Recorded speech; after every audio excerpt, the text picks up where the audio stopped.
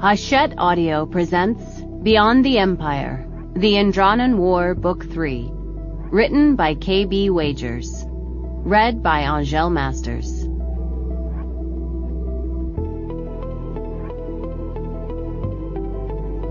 Dear Carrie Fisher, I never got to tell you what an honor it was to have Hail compared to Leia, or how much your strength meant to me. Thank you.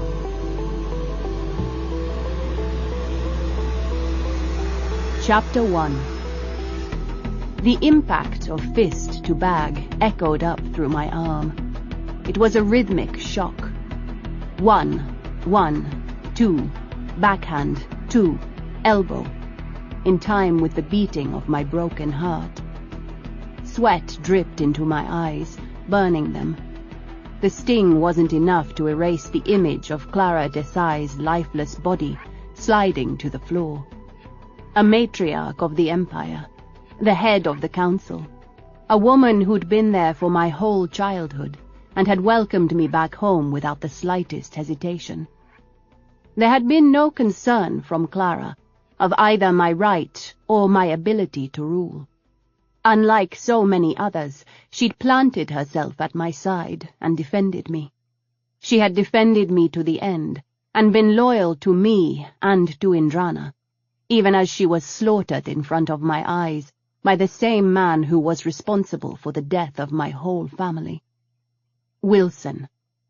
I snarled and slammed my fist into the bag again. Wilson had engineered it all, from the assassination of my father more than 20 years ago, to the deaths of my sisters, my niece, and my mother.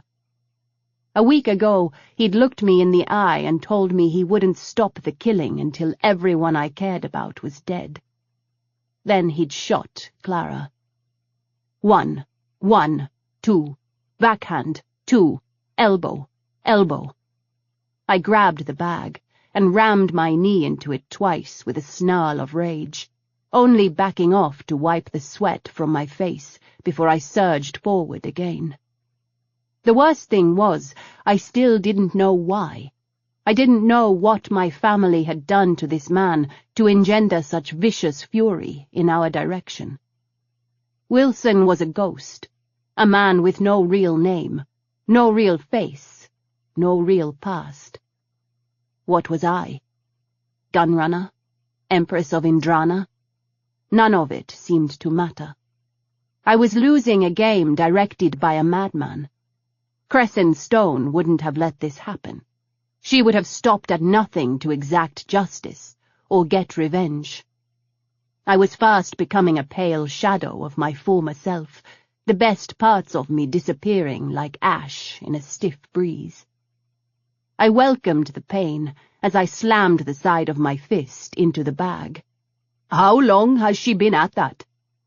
Zin asked the audience, who sat at a safe distance away from me. "About an hour," Cass replied. "She looks ready to drop. Why haven't you stopped her?" "Emery wouldn't." "Don't look at me," Isa said. "I don't want to get punched today." "Her Majesty's care and feeding isn't my area," Howe replied, but the laughter in my former mentor's voice was edged with the slightest hint of concern. He was right to be concerned. Clara's death had hit us all hard, drowning out our euphoria from our victory over the Saxon forces at Canapé and sending us into a depression we'd yet to recover from. I spun, my bare heel slamming into the bag, knocking it loose from its mooring, and my guards fell silent when it crashed to the floor. "Hail!" I swung at Zin, my fist coming around in what would have been a brutal haymaker had it connected. As per usual, my bodyguard leaned out of the way of my punch with an exhalation. He caught my wrist on its way by, guiding it past his expressionless face. Fool that I was, I tried to hit him with my other hand as I sailed by him, but Zin was already gone, his grip on my wrist a fading memory. I spun, fists raised, and came at him again. Zin stepped to the side, easily avoiding my punch. His hands were up, palms open and facing me. "You know I'm not going to fight you," he said. His voice was too gentle, teasing aside the anger in my gut to get at the pain underneath. "Stop it." I stared at him and sucked in a lungful of air before I replied. "I can't. If I stop, I'll fall apart." A sad smile flickered over his face. "I know, ma'am. Keep moving. Don't stop. You'll break apart in front of everyone, and be no use at all. I know. I did just that when you needed me most. I failed you, ma'am. I know it. You know it. Emery knows it. I chose him over you. His loyalty is endless. Mine, apparently, is not." "Damn it, Zin! We've been over this!" He shook his head, and I swallowed back my words. I'd ordered him to stay with Emery when my Ecum had been shot. Killed, if we were being honest. The only reason Emery was alive was because Faze had brought him back to life. Without the Therian's strange abilities, I'd be down not just one, but two more of my bodyguards. The thought made me ill. Zin had done what I told him to do, but the cost to my bodyguard's confidence was written all over his face. I dropped my hands, fists uncurling in surrender. Or exhaustion. It was hard to tell. "Majesty," Zin said, his voice more formal. "Your Ecum would like to see you." I took the out he handed me, along with the towel Hao passed over. I didn't have the energy to fight with my bodyguard, and we both knew it. Zin could take me down even at my best anyway, and right now I was far from my best.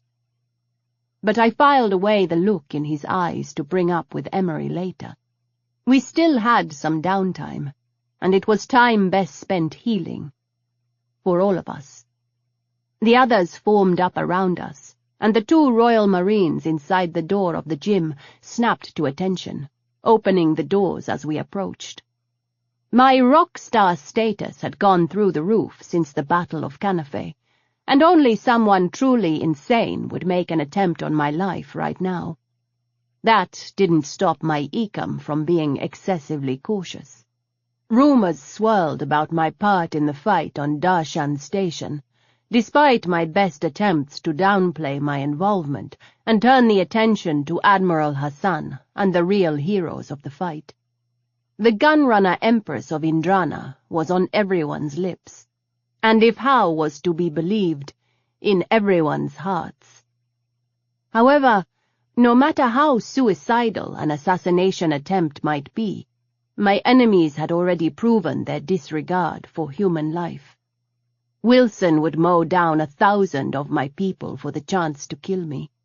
Emery wasn't about to take any chances, and I couldn't blame him for his caution. He'd been startled by my lack of protest over the decision to move the command center to the planet, but it wasn't much of an argument in my mind. Ships I could do, those at least moved around. But a space station was just a gigantic box in the sky, immobile and vulnerable. Darshan Station was even more so because of the damage from the fight to retake the system. I needed the fresh air planetside. Thankfully, it was springtime in the capital of Canafay Major.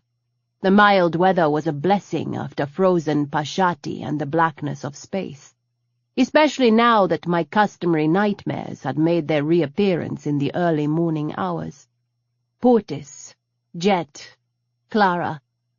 There were far too many lives on my conscience, too many people I hadn't been able to save.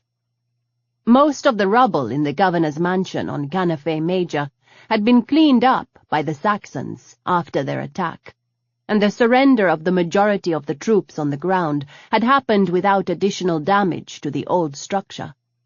Saxon guerrillas would test the palace defenses and lob ordnance in our direction every chance they got. It had made for a nerve-wracking situation the first few days, but now it seemed like one more annoyance to deal with before I left. I walked through the spotless corridors, the ghosts of paintings visible only in their absence on the walls, and the empty cases with shattered glass panels telling the story of their missing contents. "Majesty?" Stasia met me at the door of my temporary rooms.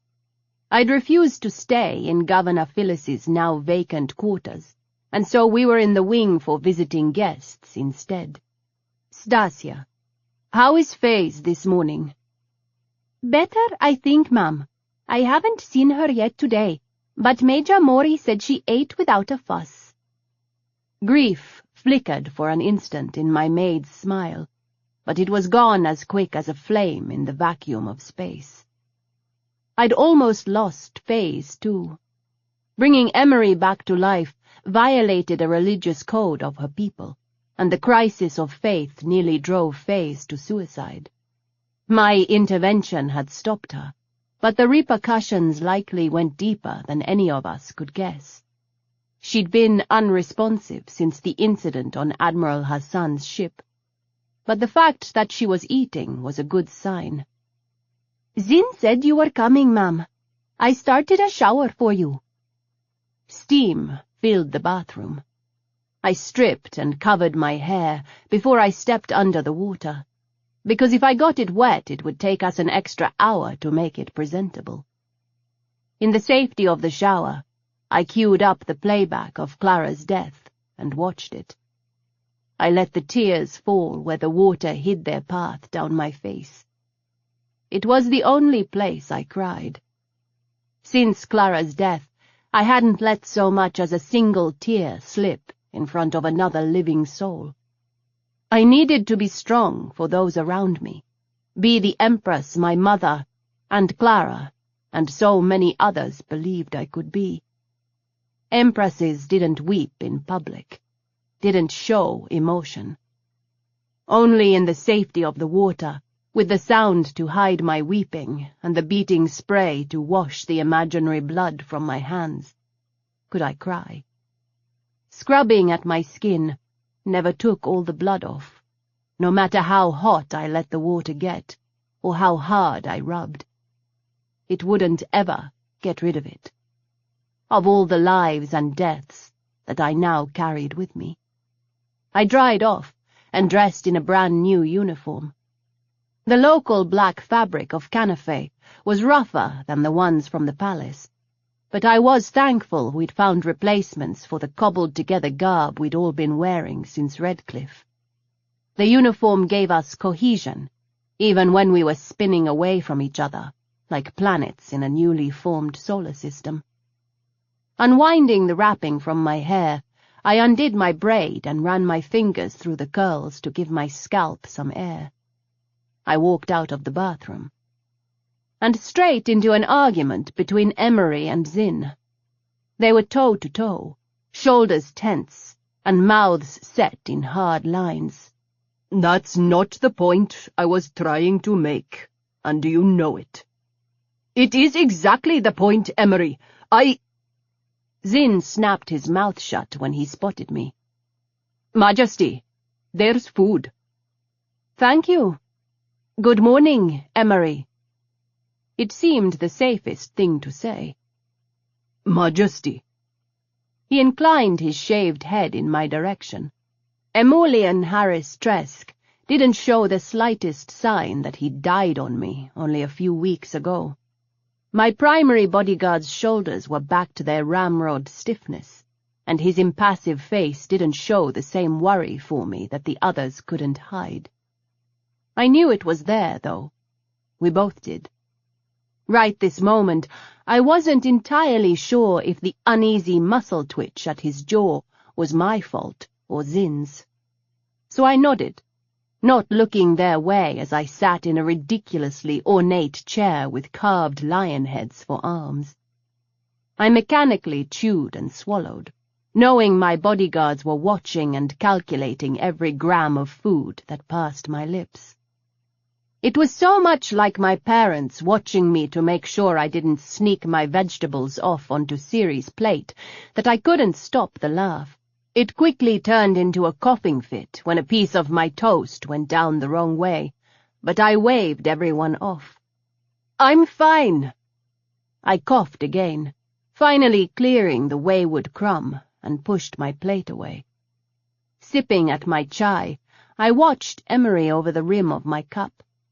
Zin turned his back on both of us, and I raised an eyebrow that my Ikam ignored. Mostly. "Leave it alone, Majesty," he sub-vocalized over our smarties. The array of chips in our heads provided us with short-range communication without the aid of additional equipment, data storage, and a host of other abilities depending on make and model of the processors. "It's none of your concern." "My bodyguards, my concern," I replied, but didn't pursue the matter further. For one, Zin was still in the room. For the other, Emery would talk when he was ready, or when I ran out of patience and made him. I took socks and my new boots from Stasia, putting them on and then sitting still as she wove my green curls up into several looping twists. "Zin, is Hao hanging around outside?" I asked.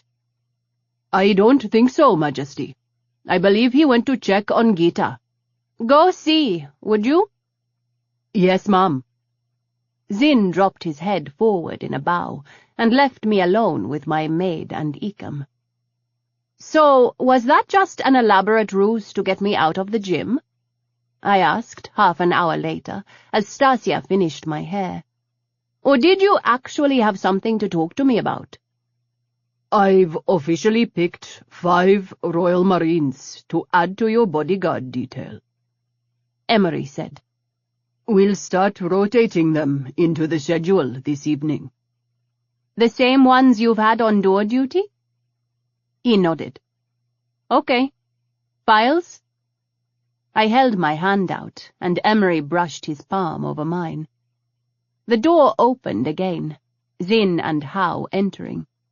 Cheng Hao, my mentor from my gun-running days, had saved us back on Redcliffe.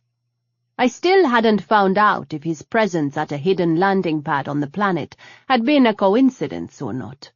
I wasn't given to the idea that the universe favored me in any fashion, so I was leaning toward not. His uncle, Po Sin, was the most feared Chang gang lord in the galaxy, a position he'd earned through uncompromising brutality and shrewd business sense. I'd enjoyed working for and with them both, though of the two I felt like Hao was less likely to stab me in the back. I'd thought Hao would remind me I owed him a favor and head back to his uncle, but he'd stuck around for far longer than I'd expected. Hao and our other impromptu allies, the smuggler king Bakara Rai and his companion Johar, made for a merry band of criminals. I figured Rai was hanging around because I owed him money. With Johar, it was harder to tell. I think she really just enjoyed being around so many women. "Brought you a gun," he said, tossing a QLZ-77 in my direction. I caught it neatly, grinning at him when he set the weapon packs on the table out of my reach. "How's Gita?" "Better, Majesty. She's responding to questions, and I got a smile out of her," Hao replied. The honorific still sounded strange coming out of his mouth, though he seemed quite at ease with it. Whatever the level of my grief over Clara's murder was, it was nothing compared to my bodyguards. Gita Desai was Clara's second child, and her gasp of pain when her mother died still echoed in my head at night. She'd been catatonic for the last week, straining my already minimal bodyguard coverage even further. "Do you think she's going to recover?" Or should we leave her here? I think that depends on how long you are planning on staying in Canafe. I shared a look with Emery. Howe knew damn well I didn't have anything resembling a plan at the moment. Wilson, in collusion with Iha Fenin, my former Prime Minister, was presently in control of Pashati, Ashva, and half the worlds in the Empire. Meanwhile, I had all the other planets, a fleet of ships, including 47 of our newest Vajrayana warships, and presumably the support of my people throughout the Empire.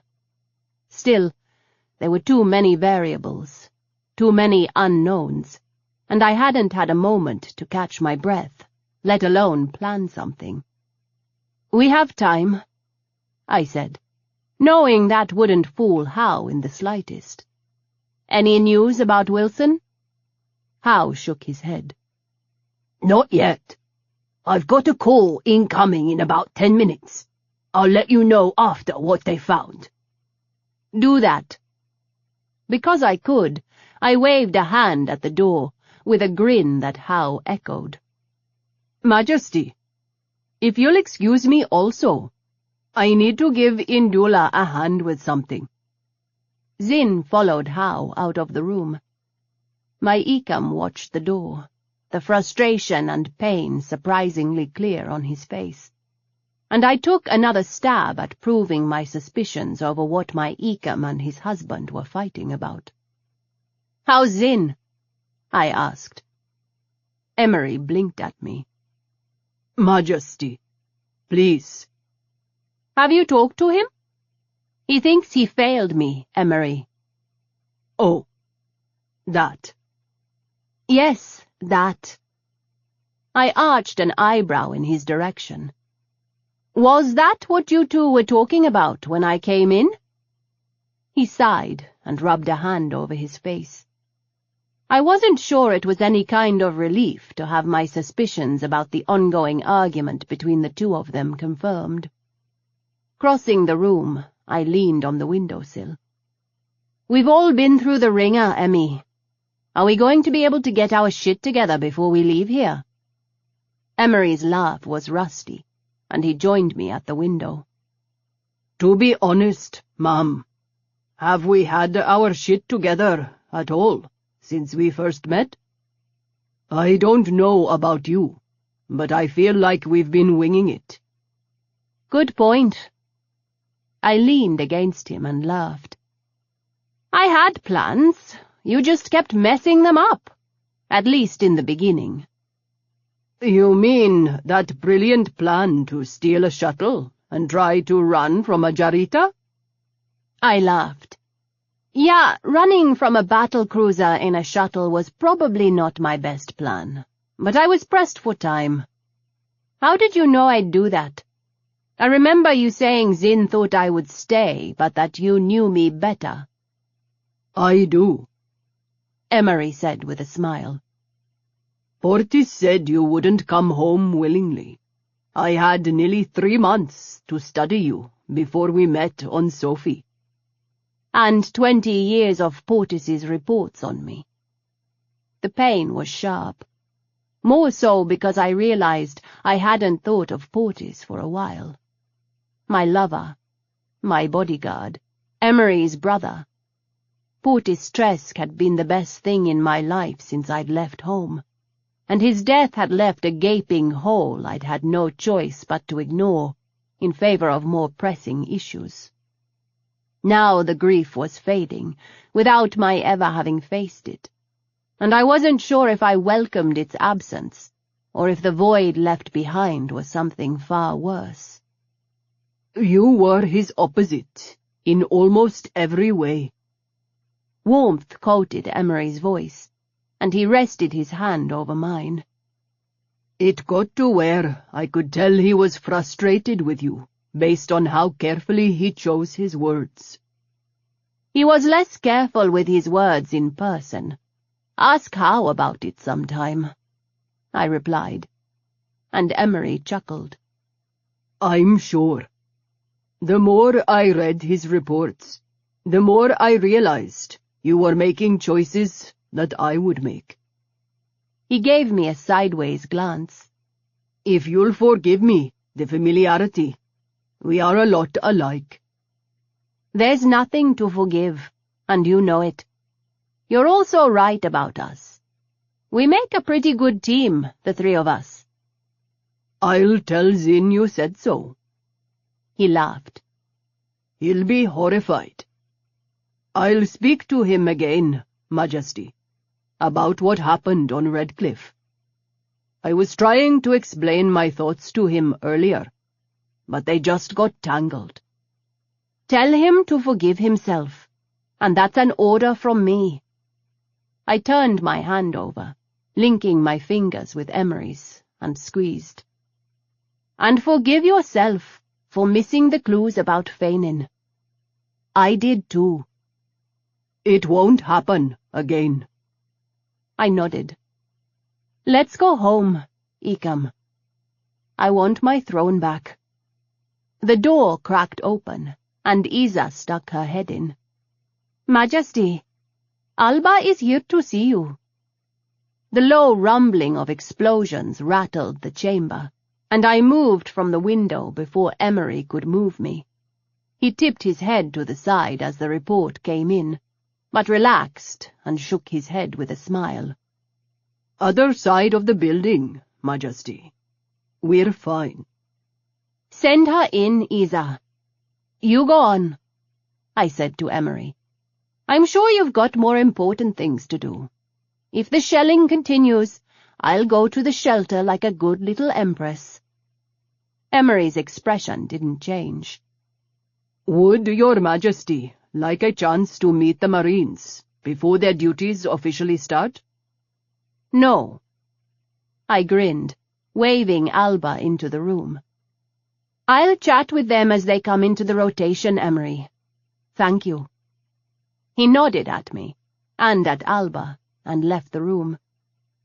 My chamberlain watched Emery go with an expression that said she desperately wanted to ask what was going on. Thankfully, her training kept her mouth shut, and she gave me a quick bow, her raven-black braid swinging down with the movement. Good morning, Majesty. Have a seat, Alba. What have we got this morning? Quite a bit, Majesty.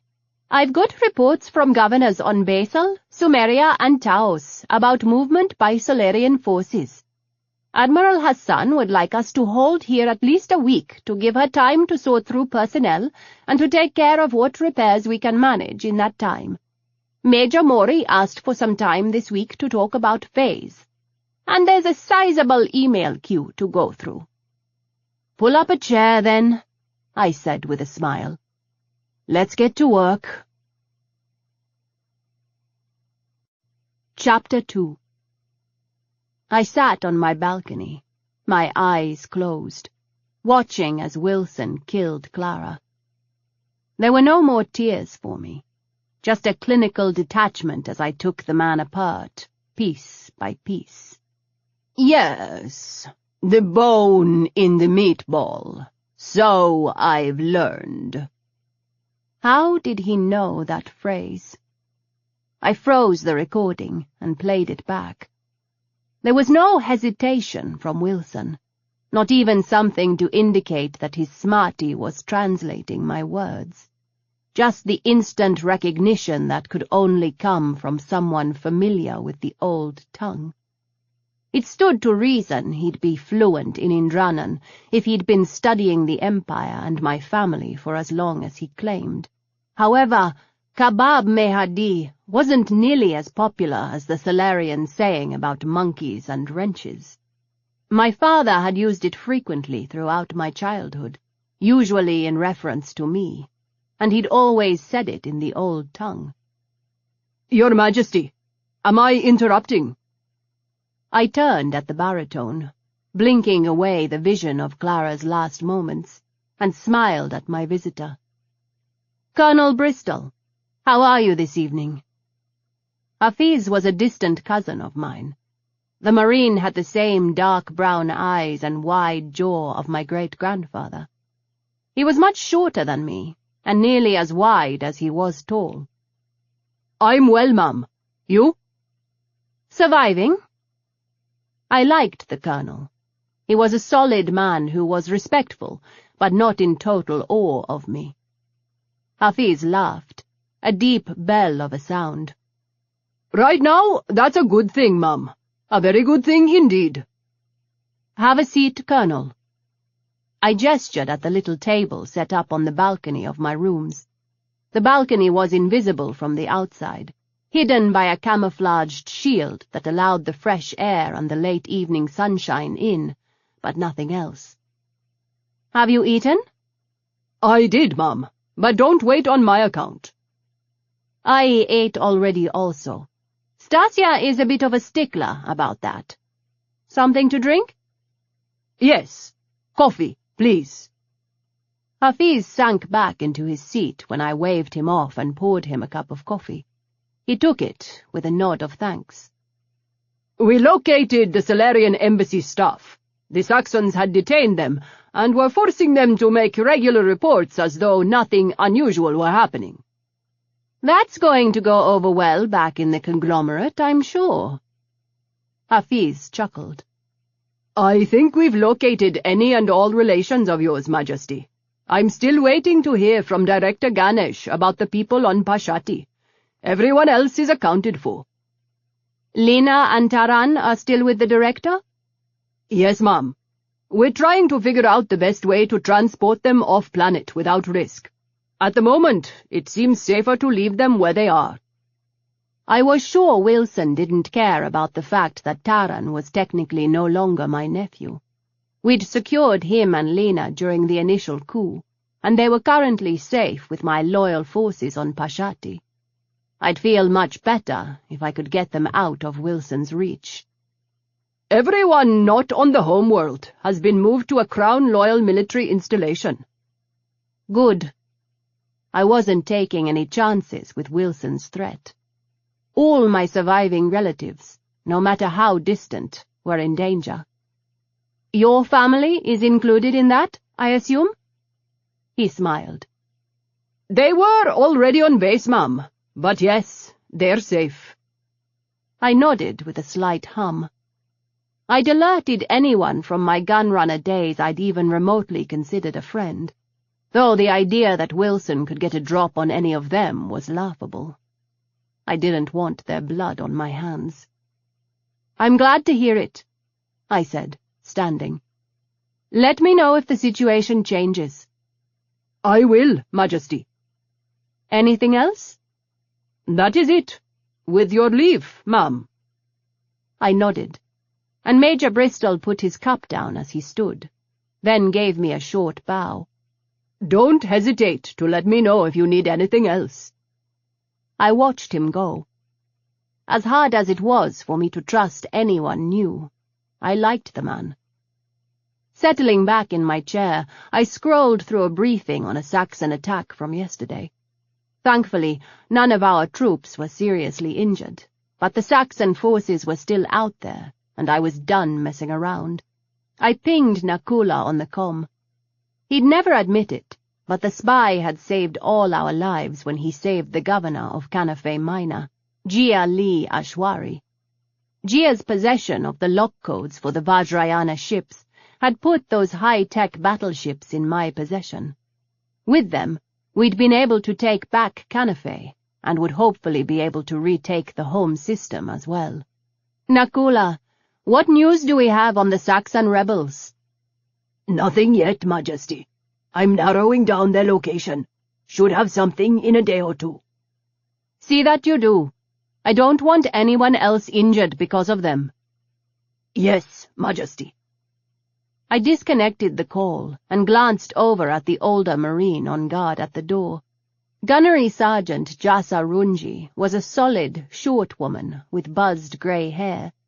According to her file, she was a widow with 5 children and 18 grandchildren. She was an expert markswoman, and judging from the glowing recommendations in her file from Lieutenant Colonel Tisha Alexander, Emery was lucky to have stolen her away from her post in the squadron. Is your family back on Pashati, Gunny? Jasa blinked at me, as the question took a moment to sink in. "No, Your Majesty. They're scattered.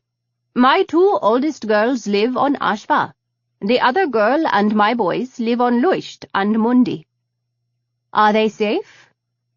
She smiled. "Yes, ma'am. Safe and waiting for you to return."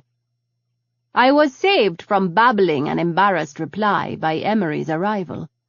Jasa braced to attention, her hand twitching its desire to salute. Emery smiled and clapped a hand down on the woman's shoulder, tilting his head toward the door. Jasa nodded and left. Alba came through the door. "Majesty, I have President Hudson on the comlink for you." "Thank you, Alba." I checked my shirt and smoothed my hair down, settling into the chair once again. "Should I call Stasia?" Emery asked. "No," I laughed. "I think I look fine." Alba gave me a smile and a nod to let me know I passed her inspection. "On the wall, ma'am?" "Actually, send it straight to my smarty. Keep yourself looped in so you can hear." "Yes, ma'am." The chime of the incoming comlink rang in my ear. I held my hand up and pasted a smile on my face before answering. "President Hudson." Chad Hudson of the Solarian conglomerate was older than me, his silver hair meticulously styled, and his wide eyes set deep in his pale face. "Empress, it is a relief to see you well. We have been watching the news about Indrana with a great deal of trepidation." "I'm sure you have," I thought, but kept those words in my throat in favor of something more diplomatic. "Thank you. It's a most distressing situation. I am pleased to inform you that your ambassador and the embassy staff are unharmed. Colonel Bristol informed me the Saxons had stormed the grounds and taken them hostage. I'm sure Ambassador Smith will give you a full report." "I have already spoken with him, Your Majesty. He asked me to pass along his gratitude to you and your people." "He is most welcome." "Your Majesty, what are your plans now?" I blinked at him. "My plans, President Hudson?" "Yes, Majesty." "They aren't any of your concern," I replied, a careful smile now on my face.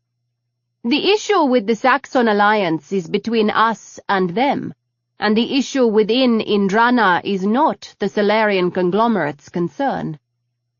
Hudson frowned. "Your Majesty, I realize this is all very new to you, and on top of that, these are most upsetting circumstances.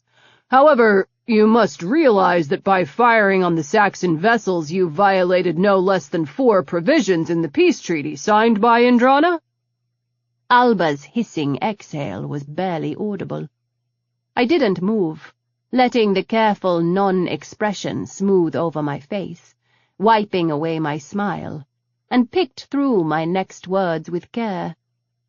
"I believe that treaty became null and void the moment King Trace blew a sizable hole in Redcliffe. Or actually, strike that. It would have become useless when the Saxons attacked Canafay in the first place. Indrana has the right to defend her territory, President Hudson. Treaty or no." I smiled, watching him swallow, and continued. "I realize you're used to dealing with my mother. I am not her. My education wasn't palace-sanctioned and diplomat-approved, but I do know what I'm doing." He jumped when I clapped my hand on the table. "So, we will see to it that your people are packed and headed back to you within the week." "You're kicking the embassy out?" "Not at all, Mr. President." I laughed, the sound ringing across the comlink. "It's a war zone here. Far too dangerous. I wouldn't want anything to happen to citizens of the conglomerate on my watch. When things are safe again, we can talk about reopening the embassy." Your Majesty, he sputtered. the Solarian conglomerate would be more than willing to mediate discussions with the Saxons on Indrana's behalf. We can help you. I don't believe we need your help, I replied, a cool smile now on my face. The discussion with the Saxons will be relatively short.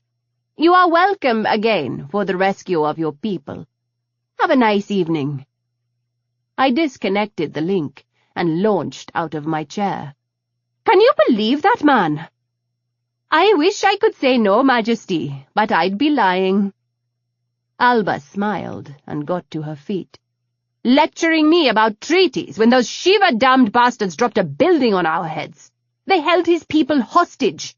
The man's brain is soft if he thinks I'm just going to sit politely at a table with the Saxons after all this. I stopped and pressed both hands to my eyes, dragging in a breath, exhaling it with a groan. Ugh, I sound like my mother. A bit, Majesty. Emery somehow managed to say that without the slightest bit of sarcasm. The door cracked open. Your Majesty, are you all right? Jassa poked her head into the room. I am supremely annoyed, I said, and then laughed. I'm fine, Gunny. Alba, send Admiral Hassan a note and ask her to come down and see me as soon as it's convenient. The room shook before Alba could open her mouth to reply. Oh, bugger me! Emery rushed to me and pushed me away from the windows. Majesty. He had us through the door before the second mortar shell impacted the building, his hand wrapped around my upper arm. I know. I looked at Alba. Also, find Howe and tell him I want to see him after this nuisance is over. Move, Majesty. I am moving. Emery hustled me out of the room. The mansion shook again when a third mortar hit, showering me with dust from the ceiling, and I muttered a curse. I'm getting tired of these people. I know, Ma'am. Nakula is working on it. So he said. He needs to hurry it up. My breath hitched when we reached the bunker deep within the mansion interior. Emery was well used to my reaction and didn't press, as I fought a silent battle with my claustrophobia before stepping into the windowless room. The doors closed behind us, and I squeezed my eyes shut. Focusing on a litany to Ganesh helped ease the panic in my chest. I'm serious, Emmy, I said, during a break in the litany. Tell Nakula if he doesn't handle this soon, I will. Of course, Majesty. I smacked him in the chest. I heard that smile. Watch yourself. Emery chuckled aloud, but fell into silence when the building shook again. The tattered forces of the Saxons were a bit more determined this time, it seemed. I started pacing the length of the windowless room. I knew the dimensions by heart. Our first visit had lasted an hour, and I'd counted every square centimetre of the place to try to keep the panic at bay. Governor Phyllis's panic room was more Spartan and a great deal smaller than the one back in my palace, with only a few chairs and a table at the far end of the 16-metre room and a desk at the other. The Saxon attack on Canafay Major had been so swift the governor hadn't even had the chance to make it to his bunker. He'd issued the lockdown order on the Vajrayana ships in the yard from his office, and then blown his smarty out of his skull. Did you have a chance to talk to Zinn? Yes. Emery's response was grim, and I made a face. Not good? No. Are you going to tell me? I'm going to tell you again. It's not your concern, Majesty. Ikam, I am the Empress. You don't get to tell me what is and is not my concern. Fine. The word was clipped.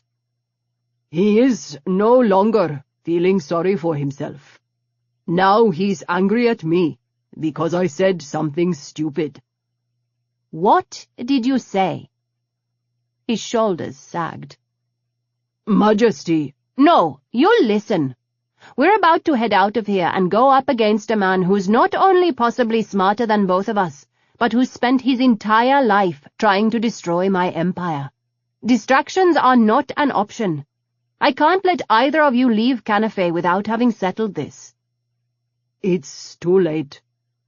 I hurt him. I didn't mean for it to sound the way it did. I know you ordered him to stay. I wouldn't have blamed him, even if you hadn't. I crossed to him and put my hand on his shoulder. The depth of pain in Emery's voice was a pale echo of what I'd felt when he died. And it was the reason, as much as I disliked meddling in my bodyguards' lives, that I kept pushing the issue. Emery had died because of me. The least I could do was try to fix it. It's never too late. What did you say? He thinks I was mad at him for staying with me. I wasn't, Hail. I swear.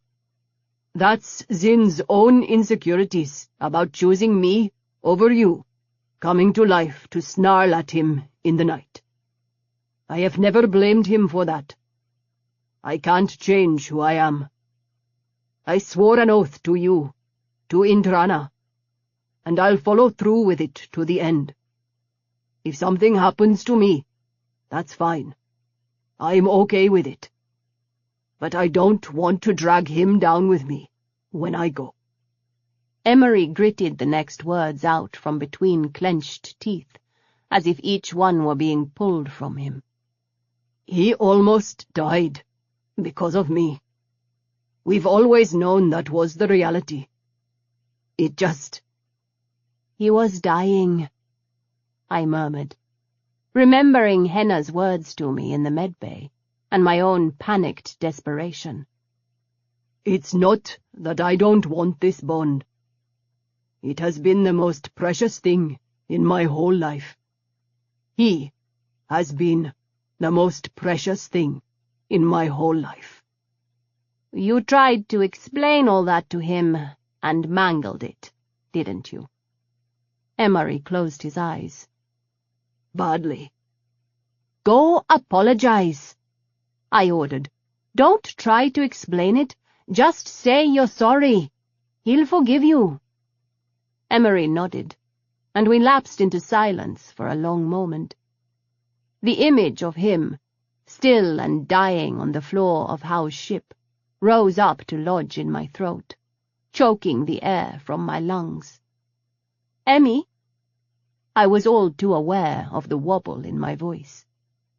What did it feel like when you died?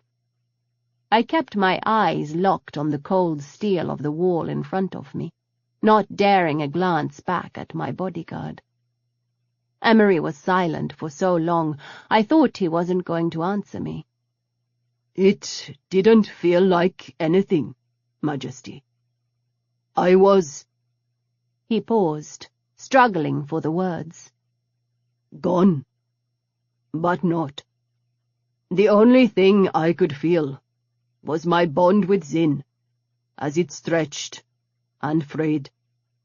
I squeezed my eyes shut and swallowed. Then everything snapped back into place. The sleeve of his shirt brushed mine as he came to stand next to me. It was less than pleasant. Faye's thought the only reason she was able to bring me back was because of that connection between us.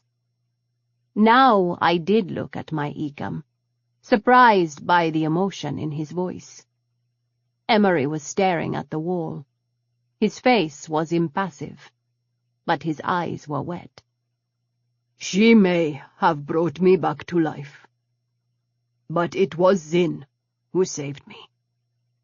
I owe him more than I realized, I whispered, putting my hand on his arm. I am very glad you're not dead.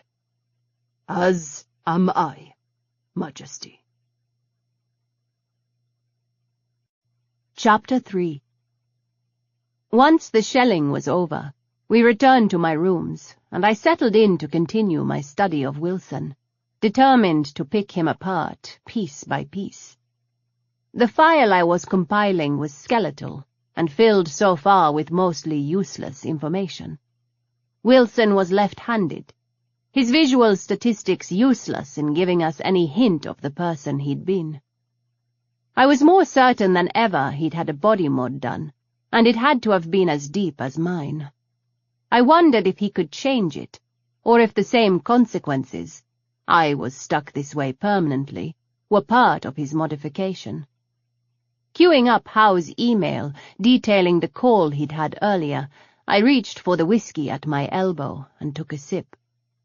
The attached video footage was from Shanghai port, and I couldn't stop my hand from shaking a bit as I spotted Portis and me, walking hand in hand along the concourse. Mems and Pip followed, waving goodbye to us and peeling off into the crowd. The scene switched to a second feed, and I gripped my glass with my other hand as Wilson's face appeared briefly from the shadows of a nearby stall. My treacherous navigator looked around, gave Pip a little shove toward a merchant, and vanished into the shadows. I'd known my navigator had sold me out, and we'd suspected that Shanghai had been the easiest port for Wilson to make contact, but my stomach still twisted painfully as the proof was revealed. Howe's note in the email was short. My contact found the wreckage of the mod shop you used on New Delhi.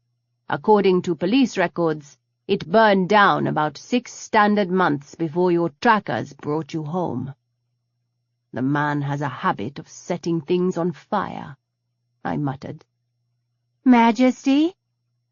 I looked up to find Sergeant Faye's Terrace, the Ferrian who'd saved Emery's life on Redcliffe, standing in the doorway. She was dressed all in grey. By my understanding, it was meant to mimic Ferrian prison garb, and her hands were hidden inside the long sleeves of her shirt. Her red curls swung forward when she bowed. "Face, how are you?"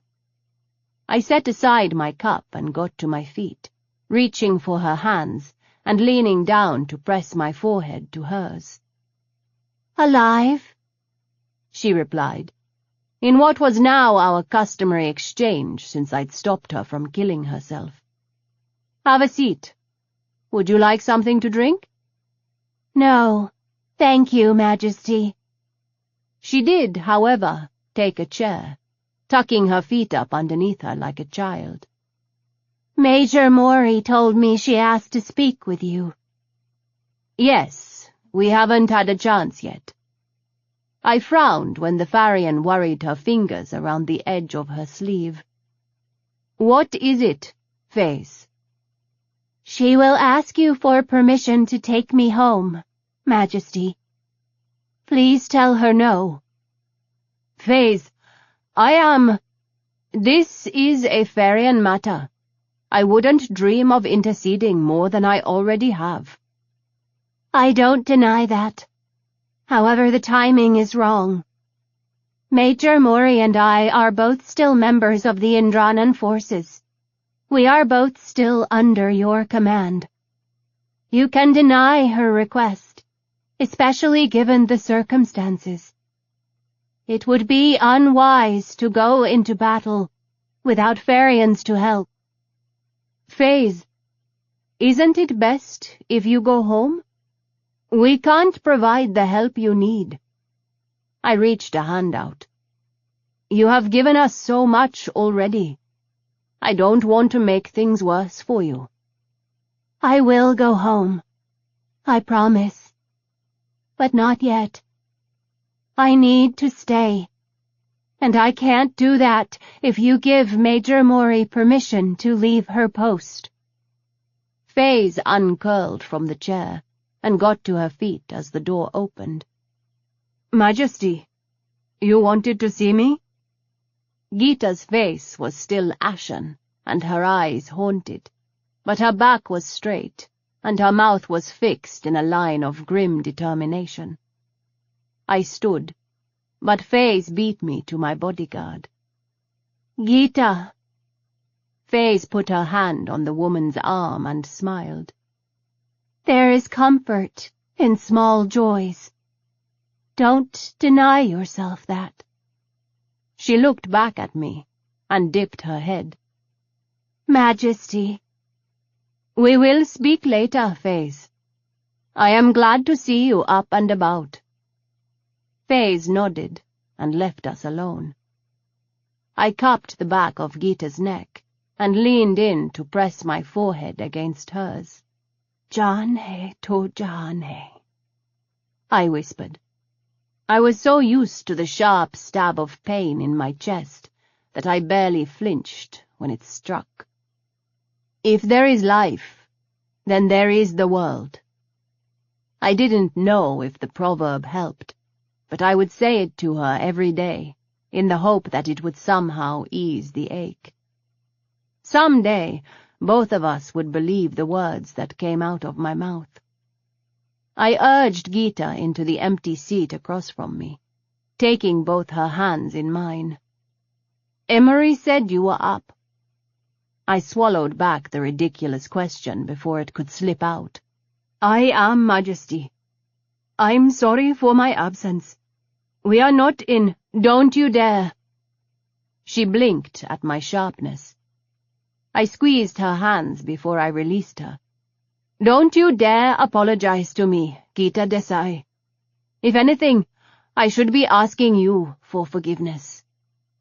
"Majesty?" "I'm sorry," I said. "Sorry that I couldn't save your mother." Shaking my head to silence her, I pressed on. "It is my responsibility. This whole mess has something to do with that man and my family. I'm sorry your mother was tangled up in it, and I'm sorry for what it has cost your family." "With respect, Majesty, Mother would have told you to shut up." A smile flickered over Gita's face before drowning in the sadness.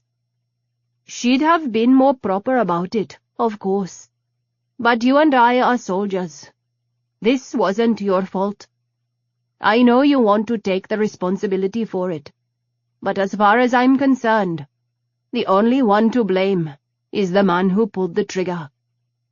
I want him dead, Your Majesty." Gita gritted the words out. They were sharp and filled with a pain I knew all too well. I nodded.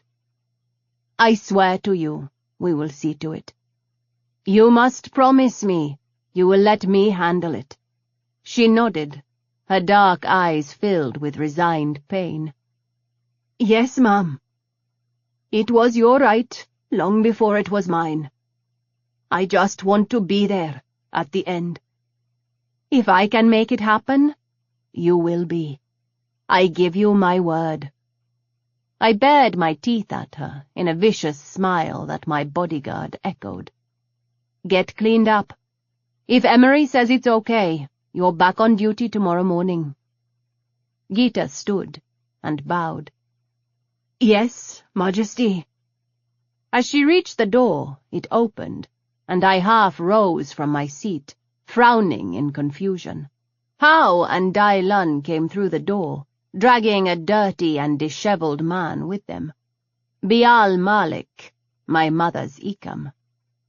Hao's former pilot, Dai Lun, was now my pilot, though how I'd ended up with one of Po Sin's great-grandchildren pledging himself to me during our whirlwind flight across the galaxy was still something of a mystery. The pink-haired young Svatir Cheng sported an impressive black eye, and a look of annoyance on his pretty face. Hao, by contrast, looked extremely pleased with himself, and grinned at Gita on his way by. Tu Winston and Raj Pesh, trackers who were among the best in the Empire, followed in the gunrunner's wake, and Emery came in the room behind them. He paused a moment to speak with Gita, nodding and gripping her shoulder briefly before closing the door behind her.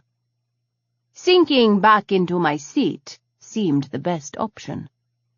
I crossed my legs and leaned back, raising an eyebrow at How. He bared his teeth at me in a wicked grin and shoved Bial to the floor. Your Imperial Majesty. How's bow was ridiculously extravagant. A gift, How? It's not even my birthday. I was impressed Emery hadn't moved from his spot by the door. I'd tried to kill Bial the last time we'd been this close to each other. Of course, that was when I'd been convinced he was part of the plot to kill my mother and my sisters. Then he'd gone and saved my life during my cousin's attempted coup. He'd disappeared from Pashati before I could thank him properly, and turned up momentarily in the stronghold of Bakara Rai before vanishing once more. I'd sent Dai Lun to meet up with the trackers, with instructions to hunt Bial down shortly before we'd taken Canafe. Saving my life didn't prove his innocence. It merely bought him enough time to explain himself, while I decided if I would kill him myself or let someone else do it. Emery's relaxed posture was probably due to the fact that I wasn't armed. Though, to be fair, right now I was more curious than anything. Bial Rian Plantage Malik. We saw you on Santa Pirata. You should have stuck around to talk. Bial's golden hair had grown out some from the severe cut he'd worn when I'd arrived home. He had a handsome face, all angles and edges, and his skin was several shades darker than it had been the last time I'd seen him.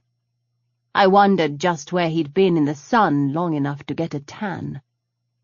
He kept his blue eyes glued to the floor in front of him.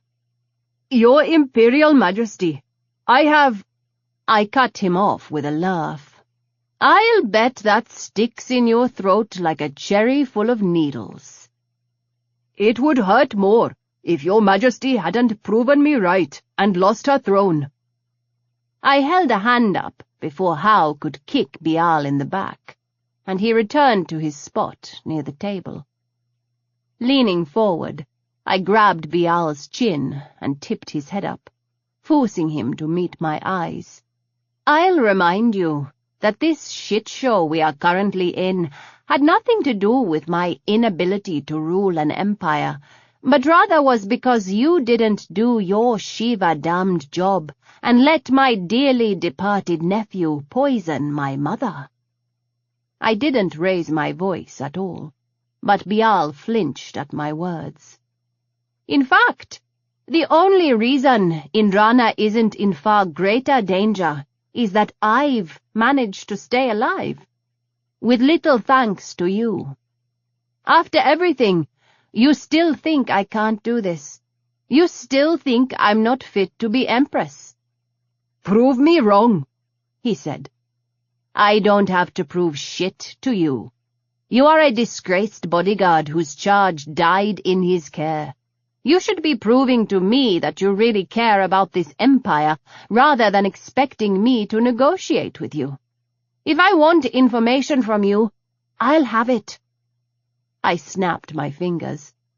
All I have to do is say the words. My bodyguards went to attention. How remained where he was, leaning against the table, but the smile on his face grew. The real issue here, Bial, is this. Are you going to prove me right, that you're nothing but an arrogant, self-righteous failure, or are you going to help me save Indrana? Bial blinked at me. Majesty? How much do you love Indrana, Ikam Ait? I shouldn't have even given him the honor of calling him bodyguard, but the formal title for a previous Ikam found its way out of my mouth regardless. I leaned even closer and stared him in the eye. You went on and on about what a bad choice I was, how I'd ruin the empire. I'll grant you, I should never have been the first choice. But it turns out I'm the only one who can save the empire. Now you have two options. You can help me do that, or I'll have How take you out back and shoot you." He stared back at me, and the silence in the room ticked away. "How much do you love Indrana?" I asked again. "With all my heart and soul, Majesty." The reply was automatic, even through his confusion. I released him and looked at How. "Get him out of here. Clean him up and then toss him in a cell. I'll talk to him when I don't feel like putting my boot in his face." How nodded and hauled Bial to his feet. "Dylan," I called, as the pink-haired pilot followed How and Bial out the door. "You have our thanks." He bowed, actually lowering his head to the floor instead of keeping his eyes on me. "Without offense, you are family, Jeje. I would steal a star for you, if you wished it." "I don't need one right this second, but we'll keep it on the table. Get some rest. You've earned it." I held in the smile as I waved him out the door, letting it show only after Dylun's back was turned. Standing and holding out my hands to the trackers still waiting near Emery, I extended the smile to them. "Tu, Raj, it's good to see you again. I'm assuming I also have you to thank for this?" "Yes, ma'am. Though Dylun was a great asset, we could not have found Bial without him." Tu smiled at me as she bowed. "It's an honor to do our duty for the Empire. Emery will find you a place to stay. Come join me for lunch tomorrow. I'd like to hear about what our Ikam Ait was up to." "Yes, Majesty," they said in unison, and Emery followed them from the room. Chapter 4. The sky morphed to grey in the pre-dawn hours as the rain continued its steady patter on the windows and the roof. I was curled on the window bench in my room, staring out the windows at the rain. "If you could do anything in the universe, what would it be?" Portis asked. I rolled over to look at him. The suns of Kalpsis 7 were high in the sky, baking us as we lay by the water. "This?" "Lying on a beach?" I laughed. "No. Well, yes, but I meant traveling, doing business with How, seeing the galaxy." I stuck my fingers into the pink sand, drawing spirals that looped in on themselves. "At some point, I want my own ship." "You just want to be in charge." "Maybe. What's so wrong with that?" I flicked sand at him. "Nothing?" Portis laughed, holding his hands up in surrender. "You'd make a good leader, Crescent." "I would give anything to have you by my side," I whispered, blinking away the memory and pressing a hand to my heart. I rubbed at the bruised spot a moment before I returned my attention to the summary Alba had prepared for me on the current status of the Empire. Reading things like this made me feel so unprepared for the task at hand, or rather, the task facing me after I finished killing Wilson and everyone who had supported him. That task was something I was well suited for, thanks to How's tutelage. But the unending deluge of statistics and dry-as-dust reports made my eyes cross the minute I started reading. I was beyond grateful for Alba's presence. My Chamberlain understood the raw mess of data and was somehow able to put it into a format that didn't immediately send me into a coma. I was going to be a horrible Empress. I groaned and dropped my head into my hands. My promise to Emery when he dragged me home to be the Empress was that I would do my duty. At the time I promised it, I had convinced myself that my only duty was finding the people who'd killed my sisters. Then I realized my mother was being poisoned, and that I couldn't save her, and somewhere along the way I knew in my heart that I couldn't leave my empire out of the promise. I owed my people the same conviction as my family. I was the last of the ruling line, maybe not the last Bristol, but the last female descendant of a line that stretched back to the beginning of Indrana. And I was well and truly the last. There was no getting around that little secret, even if no one else but Emery knew it at the moment. At least, that would have meant I could have married Portis without any protests that a commoner would be introduced into the royal line. I rubbed at my chest over my heart, and then reached up to smear the stray tear away from my cheek. The day would come when I had to decide what to do about the fact that I couldn't have children. But first, I had to get my throne back. "Morning, Majesty." Stasia came through the door, balancing a tray with one hand. "Breakfast?" I smiled and waved a non-committal hand without looking up from Alba's report. My maid was already well used to this routine and slid the tray onto the nearby table. She poured me a mug of chai and handed it over without comment, leaving me alone again to continue my reading. Well over an hour had passed when Gita came into the room. "Morning, Majesty. Bial's ready to talk, if you're ready to listen. Emery's with him." "Give me 10 minutes," I said. I closed out the report and abandoned my picked-at breakfast to throw on a clean uniform.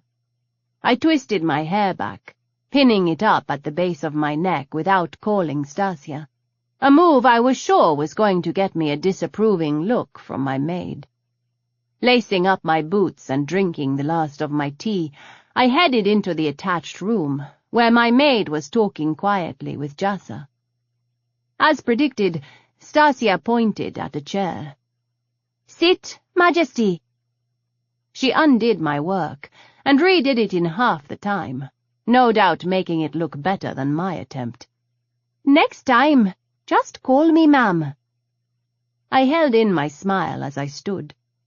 Stasia probably had figured out what I was doing, but our daily struggle over my hair was still a good distraction for both of us. Gita and Hao waited patiently on the other side of the door, chatting with Indula and Isa. The former policewoman had joined up with us during the attempted coup, and stayed on ever since. Indula had been one of my mother's bodyguards, and was responsible for preventing Bial from taking us prisoner during the coup. "Let's go." I waved Hao in front of me. Hao smiled at Gita, giving her the briefest of nods before he fell into step with me. I watched his fingers brush over her hand as they passed. The other bodyguards formed up behind me. Straightening my spine as we hit the main staircase, I felt the weight of dozens of eyes on me. We headed down the stairs and across the wide foyer of the mansion. I exchanged nods and the barest of smiles with the people we passed. Most of them were unfamiliar to me, though the longer we were here on Canafe Major, the more repeat faces I saw. Hao stopped at the doors. "The detention block is across the yard, in the building to the west." "We'll go first," Indula said, tapping Isa on the arm. They slipped through the door, and several moments later, Gita touched me on the shoulder. "It's clear, Majesty," she said. "Ikam Tresk would like us to move quickly." "Given the rain, I'd prefer to move quickly anyway," I replied. We didn't quite sprint across the yard, and my guards hustled me into the squat building, closing the door behind us. We all shook off the rain. "Eliza, stay on the door. No one comes in," Indula said. "Yes, sir." Hao put a hand on my back. "Down the hall and to the left." I took a breath, unsure where the sudden nerves came from. I didn't want or need Bial's approval, but the man was such a puzzle. Why hadn't he just disappeared? It was clear he had the talent for it. What was he doing in Santa Pirata, and why had he risked his life to save mine? The questions cascaded through my brain, falling into a jumbled pile where they became an incoherent mess. Hal flexed his fingers against my back and gave me a knowing look. Giving me half a second to compose myself, he pulled open the door to the interrogation room.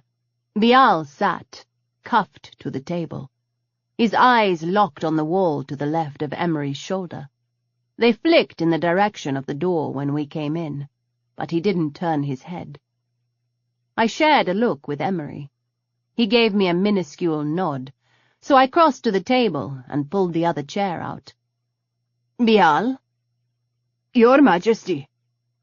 He dropped his chin, a surprising gesture of respect. "Why the sudden obeisance?" Of all the questions I had to ask, that hadn't even been in the pile, and yet it slipped out all the same. I barely kept the look of surprise off my face. Thankfully, the question seemed to startle Bial just as much. "You are the Empress of Indrana, Majesty." The sincerity in his voice was reflected in his eyes. It was the same honest loyalty in Emery's face when he'd knelt before me and sworn an oath to protect me with his life. "It's as simple as that? Is that why you didn't let Nal shoot me?" My former bodyguard had thrown in her chips with my cousin and nephew in the plot to take the throne. It cost her her life.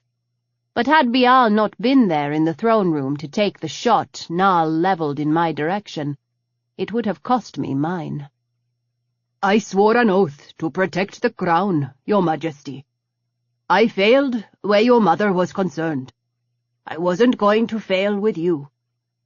Whatever you think of me, Your Majesty, I am and will always be loyal to Indrana." "He's telling the truth," Emery said over our smarty link. "As strange as it may sound, he backed Ganda because he believes a matriarchy is the best thing for Indrana, and thought she was the better choice, given your history. When he realized there was something deeper than your cousin's push for the throne at work, he did the only thing he could do. Try to protect the crown." I sat without moving, my arms crossed over my chest, and let the silence draw out until Bial shifted uncomfortably. "Your Majesty, I have information for you on the men responsible for the deaths of your family members." "The shit?" I shoved at the table, hitting him in the stomach with the edge. "Start with that next time, man." "I was about to, Majesty, but then we got off track." Befuddled was probably the best word for the look on Bial's face, and I resisted the urge to shove the table again. "Get back on track," I said, resting my elbows on the table. "I picked up Wilson's trail and followed it to Santa Pirata. There was a lot of money flowing out of various Saxon corporations owned by the king. Most of it is going into Bakara Rai's pockets. When the two things converged there, I knew it had to mean something. It was just poor luck on my part that I was still there when you arrived, and even worse luck that you spotted me." "What about the money?" "Trace is hooked on pirate rock. It's buried well, but there's been a steady purchase of pirate rock over the last 20 years, by a company I'm almost certain is linked to the Saxon king. Not enough for kingdom-wide distribution, so it must just be for his personal use.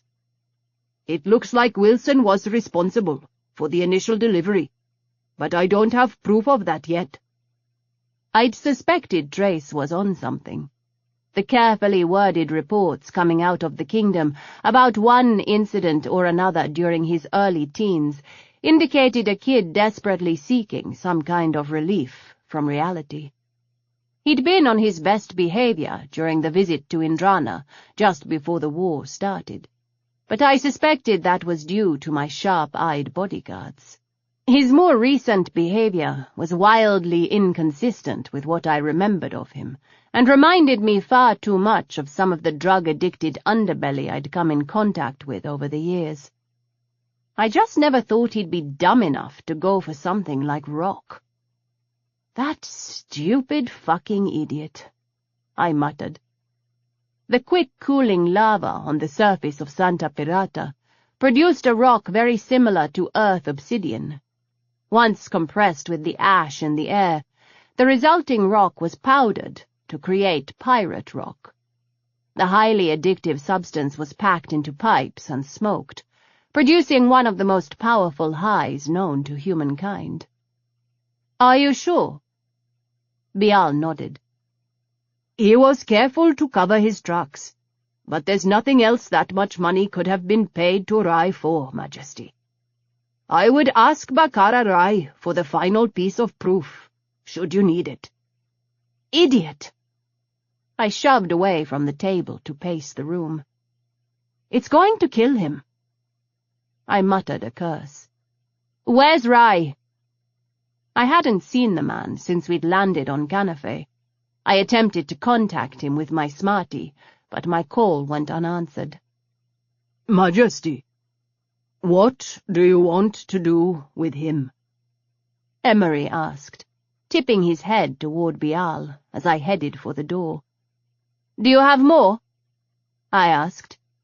"I do." "Then give Hao the rest of the information you have. We'll talk after I have a chance to see it. Hao, take him to the mansion. We'll send a marine your direction as soon as Emery finds someone suitable to keep an eye on our Ika Mait. Don't restrain him. He's free to come and go as long as someone is with him. No weapon." "Yes, Majesty." Hao executed a bow without the slightest bit of sarcasm, and released Bial from his cuffs. "Get up." He prodded Bial with his foot. I didn't look back as I headed out the door. "Isa, get Kisa, and you two track Rai down. I want to know why he didn't think it was necessary to let me know he'd been selling Shiva-damned rock to the King of the Saxons." "Yes, ma'am." "Indula." "Majesty." "Talk to me about Bial. What do you know about him?" Even as I asked the question, I was kicking myself for not thinking of it sooner. Indula had served in my mother's guard, and of all of us would have had the most contact with him. "I gave Emery a full report, ma'am. I thought he would have passed it on." I slid my Ecam a sideways look. "Give me the highlights while we walk. I want to talk to Caspel." Back in the privacy of my rooms, I paced a restless path from the couch to the door, while I waited for Director Ganesh to get back in touch with us. Emery was in the hallway with Gita, and the shift change for the bodyguards meant Caspian Yuri Kreskin, my neveu, Emery's second-in-command, stood near the door and watched me with blue eyes that were now far too old for his baby face. "You're going to wear a hole in the floor, ma'am." I stuck my tongue out, and he laughed. The chime for an incoming comm sounded, and I dropped into the chair, tapping the console. "Majesty." Caspel Ganesh, my Director of Imperial Intelligence, gave me a nod. The bustling activity of the Loyalists' hideout flowed behind him.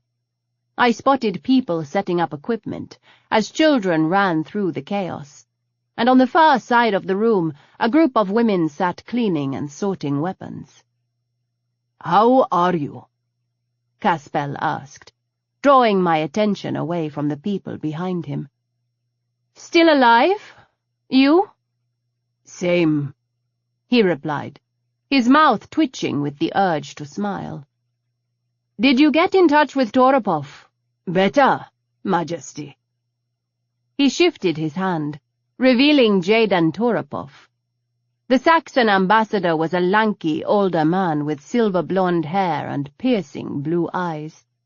His scarred hands spoke of a past I was only partially familiar with, and his lined face was very good at hiding secrets. To say I was surprised that my intelligence director had let the man into his headquarters would have been an understatement. But the only reaction I allowed myself was to raise an eyebrow a fraction and glance at my neveu. "Cass, tell Emery to get in here." Your Majesty. Jaden Toropov inclined his head. "I should tell Casbel to shoot you right now, Ambassador," I snarled. I realize your feelings toward the Saxon kingdom are less than friendly at the moment, Your Majesty. However, you know as well as I do that things are not always as clear-cut as they might seem. The edges of my laughter were sharp enough to make the men on the other side of the transmission flinch. The door to my rooms opened, and Emery, along with Zinn and Cass, slipped inside. "Less than friendly is accurate. You have 15 seconds to convince me why Director Ganesh shouldn't air out your skull." There are certain factions within the Saxon government who are supremely concerned about the direction King Trace's leadership is taking the kingdom. "Casbel?" Grim-faced, my director pulled his gun out, and Toropov rushed on. Majesty, we do not want Trace in charge. He is dangerous, out of control. He has brought us to the brink of war. "Oh, not the brink," I said, with another sharp laugh. "We're at war, Ambassador. I'm going to let Admiral Hassan fly into Saxony and wipe the floor with your navy, just like we did here at Canafe. There won't be anything left when she's done." Majesty, the man is unstable. Surely you saw that yourself on Redcliffe. My wide-eyed look of astonishment had the ambassador paling. "You know, I believe I did witness that. He blew a huge hole in a Solarian-neutral planet and killed a great many women and men. I was in the building when it dropped on my head. I was standing right there when he fucking shot Emery, not exactly the actions of a sane person." He's hooked on pirate rock. I rolled my eyes. "I know that." The shocked look on Toropov's face was priceless. You know? How? You've been... "On the run?" I laughed. "Yes, but I'm also, as you should have figured out, not one to be underestimated, Ambassador. How I know isn't important. Just trust that I know it. So I'm still not getting any information from you that's at all helpful to me." I didn't bother concealing the look I gave to Casbel. Toropov's eyes slid sideways to Casbel, and he swallowed. Majesty, there are a number of us in the Saxon government who are prepared to back Trace's younger brother, Samuel Jerison, in a bid for the throne. However, we cannot fight the Indranan Empire and remove Trace from power at the same time. We are not strong enough for that. "It is extremely challenging to fight 2 wars at once," I said with a snort. "How long has Trace been on the rock?" Our best guess is it started right after his father's death, or possibly right before. Trace was always rebellious. It got worse after his father died. Toropov shook his head with a frown. Either way, by the time anyone realized how badly he was hooked, it was too late. "Wilson's the one who gave it to him, Ambassador." We know that now. Jaden allowed what I suspected was a rare look of frustration to show on his face. We were so close to avoiding a war with Indrana. Then something changed Trace's father's mind. I was sent to Indrana and could no longer influence him. After he died, all Trace wanted was revenge on Indrana. That's got Wilson's fingerprints all over it, I murmured. Trace is unfit to be king, Your Majesty, Toropov replied, neatly sidestepping the issue of money. A sober Trace could have been a great king, but he is not, and will not be any time soon enough to save Saxony. My colleagues and I cannot stand by while he destroys thousands of years of hard work. Here's our problem, Ambassador. Or rather, your problem. See, I'm not particularly inclined to be helpful toward the Saxon alliance right this second. Your king colluded with the man who killed my family. He shot my Ikam.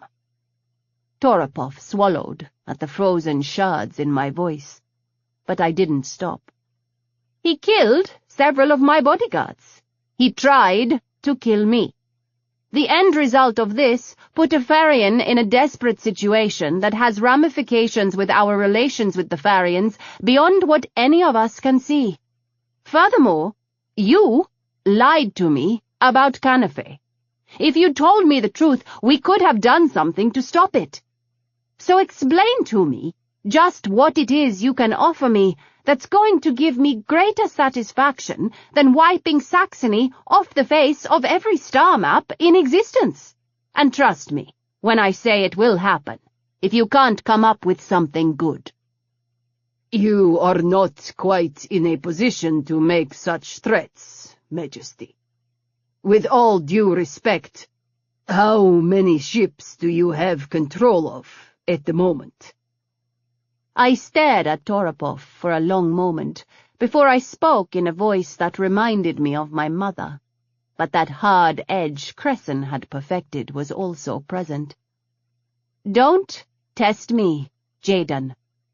I have enough of my own ships. Furthermore, I will call in every favor from every gunrunner I know, if it is necessary. Trust me when I say the size and ferocity of the force I muster will be quite adequate for what I need. An uneasy silence filled the space between us, before Toropov bent his head in acknowledgement. Your Majesty, if you will allow me to speak with my compatriots, I will have an answer for you in a fortnight. You have a week.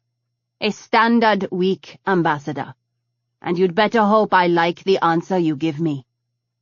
I disconnected and made a face. That was both unexpected and may have made our lives easier, Emery. Without a doubt, Majesty. Can we trust him? No. My heart sank at his reply. However, it's worth waiting to see what he comes up with, ma'am. If Toropov is telling the truth, and the Saxons are willing to deal with us in exchange for us not going to war with them? Emery smiled. We both know what that would mean for Indrana. Not going to war with the Saxon alliance is definitely preferable to the alternative. I agreed. But I will put together the largest force of miscreants and criminals to wipe the Saxons out if I have to.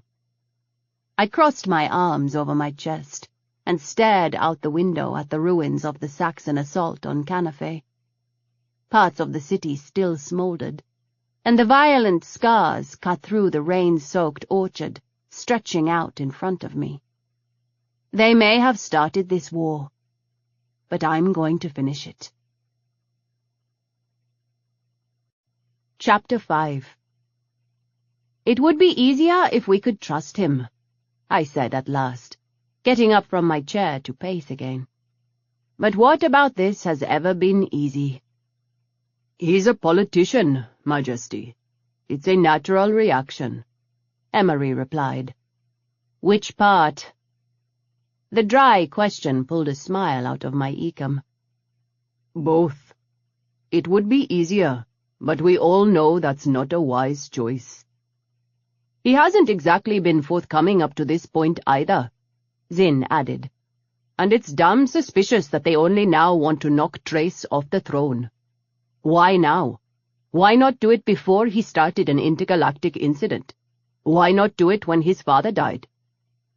Because it gives them the perfect excuse to take him off the throne. I spread my hands wide and laughed. Killing the head of the Indranan Empire and starting a war is a pretty good way to prove someone is unstable. It'll sway the undecideds who might follow the throne out of habit. Not to mention, the Saxons still come off as the winner in any altercation with Indrana.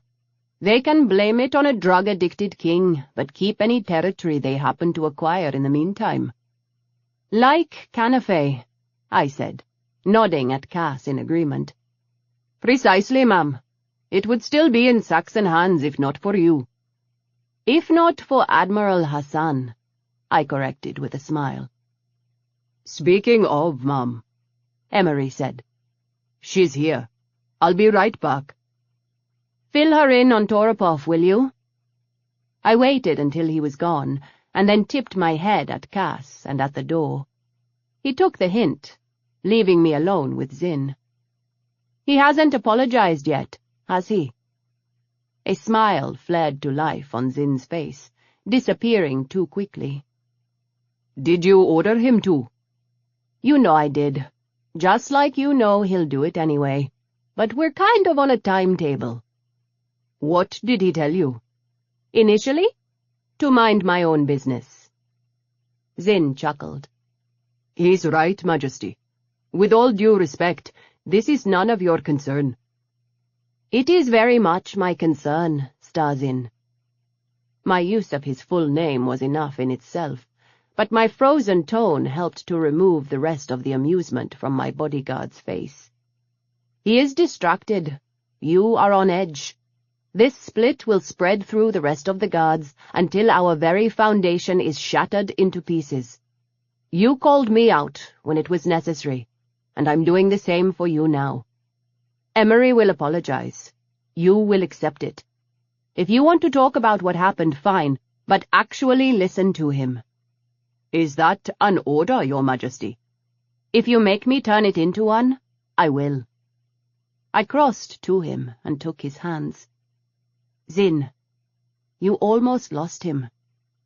Do you realize he almost lost you too?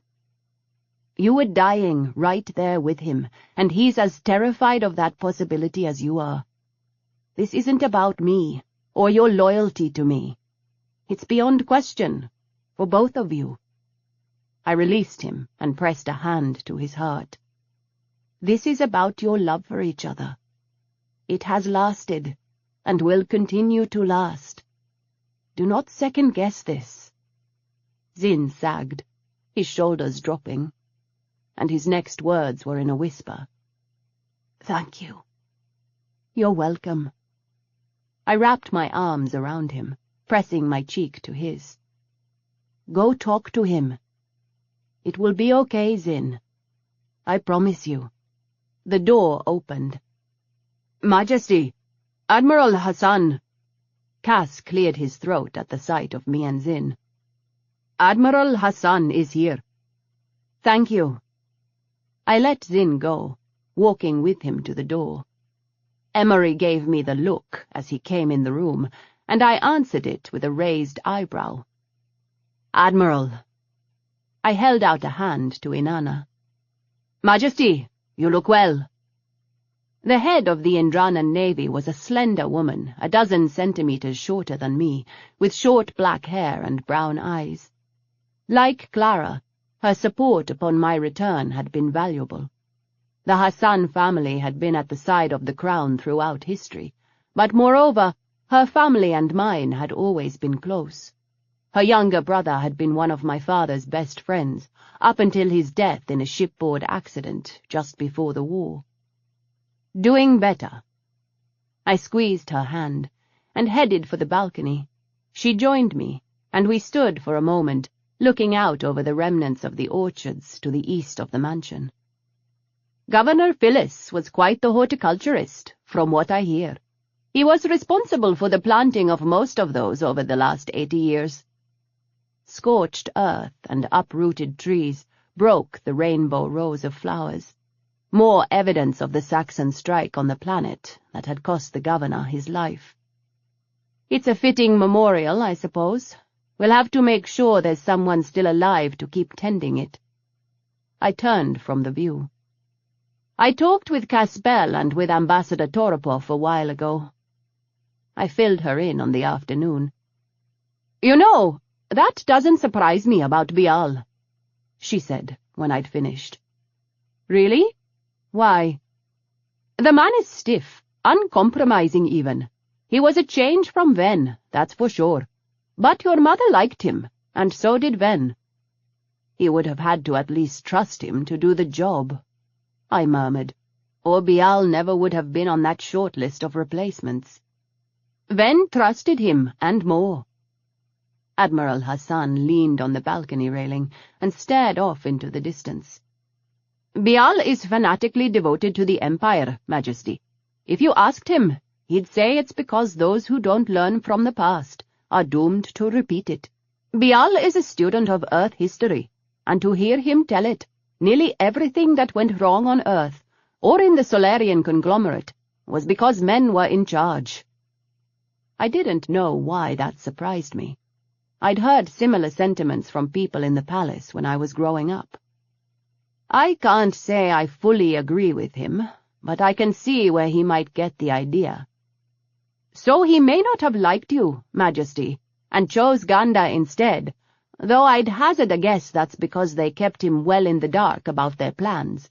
But when it comes to a choice between you or Feinin, he'll side with the matriarchy." I nodded. "It would probably make him happier if Alice were Empress." "Why do you say that, Majesty?" "She has Bristol blood," I said with a shrug. "Diluted, and on the male side, but it's there.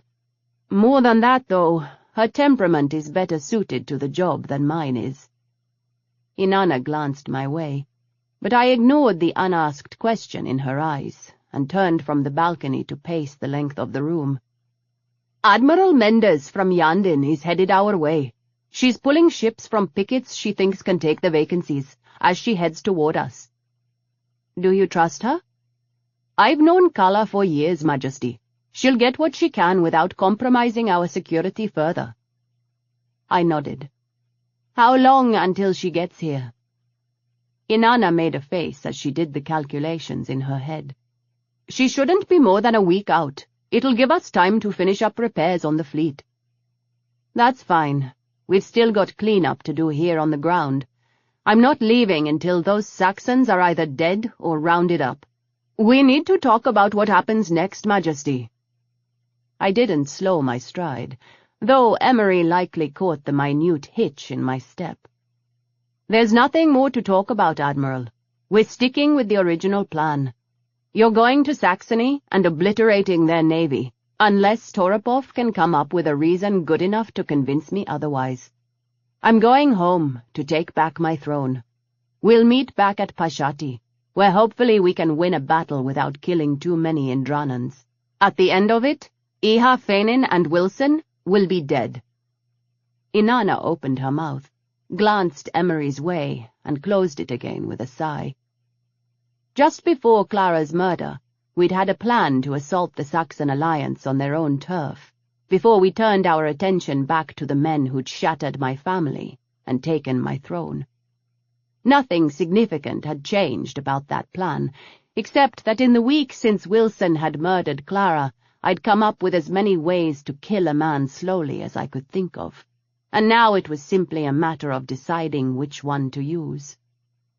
No one else was going to be on board with this, probably because they knew that Wilson's actions and subsequent promise to wipe out everyone I cared about were nothing more than bait to get me to come back to Pashati. I wasn't an idiot. I knew full well it was a trap. I just didn't care. "Majesty." Emery's smoke-coated voice floated through the tense silence. "Don't you start." I spun on my heel and pointed a finger at him. "You know if you try to stop me, I'll just take How and go on my own. You promised me, Emery. Maybe you've forgotten, but I haven't. You promised me the men responsible for this, and damn you if you back out of that now that I know who they are." "We're going home, Majesty." "What?" "You don't have to do this alone," Emery said. "Your bodyguards will follow wherever you choose to go, Majesty." "Icam tresk." "With pardon, Admiral," he said, cutting her off. "But my place is at the Empress's side. I have seen her fight. I have seen her put the needs of the Empire before her own. I trust her to not act foolishly or rashly, and I know she can take care of herself. This is still the best plan, all things considered." Inanna's eyebrow hiked upward, but Emery shook his head. "Under normal circumstances, I would agree with you that going to Pashati and letting the Empress walk into what is most undoubtedly a trap is extremely rash.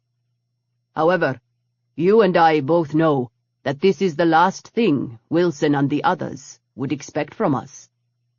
Admiral Hassan opened her mouth to reply, then closed it again with a sigh.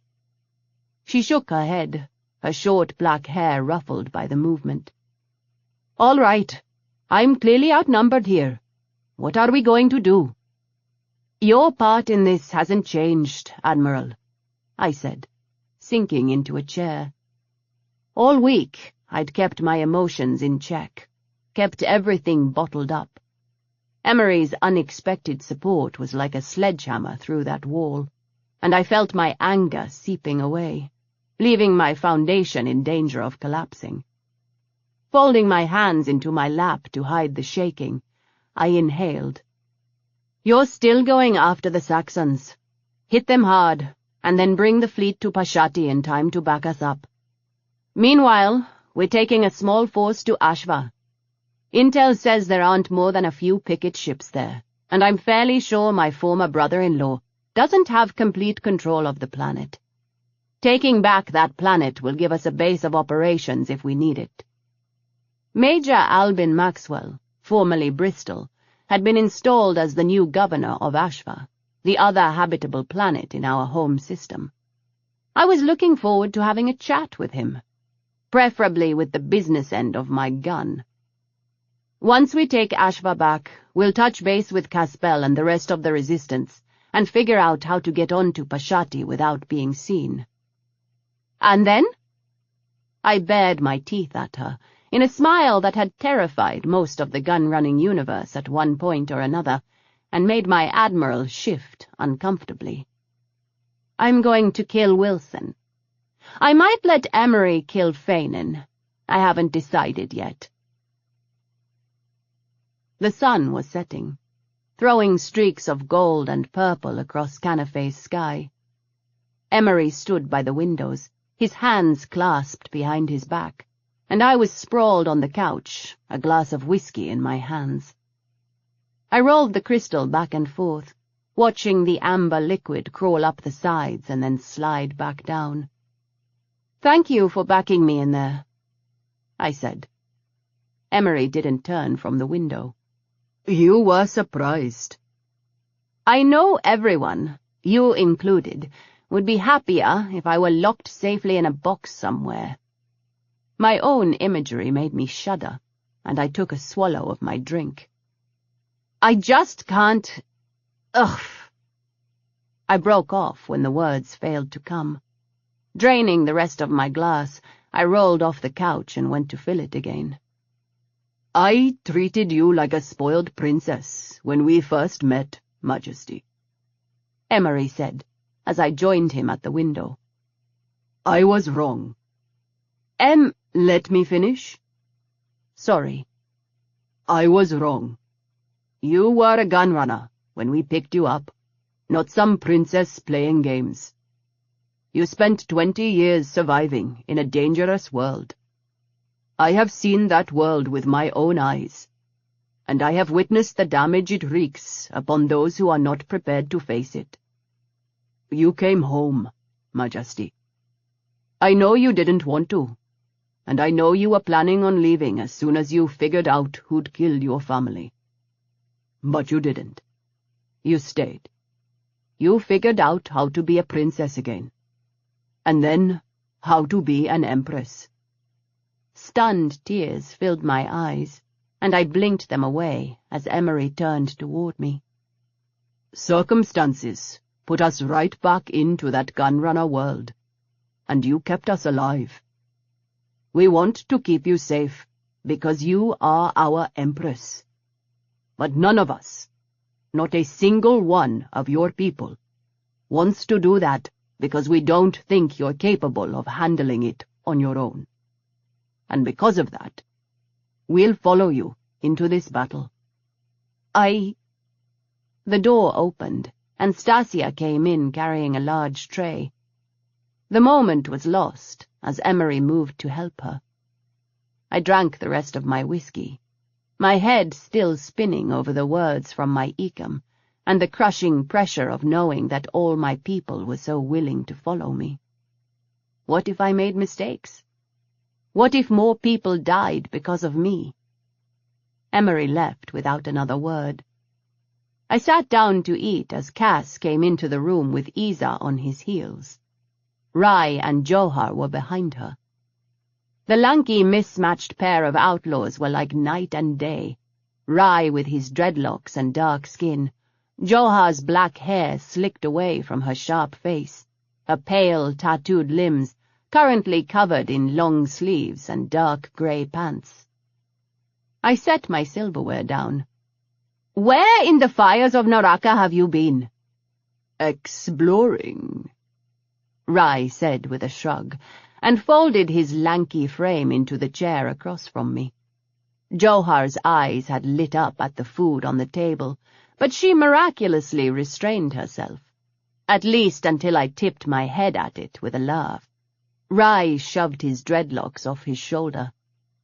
"I regret to inform you, Your Majesty, that my attempt to collect the bounty on Iha Fenin was unsuccessful.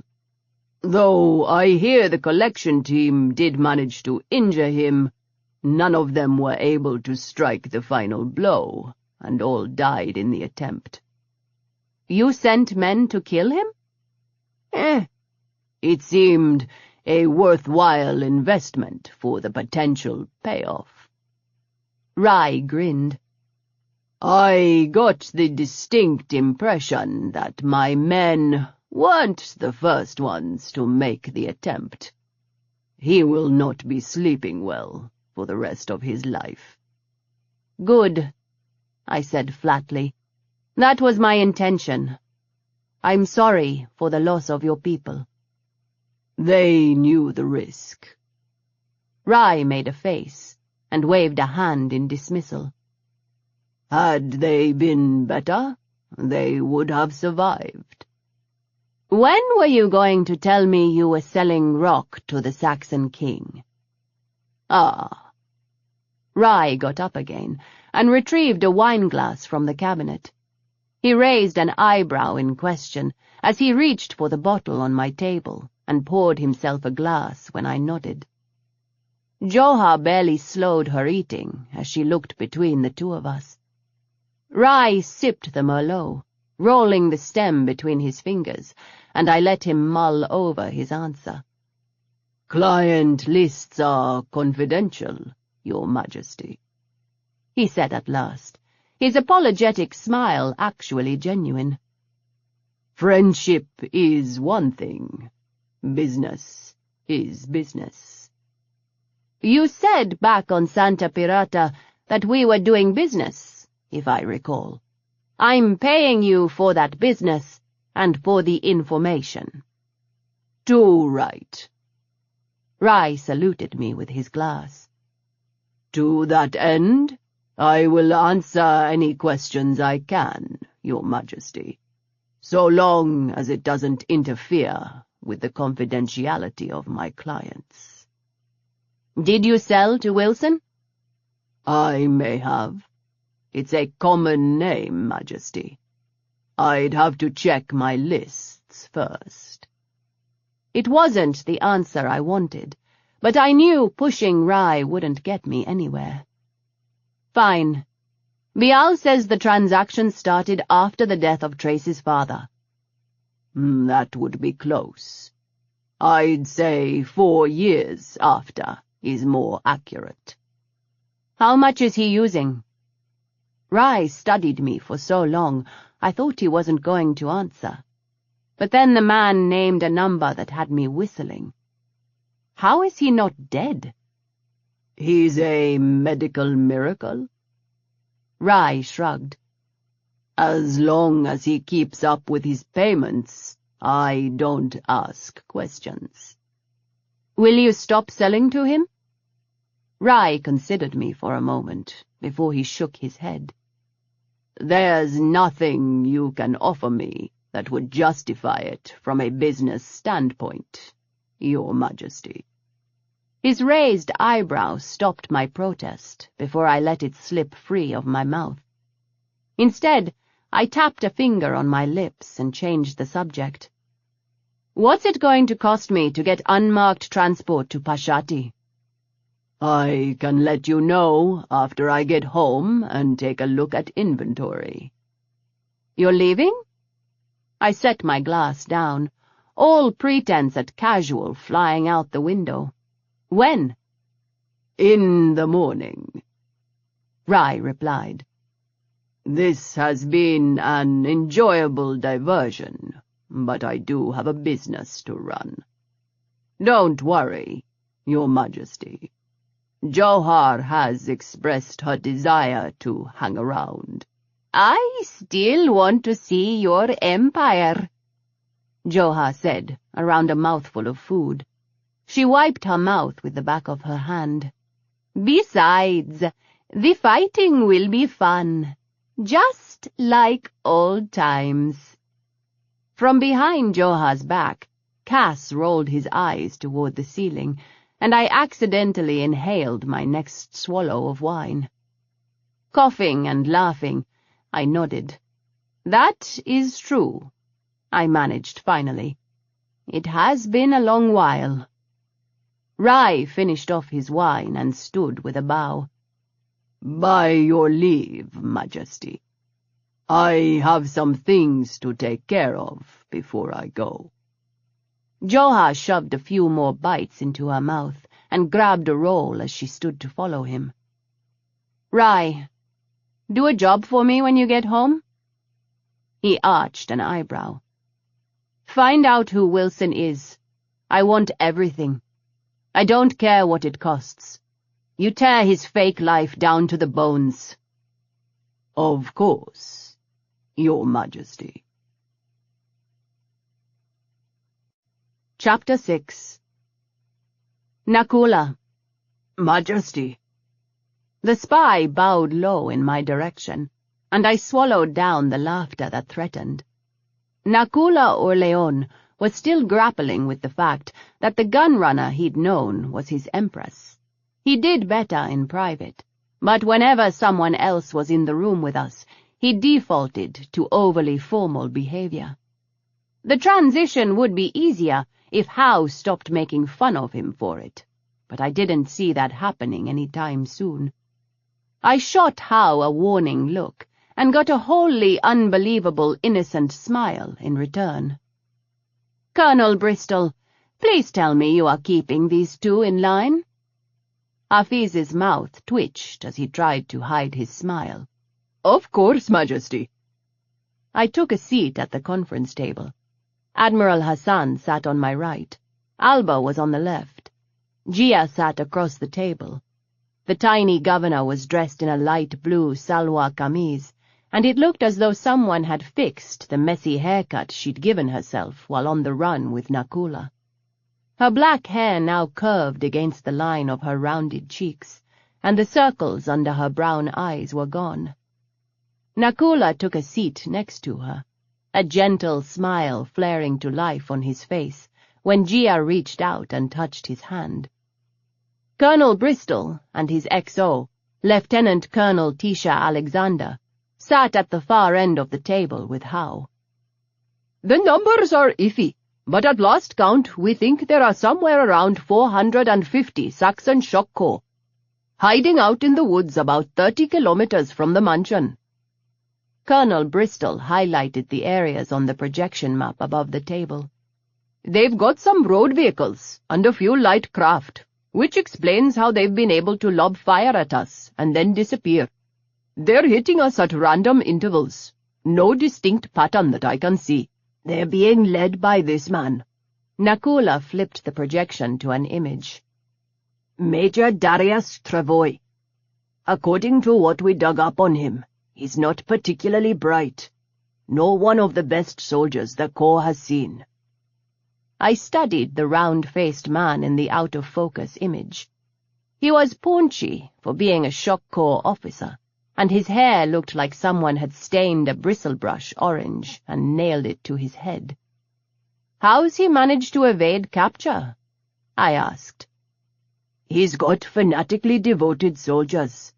And this man—" The image changed to an older man with cold eyes. "Is smart. This is Sergeant Marcus Postoyev. Travoy may technically be in charge, but all the plans are coming from Postoyev."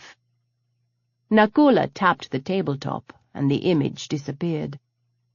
"We've got a meeting tomorrow night with some contacts of mine. They've been trying to pin down the camp. But if we can't do that, we'll come up with a way to draw Travoy out into a fight he can't win." I nodded. "I'm coming with you. I want to speak to your contacts." Nakula made a face, but didn't refuse me, and neither did Emery. Howe shot Emery a glance, and then raised an eyebrow, just a fraction, at me. "You are not," he said, his voice flat. "It's dangerous out there." I smiled, a lazy baring of teeth that was good for scaring most people. However, Howe's expression didn't change in the slightest, and we stared at each other for several minutes before I spoke again. "It's dangerous everywhere, and don't you start. Worrying about my safety is his job." I jerked a thumb at Emery. "You know I can handle myself." Howe just returned my look with a roll of his eyes. "Things change, Majesty, like it or not. You're not a gunrunner any longer. There's no reason for you to go tonight. Nothing to justify the risk you'll be taking, and you know it." "He's right, Majesty," Emery said. "So much for trusting me to handle myself," I muttered, and got a look from all three of the men. "Is there anything else?" I asked, pushing out of my chair. No one said anything, so I nodded once and headed for the door. "Majesty." I skidded to a halt just outside the door of the conference room before I ran face down. "How are you?" I reached for her hands and leaned down to press my forehead to hers. "Alive?" she replied, and let go of my hands, moving past me to Emery. She reached up, pressing her palm to his chest. "It was the right choice. Don't second-guess yourself, just to remove the guilt." Emery frowned at her, but Faze just smiled. "I need to speak with Her Majesty alone, if that's all right." My Ecam nodded and headed down the hallway ahead of us. I watched Faze with a raised eyebrow. The Farian smiled mysteriously and tucked her arm into mine. Alba followed close behind, while Lantel, Jassa, and Ikeki spread out in front of us. "You are feeling better, I take it?" I said finally, as we rounded the corner to my rooms. After the usual sweep, I ushered Faze inside and closed the door. "What was that about?" "Nothing, Majesty." Faze settled into a chair, tossing a smile in Stasia's direction. Faze, that makes no sense. I realize that. She dipped her head. I will need you to trust me. It was something Emery needed to hear. I will let you know when I can just how that came to pass. Okay. You will regret today, but it was necessary. Don't let it drag you into doubt. Do you realize how crazy that sounds? I do, ma'am. I stared at her. There wasn't a hint of expression on her face or in her golden eyes beyond a patient acceptance. I was struck all at once how alien she looked, something I'd never really seen before. The Farians adapted themselves to our worlds, and their physical appearance gave the illusion they were human. But they weren't. She won't budge, ma'am, Stasia murmured in my ear as she set a cup down by my elbow. She is ridiculously stubborn that way. So I'm learning. I looked back at Faze, who was staring at the ceiling with a dreamy smile on her face. Major Mori is going to be here in a few minutes. Would you like to stay, Faze? No, it's best if I go, Faze said. She slipped out of her chair and crossed to my maid, giving her a quick kiss before heading for the door. I'll talk to you again soon, Majesty. What is going on there? Alba asked, as soon as the door closed. Stasia shook her head and sighed. About this time yesterday, she started talking non-stop. Most of it doesn't make a lot of sense. I guess I will know what she's talking about tomorrow. Leaning back in my chair, I started the video of Clara yet again. What had started as an obsessive need to punish myself for failing her had turned into a study of Wilson that was probably also unhealthy, if I was going to be honest with myself. Wilson gloated. He threatened. He grabbed her. Clara elbowed him. Hail! Your mother said no!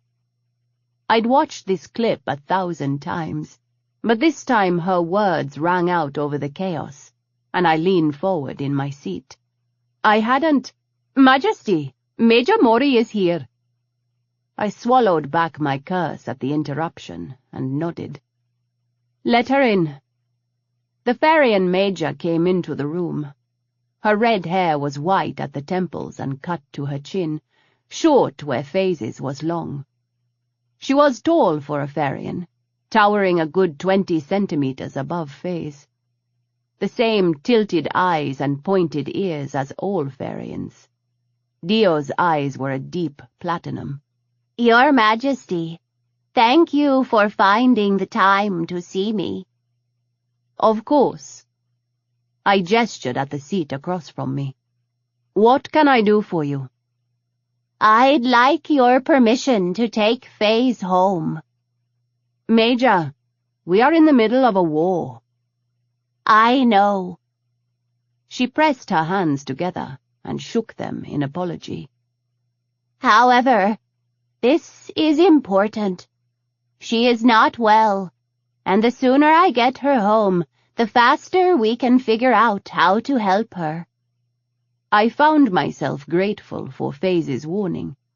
Had the Major's request caught me off guard, I might have been more inclined to listen to her pleas. Major, I am sympathetic to Faze's condition. You know I am. However, you're asking me to spare a ship when we have none to spare, and to release not one, but 2 Farians from my service at a time when I need you most. Surely you can't expect me to weigh the good of the Empire against one life. Even with all my love for Faze. I shook my head. I cannot let you go.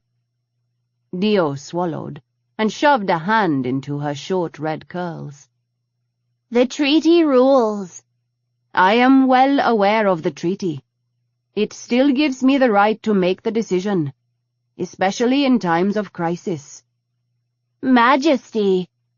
This is not a discussion, Major. You have asked, and I gave you my answer.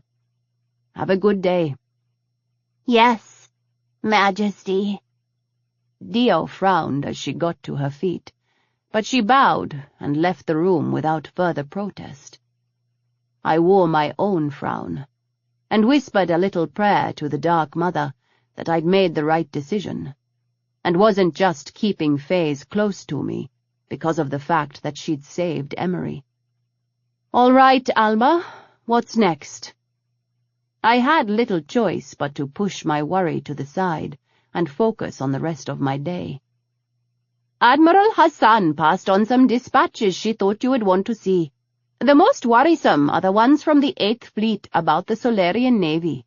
I paged through the files on my smarty before I found the one Alba was referring to.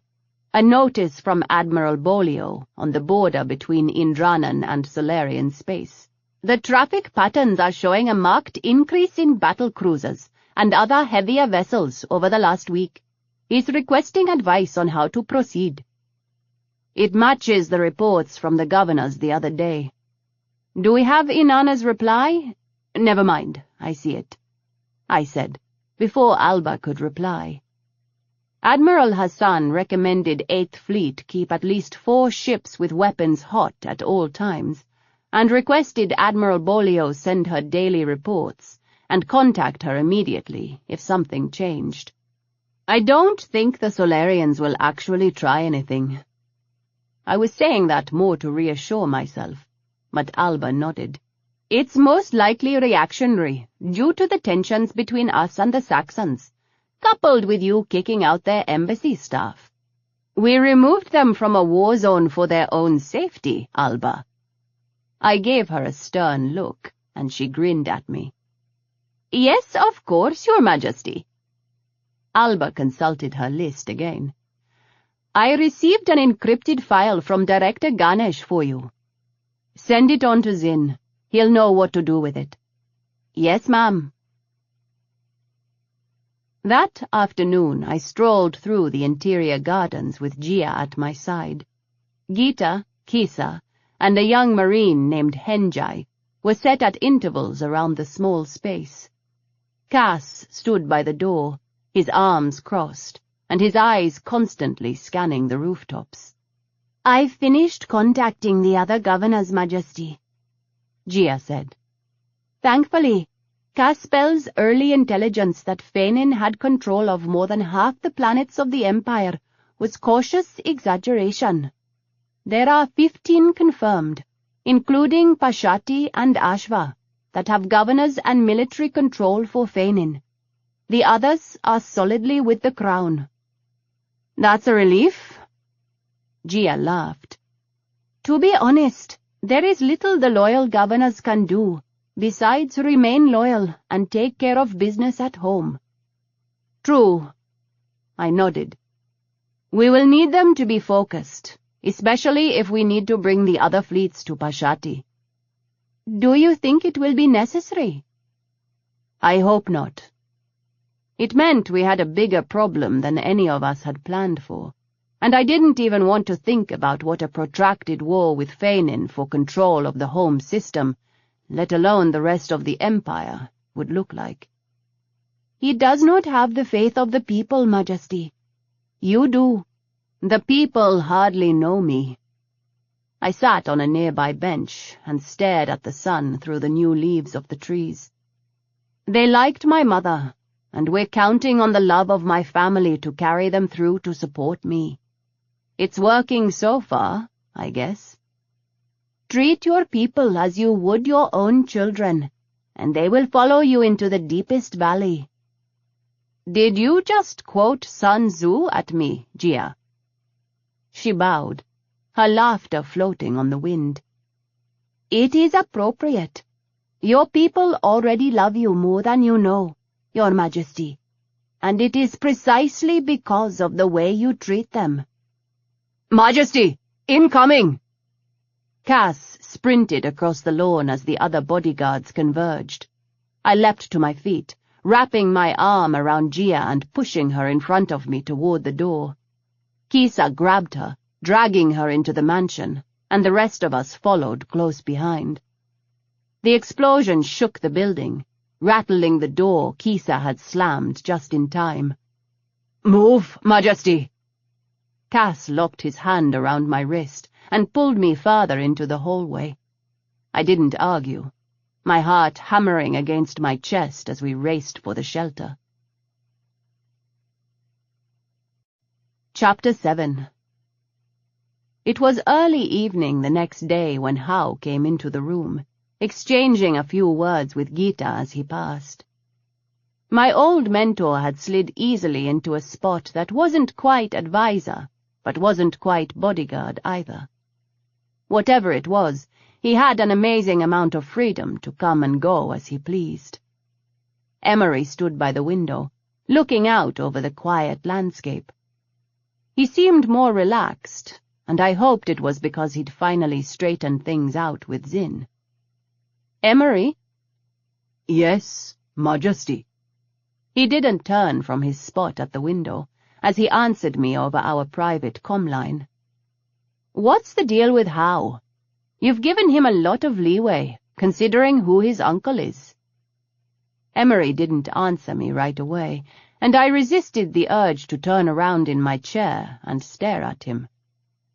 "Portis said we could trust him," Emery finally said. "According to him, Hao was quite fond of you while you worked together. Since he's joined us, he has proven himself trustworthy. Though you don't have to worry. We are still watching him." "Do you really think I'm worried?" I laughed across the feed. "Hao saved my ass so many times, Emery. Fires of Naraka, he saved all of us back on—" I broke off, as two things slapped me in the face. One was that Hao was watching me with a smirk. "You done talking about me?" "No," I replied, and watched his copper eyebrow arch up in response.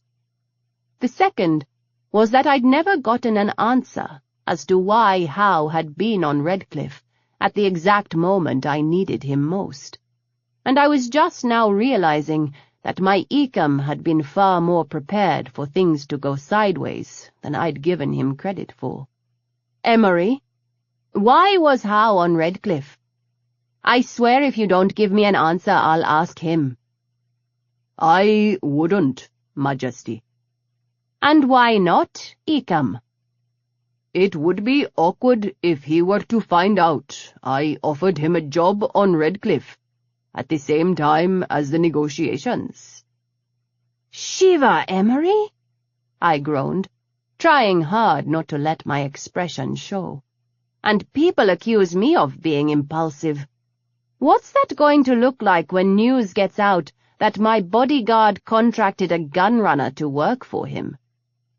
"At the risk of being forward, Majesty, he's working for you right now. Besides, I do have contacts outside the normal channels. You don't think I contacted him directly, do you?" "I'm not sure that's any better. What do you think he's going to do when he finds out he got suckered with a fake job offer?" "It was a real offer, ma'am. If things had gone smoothly, Hao would have gone on his way with a lucrative job in his hold. Since they fell apart, he got his initial payment and a terminated contract with no hard feelings, due to forces outside his control." "He's going to kill you when he finds out." "He is welcome to try." This time, my laugh was out loud, and I rubbed a hand over my face before looking at Hao. "Okay, now we're done. What do you want?" Hao studied me curiously for several moments before answering. "Nakula wanted me to ask if there was anything specific you wanted to know from his contacts before we head for the meeting tonight." "You mean besides how soon can we put an end to the random shelling of my current home?" "I suppose so," he said, with a smile. Nothing comes to mind at the moment. I stretched. Since you won't let me come with you, I guess you'll have to handle it on your own. Don't be petty. I'm still mad at you, I said to Hao. You can be as mad as you want. I'm still not going to let you go. He gave a little shrug. You know I'm right. If it makes you feel any better, Colonel Bristol is going with us. It doesn't, but at least he's more honest than you two.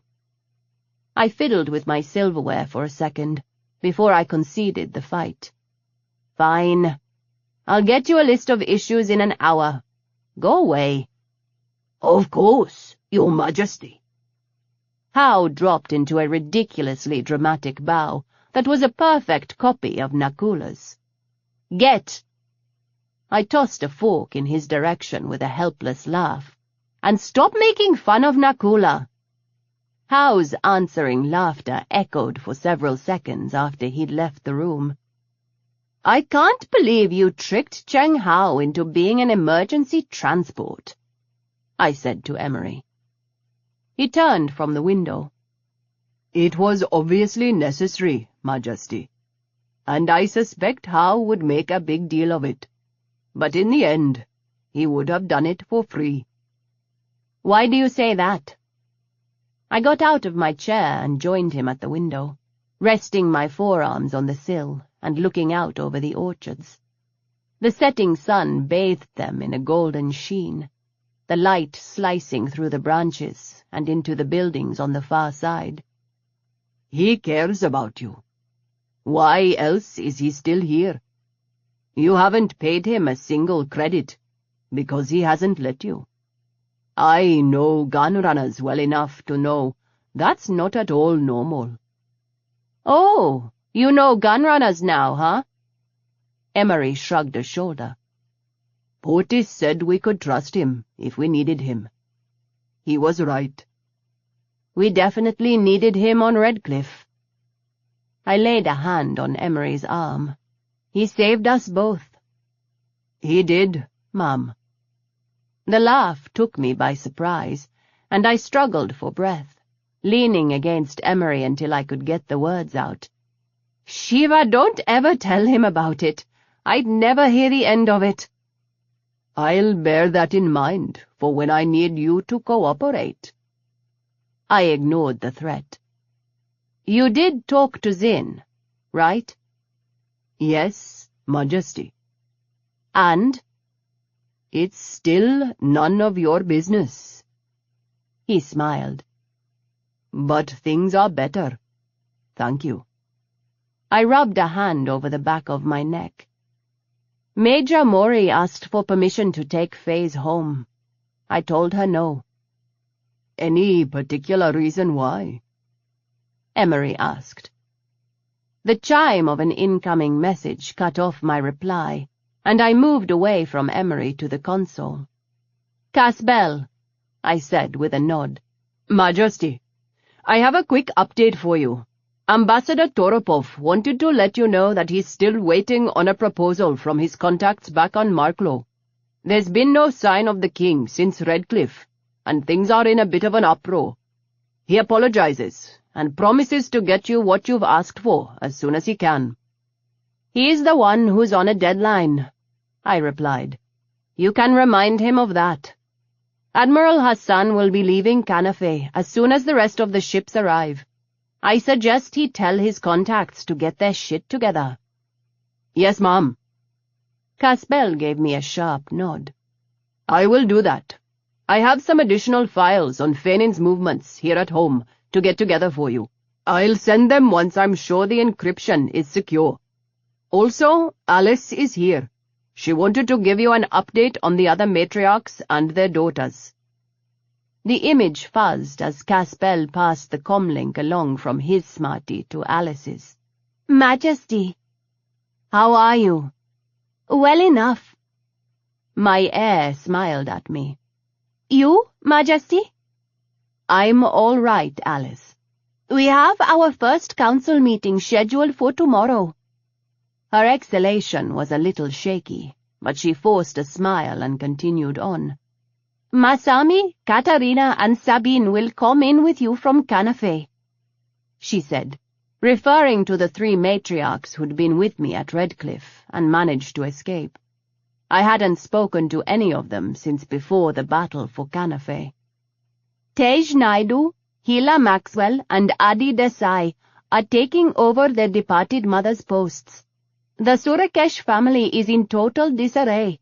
Lena's aunt and mother are in Fenin's custody, along with the other inheriting daughters. Her sisters are safe, but too far away for us to coordinate effectively. The agreement seems to be to let Lena speak for the family at the moment. Are Fenin's captives still alive? We think so, ma'am. There's no way to tell for sure.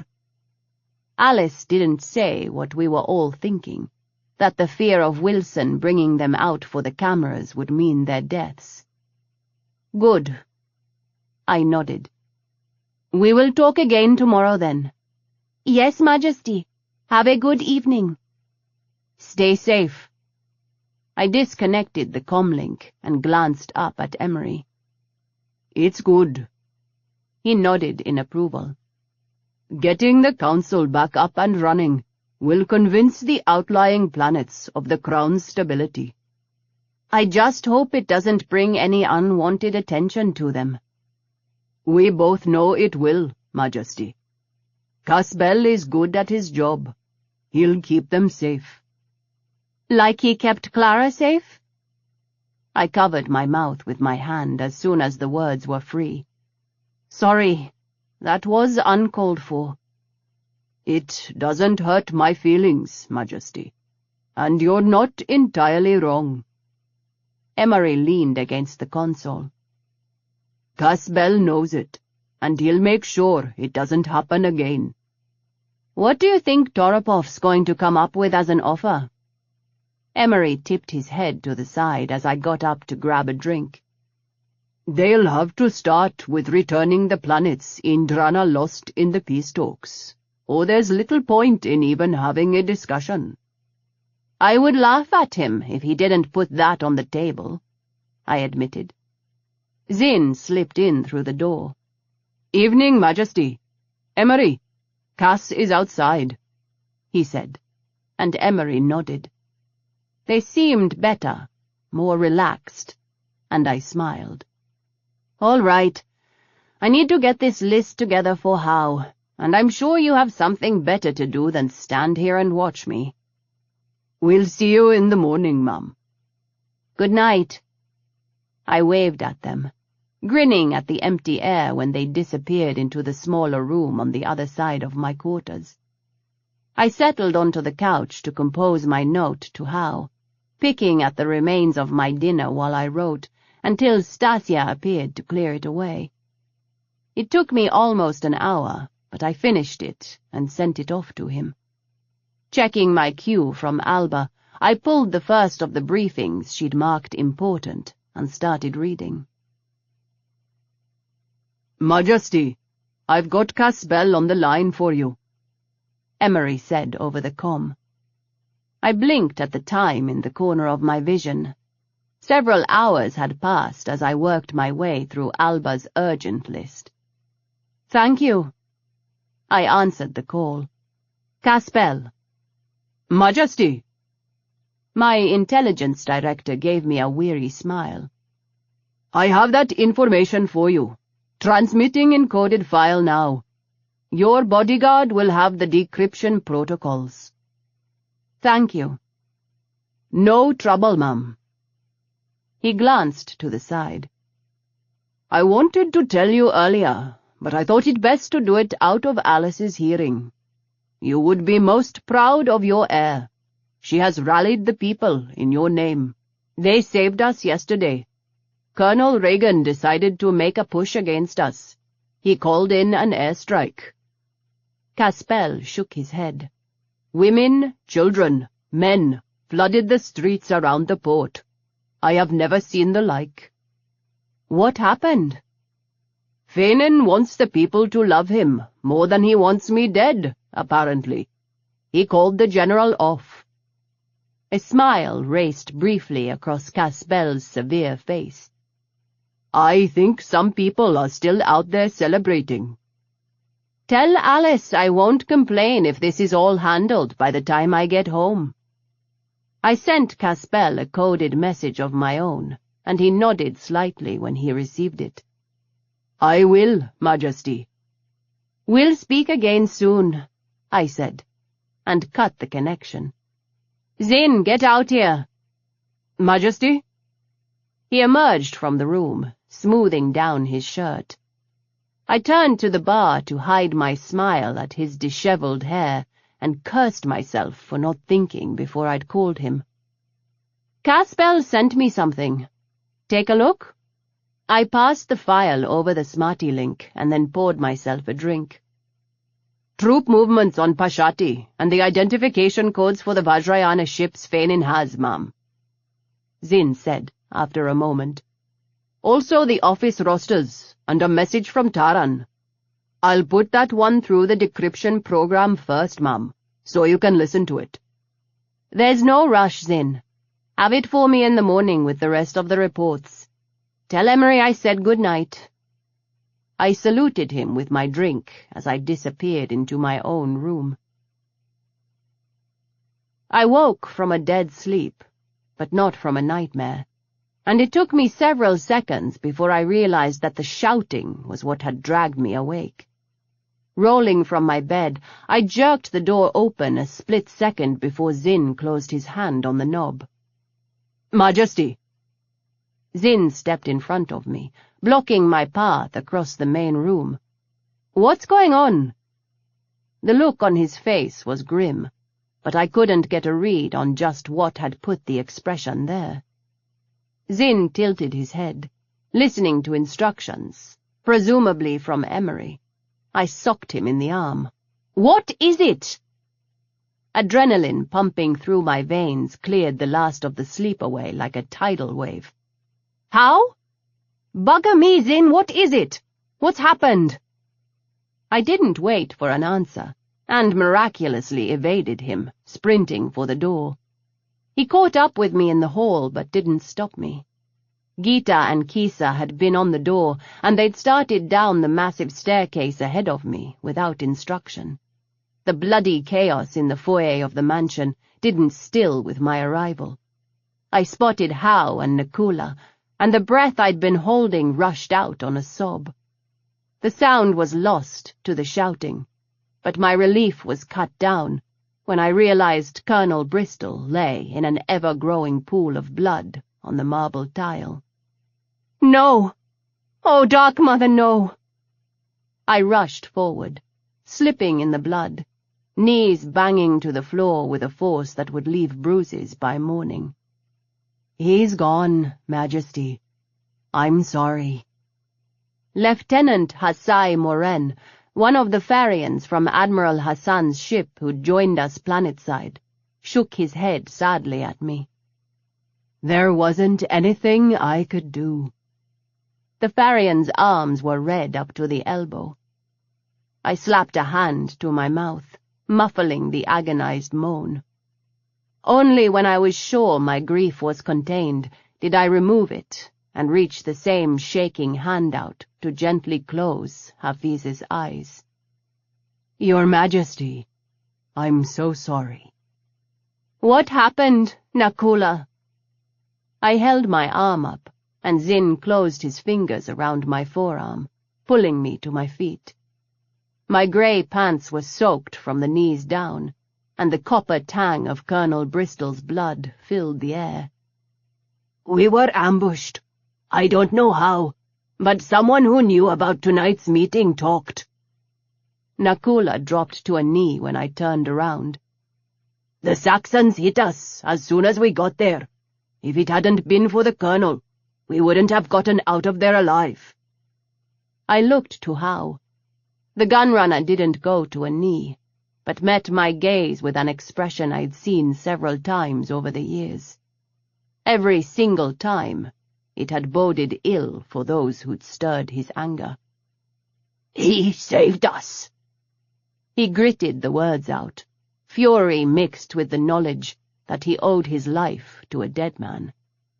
It was a debt no one ever wanted, one that you couldn't pay back, not with all the money or favors in the universe. I had more than my fair share of those. "Find out who is responsible for this," I said. "I want them alive." "We'll find them." Hao gave me a sharp nod and tapped Nakula on the shoulder. The spy got to his feet, and, with one last look at Hafiz's body, followed Hao back out of the mansion. They crossed paths with Emery as he came in, gun in hand, and whatever he said to them was too low for me to hear. "Majesty, I will take care of Colonel Bristol's body. There is a burial plot being excavated." "He is a Bristol. I want him stored," I said to Lieutenant Moran. "We'll see that he goes home to his family when this is over." The lieutenant opened his mouth to argue, thought better of it, and nodded. "Yes, ma'am. I will see that it's done." Tears threatened, stealing my reply, and I clenched my teeth together to hold them in as Emery approached. "Stasia's on her way with a robe for you, Majesty." He pointed off to his left. "There's an office over there." Bloody footprints trailed after me, rust-red stains on the marble, as I followed Emery out of the foyer and into the tiny office. I sank into a chair as Zin closed the door, shutting out the noise. The silence closed around me, heavy with grief, and I dropped my head into my hands. "I forgot he went with them," I whispered. "I was so worried about Hao. I didn't even think." "There wasn't anything you could have done." "He was family." "I know, Majesty. He was a good man." I am so fucking tired of hearing that. Standing up to pace seemed like a good idea until I remembered I was covered in Hafiz's blood, and I fell back into the chair with a bitter laugh. "How many more, Emery?" "You know I don't have that answer." The door opened, and Stasia slipped in, a tray balanced on one hand and a robe in the other. Emery dipped his head in my direction and left the room. "I'm so sorry, Mum." Stasia set the tray down and draped the robe over the back of a chair. She wrung out a washcloth and stepped carefully around the blood trail, holding the steaming fabric out to me. "Face and hands," she said. I cleaned them off, handed her back the cloth, and stepped out of my blood-soaked pants onto a clean patch of floor. Stasia passed the robe over and I slipped into it. "Sit down." She pointed at a different chair as she rinsed out the cloth in the bowl of hot water, and I obeyed. This time I didn't try to stop the tears as my maid wiped off my legs and feet. Stasia finished, tossed the cloth back on the tray and wrapped her arms around me. "Jahan to Jahan," she whispered. "Don't lose hope, Majesty." I buried my face in her shoulder and wept. Chapter 8.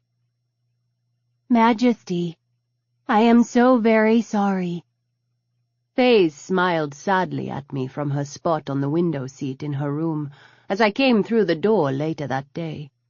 She held out her hands to me, the grey sleeves of her plain top sliding away from her fingers. I took her offered hands and leaned in to press my forehead against hers. "How are you?" "Alive," Faze replied. "I am sorry about Colonel Bristol. We spoke a few times. He seemed nice." "Thank you." I glanced Stasia's way, but my maid shook her head, and Faze laughed softly at us. The sound grated on my ears, raking itself over my senses. and I resisted the urge to jerk from her grasp. She didn't tell me, Majesty. I felt him leave us. She released my hands and looked down at her own. I can feel the heartbeats of everyone in the mansion, human and Ferian alike. You all feel different. Isn't that strange? Her smile was distant. Our heartbeats? Yes, ma'am. Yours is so steady, like the pulsing of a star. Even in the midst of tragedy, the pace of it never wavered. How? Faze shrugged and made a sound in the back of her throat. I do not know. Something is happening to me. But what it is, I cannot say. Maybe in time. Have you spoken to Major Mori? Yes. I told her we couldn't spare the ship or the two of you at the moment. Good. Faze smiled. Have you talked to her? About this? Faze tapped her chest. No. It is not her place to speak with me on what is happening. The news of my transgression was sent home. We are waiting to hear from the Pedalion. What is the Pedalion, Faze? Our wisest, she replied, after a moment of consideration. It is hard to put into Indranan. They are a governing body, of sorts, like your matriarch council, but more than that also. Will I be able to speak with them? Judging by the way the Ferian blinked at me before she laughed, the question shocked her. No one who is not Ferian has stood before the Pedalion, Majesty. Even when we first made contact with humanity, all conversations were conducted through specially chosen emissaries. There's a first time. The knock at the door interrupted me, and I glanced over my shoulder at Gita as she opened it. She pushed the door open, and I got to my feet when Hao came into the room. Did you find them? We did, Majesty. But... Hao caught my arm as I tried to push past him. Hail, it's not that simple. I stared at him until he let me go with a sigh. Striding out of the room with Gita on my heels, I gathered Kisa and Iza in my wake. Hao pushed by them until he reached my side again. "Where's Nakula?" I asked, stopping at the head of the stairs. Downstairs, he said. We went down the main staircase, my eyes straying to the now pristine marble, where just hours ago Hafiz died in a pool of his own blood. As if I were retracing my own bloody footprints, Hao led me into the same office just off the foyer. I didn't wait for my bodyguards to clear the room, snarling at Gita when she tried to step in front of me. Nakula was inside, and a young marine with a tear-stained face sat in the same chair I'd occupied when Stasia had cleaned the blood off my feet. She shot to attention, dark eyes wide in her round face. Her hands were cuffed in front of her. "Your Majesty." "Who is this?" I looked at Nakula. Your Majesty, this is Specialist Patka Modi, Colonel Bristol's... Nakula cleared his throat. Lover. I arched a single eyebrow. It wasn't totally uncommon, especially among the military. Marriages tended to be for specific alliances rather than love. Still, it surprised me. Hafiz hadn't given any indication he'd felt anything but love and affection for his wife when he spoke of his family. The Colonel was unfortunately less than discreet with her about our meeting last night, Nakula continued, his face shifting from uncomfortable to impassive with his words. Specialist Modi was under the impression you were going to be with us. He didn't tell me he was going instead. I thought that the money they promised me would let us get away from all this. Hafiz was a good man. He didn't know what I'd done. I thought it would just put an end to the fighting." The woman started crying again, and my temper frayed. "Stop!" The command made her jump. "Do we have a trail to follow?" I asked Nakula. A fury was building in my chest, but Nakula's answer iced it over, filling me with the terrible realization of what I would have to do. "Yes, ma'am. She gave us names and faces. We're running them down now." "Good. I want Travois and Postoyev's heads at my feet before sunset." I took 2 steps forward and grabbed Specialist Modi by the collar of her shirt. Twisting my fist, I dragged her toward the door. Kisa and Isa both jerked in surprise when I kicked it open. "Ma'am?" Isa asked, confusion in her eyes. "Get out of my way," I snarled, hauling the stumbling, sobbing Marine across the foyer and out the front of the mansion. The sun was peeking over the brightly colored awnings of the marketplace in downtown Tasht, just outside the front gates of the governor's mansion. The Marines at the large doors looked from me to my prisoner, to my guards and back again, but they didn't move from their posts. The ones down farther by the front gates snapped to attention, and I was sure there was a lot of rapid-fire activity on the comms. "Hail, what are you doing?" Hal caught up to me, his voice pitched low, even as the murmurs of the crowd outside the gates rose to drown him out. Nakula was at his side, his face wiped clean of expression, though his eyes betrayed his concern. "Setting an example." I threw Patka to the ground. "Exacting justice." They were easy answers for a difficult question, one that I didn't have the time to explain to him. I knew, somehow I knew, without a shadow of a doubt, that Wilson would be watching this, and my response to Patka Modi's betrayal had to be swift and uncompromising. I hated it. Hated that he'd backed me into this corner. Hated that this stupid, selfish young woman would die because she'd lost her faith in me, if she'd even had any to begin with. "Justice or vengeance?" "Don't you dare moralize at me, Cheng Hao, after everything we've been through together. This woman just admitted to treason, to collusion with the enemy. She caused the death of my kinsman and put us all at risk because of her stupidity and selfishness. I could cite a dozen laws she's violated." I pulled my QLZ-77 free of the holster and raised my voice so the crowd outside the gates could hear me.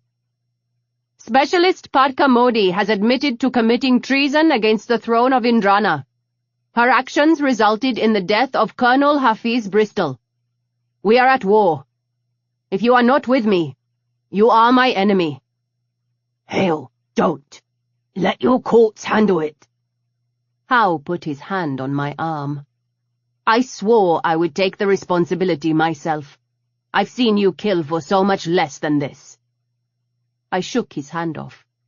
"Why are you trying to stop me?"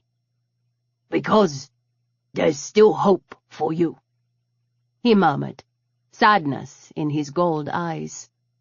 "No, there's not." I looked back at Specialist Modi. "Please, Majesty." Tears rolled down her face. "I am sorry. I didn't." I pulled the trigger. There were gasps from the crowd, but then an awful silence descended. Emery and Zinn sprinted through the doors and down the stairs. I didn't meet my Ikam's eyes as I walked past him, slapping my gun into his chest before heading up the steps and back into the mansion. I could hear Emery's voice clearly from outside the door of my rooms, but I only half listened to the dressing down he was giving to Gita as I watched and rewatched Clara's execution. Hao leaned against the windowsill. Isa was by the door, and she jerked every time Emery's voice rose. "I don't care what your personal feelings are, Gita. Your job is to protect the Empress. Sometimes that means even from herself. You don't stand there and let her kill a royal marine in front of hundreds of witnesses. The woman was a traitor by her own admission. Then you let the Shiva-damned tribunal handle it. The door shook from what I hoped was Emery's fist slamming into it, and not Gita's head. If you can't separate your need to avenge your mother from your duty to the Empress, I'm going to relieve you of your position.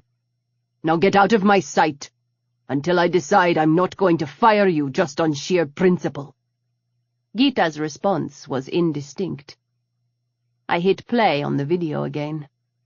The door opened and closed behind me, but I didn't look away from the gruesome image on the wall when Emery sat at my side. You can't fire her. We're already short-handed. I know. She couldn't have stopped me even if she'd wanted to, Emmy. I know, he repeated. That's not the point, though. She didn't even try. It's our job to think of the things you won't. Nakula told me what happened. You should have let her command handle it. I lifted a shoulder, watching as Clara fell to the ground once more. It wouldn't have changed the outcome, and I told you after the executions at home that I'd rather pull the trigger myself than let someone else do my dirty work for me. I meant it. That woman caused the death of my cousin. She would have caused my death had Howe not bullied me into staying here. She deserved what she got, and I'm not sorry to be the one to take responsibility for it. Besides, Wilson was watching to see what I'd do. You can't run an empire like a smuggler's ship, Majesty. Emery reached out before I could start the video again. Hail, enough. Clara said your mother said no, just before Wilson shot her. It was hard to make out over the shouting. I don't know what she meant, though. Do you? I couldn't help but laugh at the confused frown on my Ekam's face. Did you think I was just watching it to torture myself? I did, Howe said, with a wave of his hand. Shut up. This time, it was Emery who hit the playback.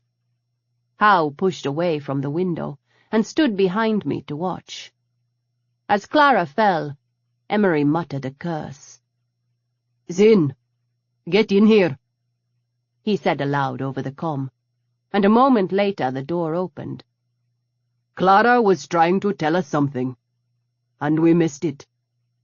Mother said no to a hell of a lot, I said, as Zin watched the video, his jaw tightening. I don't know how we can possibly narrow it down. She didn't want Wilson to know, Zin said, turning from us and pacing the length of the room. That's the best reason I can think of, for being so cryptic. Get to work on it, Emery replied. Zin responded with a nod and left the room. Back to the original issue, Majesty. I crossed my arms and stared Emery down. I'm not sorry for it. I know, and that's what worries me. There's already video circulating. With no context, it looks like you just dragged a marine out into the yard and killed her. The Solarian news outlets are going nuts. That was what I'd done. I couldn't deny it. It's what Wilson wanted. I knew he'd be watching, or have someone there to record it. He wanted to see how ruthless I'd be, Emery, and I'm tired of pretending to be civilized. The Solarians can fly themselves into their sun for all I care. This isn't their business. You used a young woman's life to prove a point? No! He used her. I flung a hand toward the window. And she wasn't an innocent. She knew damn well what she was doing, or did you forget the bit about her thinking I would be out there with Nakula instead of Hafiz? That shut him up. I didn't enjoy it. I didn't want to do it. But it had to be done. Release the footage of her confession, Hao said. It's more than enough of an explanation. It also announces that Hafiz was having an affair to the whole galaxy, I said, with a shake of my head. I won't do that to his family, not without some kind of warning first. Have Alba get with Admiral Hassan's staff to draft a release detailing Modi's crimes, and leave it at that. Don't argue with me, Emery. I'll take the hit for this. It's my responsibility. The rest of the civilized galaxy has been whispering about me for long enough. Now they can all see the rumors are true. Getting up from my seat, I gave Hao a look and jerked my head at the door. He arched a metallic eyebrow in reply, but followed my unspoken order and ushered Isa out the door in front of him. I've got a meeting with the Matriarch Council, what's left of it, this afternoon. You can bet your ass this is going to come up. I need a united front here. Not just for them, but for Wilson. If it looks like we're fighting among ourselves, he'll only keep throwing more lives into the fire. Forgive me, Majesty. It's your life I'm concerned about. No one else's. I can manage my own life, Ikam. Thank you very much. Emery's mouth twitched. You could have fooled me. I laughed in response, and we both pretended it wasn't hollowed out with pain. Chapter 9. I could not have been more nervous as I sat in the chair at the head of the conference table and waited for Alice to link into our comms. The matriarchs who'd been with me on Redcliffe, Masami Tobin, Katarina Saito, and Sabine Vandi, sat on one side of the table. Admirals Hassan, Fon, and Duan were on the other. Before we start, does anyone have anything to say about this morning? I glanced around the table. As I said in my statement that Alba released to the newslines, Specialist Patka Modi was found guilty of treason by her own admission, and the Crown's justice was administered accordingly. This was the result of outside influences attempting to meddle in the affairs of the Indranan Empire. The Crown's response to such actions will always be swift and uncompromising. Katarina Saito surprised me with a firm nod. Nothing to say, Your Majesty. You did the right thing. Ruling is messy, the elderly Masami said with a shrug. Even more so in times of war, Majesty. You have to trust your own judgment on this. Even if we would have done differently, we support your decision. I glanced at Sabine Vandi. The youngest member of the matriarchs was the newest member of the council, because of the unexpected deaths of her mother and older sister. She'd never expected to take her sister's position, and I suspected had suffered from the same sheltered upbringing many of the younger noble daughters experienced. She'd handled herself well during our flight from Redcliffe, but now Sabine was staring at the tabletop and worrying her bottom lip between her teeth. I let the silence drag on a moment more, and then cleared my throat. She jerked her head up. Majesty? What's on your mind, Sabine? Nothing, ma'am. It's fine. You did? Sabine, don't lie to me. What's on your mind? Still she hesitated, the war between the respect for her empress and the words she wanted to say, playing out so clearly on her face. It was cruel, she blurted. You didn't even blink, ma'am. If it hadn't been for Hao, you wouldn't have hesitated at all. Specialist Modi was stupid and in love. That wasn't justice. You murdered her in full view of the Empire. How could you be so callous? You watch your mouth. Masami came up out of her seat at Sabine's words. That is your empress you're speaking to, Matriarch Vandi.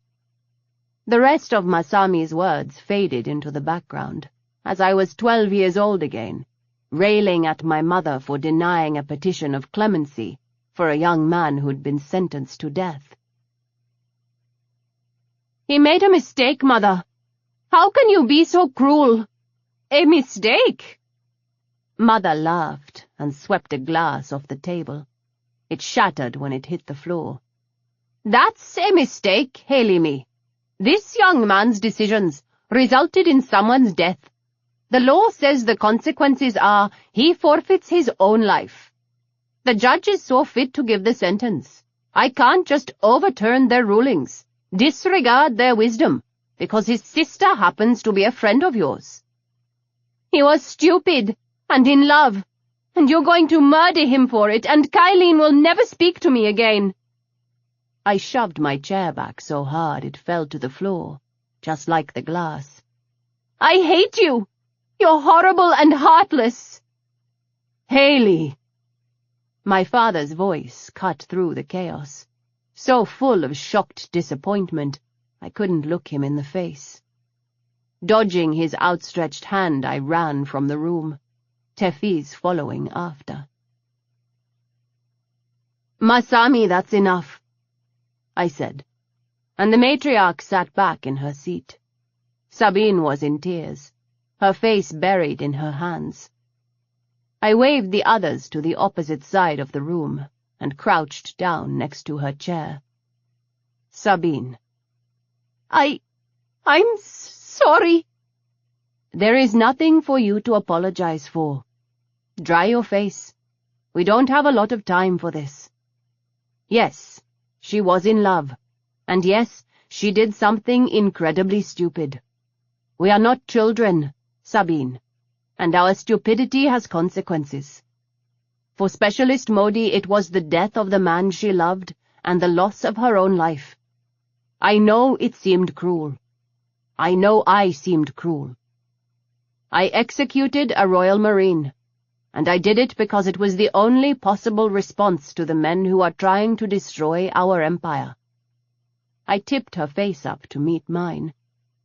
"I have to think about more than myself, Sabine, and that means being cruel at times. There are billions of lives at stake. Had Specialist Modi considered that before she made her choice, she might still be alive. And so might Colonel Bristol." "Yes, Majesty." I smiled sadly and squeezed her chin. "Never be afraid to speak out when you think I've gone too far. I am not so arrogant as to believe that I will always be so clear-headed. Some of us are not made for death and war. There's no shame in it. I need people like you around to remind me, okay?" "Yes, Mom." The incoming signal buzzed, and I nodded in Geeta's direction as I moved back to my seat. She put it on the screen on the far wall. "Alice." "Your Majesty." Alice dipped her head, and the camera panned back to reveal the others in the room with her. Matriarch Sabah Hassan smiled at the sight of her daughter sitting on my left, while Ellen Prajapati gave me a quick nod in greeting. The new matriarchs were my cousin, Tej Naidu, Hila Maxwell, and Adi Desai, who barely remembered to acknowledge me before she found her sister, and offered a sympathetic smile that Geeta answered with one of her own. "Lena," I said to my former sister-in-law, "it's good to see you. How is Taran?"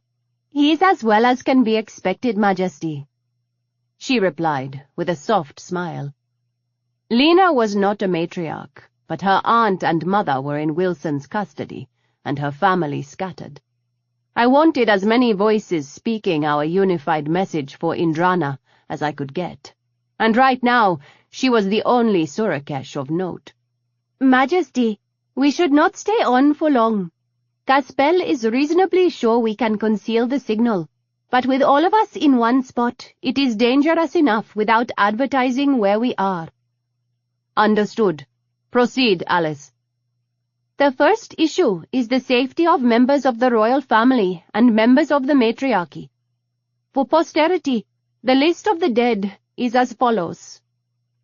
Alice read off the names of those who had been killed, starting with my mother and sisters, and working her way down the list to finish with Colonel Bristol. "A moment of silence for all those who have gone to temple. and our apologies for being unable to give you all the rites and rituals due to you at the time of your deaths. I pressed my hands to my lips, heart, and head. Our sisters are still in the custody of the traitor Iha Fenin, Alice continued. The first issue is to discuss if we should mount a rescue operation. I shook my head. We will not. Majesty, Lena protested. My mother is in that madman's clutches. My aunt, possibly my sisters, you cannot— I am aware of that, I said. And for the moment they are unharmed. The others are unharmed. Wilson will be waiting for a rescue attempt, and you are all on precarious ground as it is. Moving before we are ready will only result in repercussions I don't think any of you are prepared for. Keep watching the palace. Get any information you can, but don't make a move until I am home. The older matriarchs nodded in agreement, while the younger ones watched me with worried frowns, much like Sabine had worn. Alice, by contrast, gave no hint of her preference, and merely nodded. Understood, Majesty. We will wait until you have returned. Alice checked the item off her list with a tap of her finger. The next issue concerns the news reports flooding in about Her Majesty's execution of a Royal Marine. At present, we've answered any questions with a fairly standard line that we were not present and cannot comment on a situation where we are missing essential details. Good. Keep it that way. Majesty, can we know the details? Tej Naidu thankfully looked more like her mother, with dark hair and eyes, than like her dead sister Ganda. This secondary story coming through the news lines is not very flattering to the Empire. Specialist Modi betrayed the Empire, I replied, meeting her gaze with a steady look. She sold classified information that led to the death of Colonel Bristol and interrupted a vital mission here on Canafe. She did so with the idea that I would be present at the meeting that was ambushed, and admitted without coercion that I was the original target. Tej nodded. Understood, Majesty. She deserved her fate.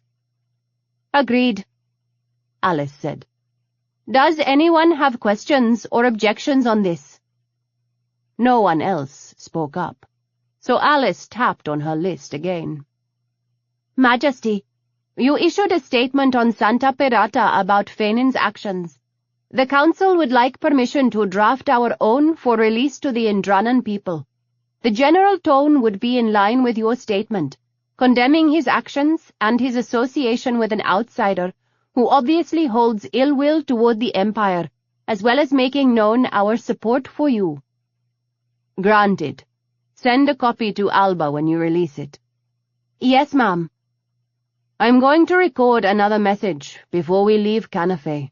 One for the people of Pashati and Ashfa, asking them to hold the line against these men trying to destroy our empire.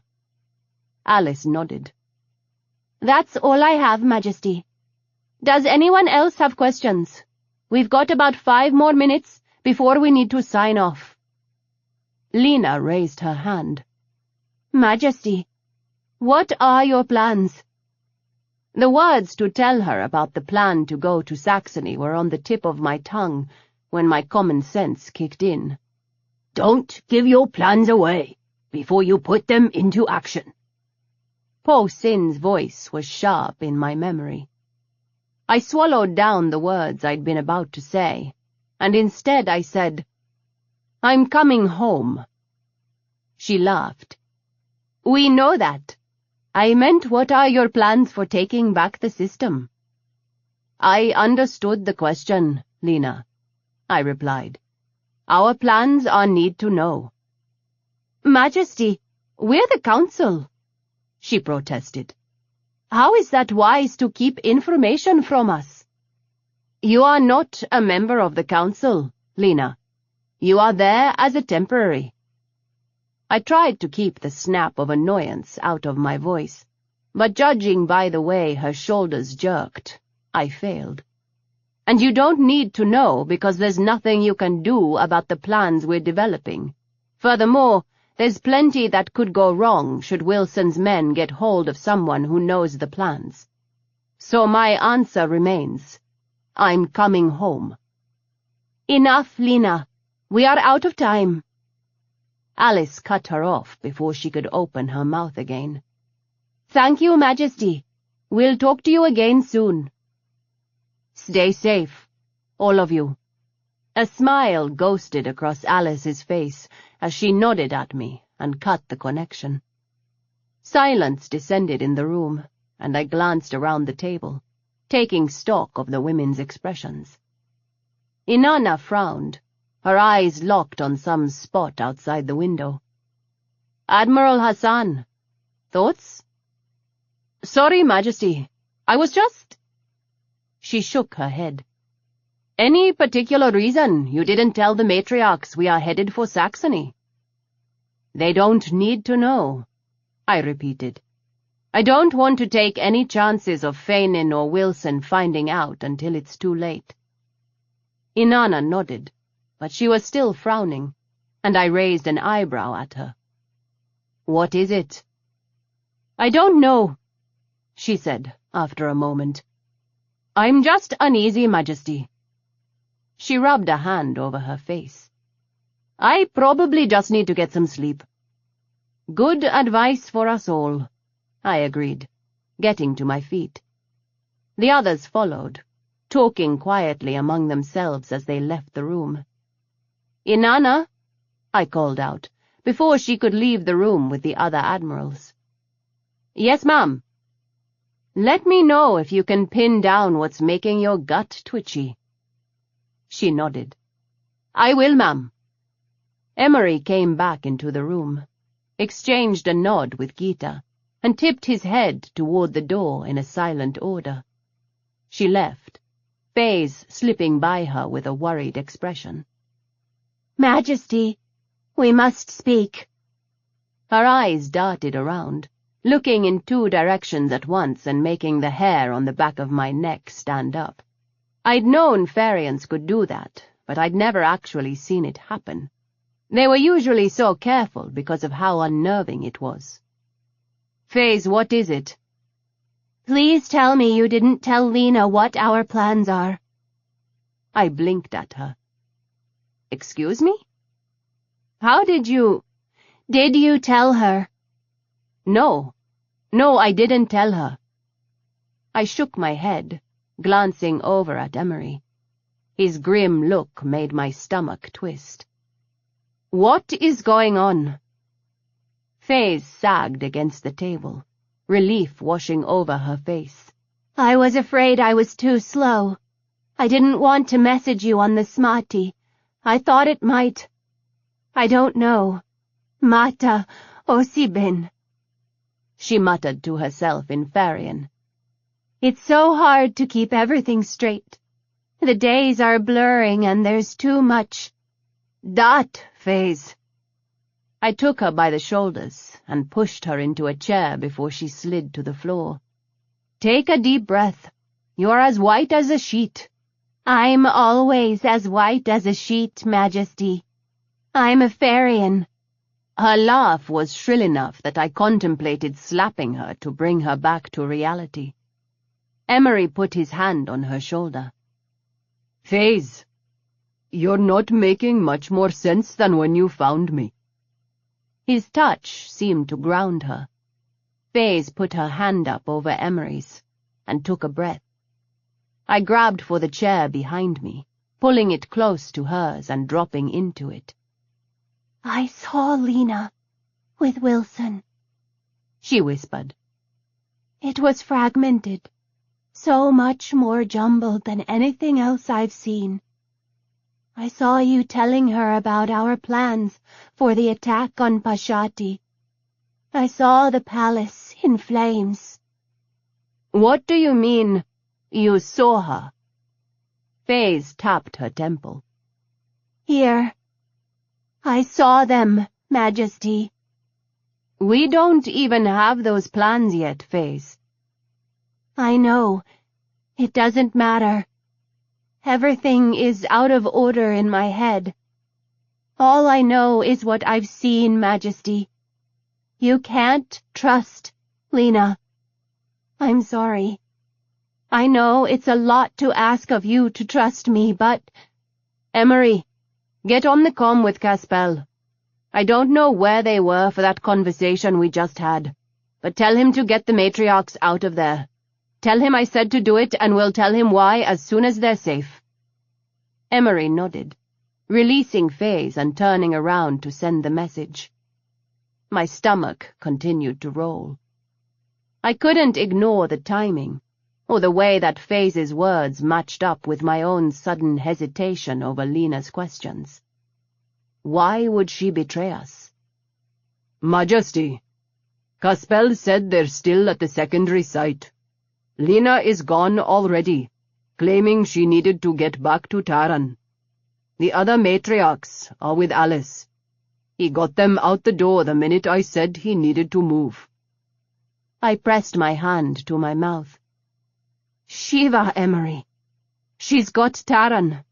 If she's— Caspel's on it already, ma'am. If she's flipped on us, we'll make sure Taran is safe. I can't believe she would do this to us. We don't know anything for sure yet, Majesty. It's better to not take any chances. Caspel said Lena doesn't know the location of the main headquarters, but that she's been to several outlying sites. He requested a comlink in about an hour. Faze put a hand on my arm. I'm truly sorry, Majesty. We'd all be a lot sorrier if Alice and the others ended up dead. I sent a message to Tazarian, telling him to comm me immediately. I don't know what you saw, Faze, and I hope to Shiva you are wrong, but we won't take the chance. I blew out a breath as my comm chimed and answered Taz's call. We have a problem, I said. So I heard. My childhood friend, Tazarian Bentan Shivan, was the new leader of the Upja.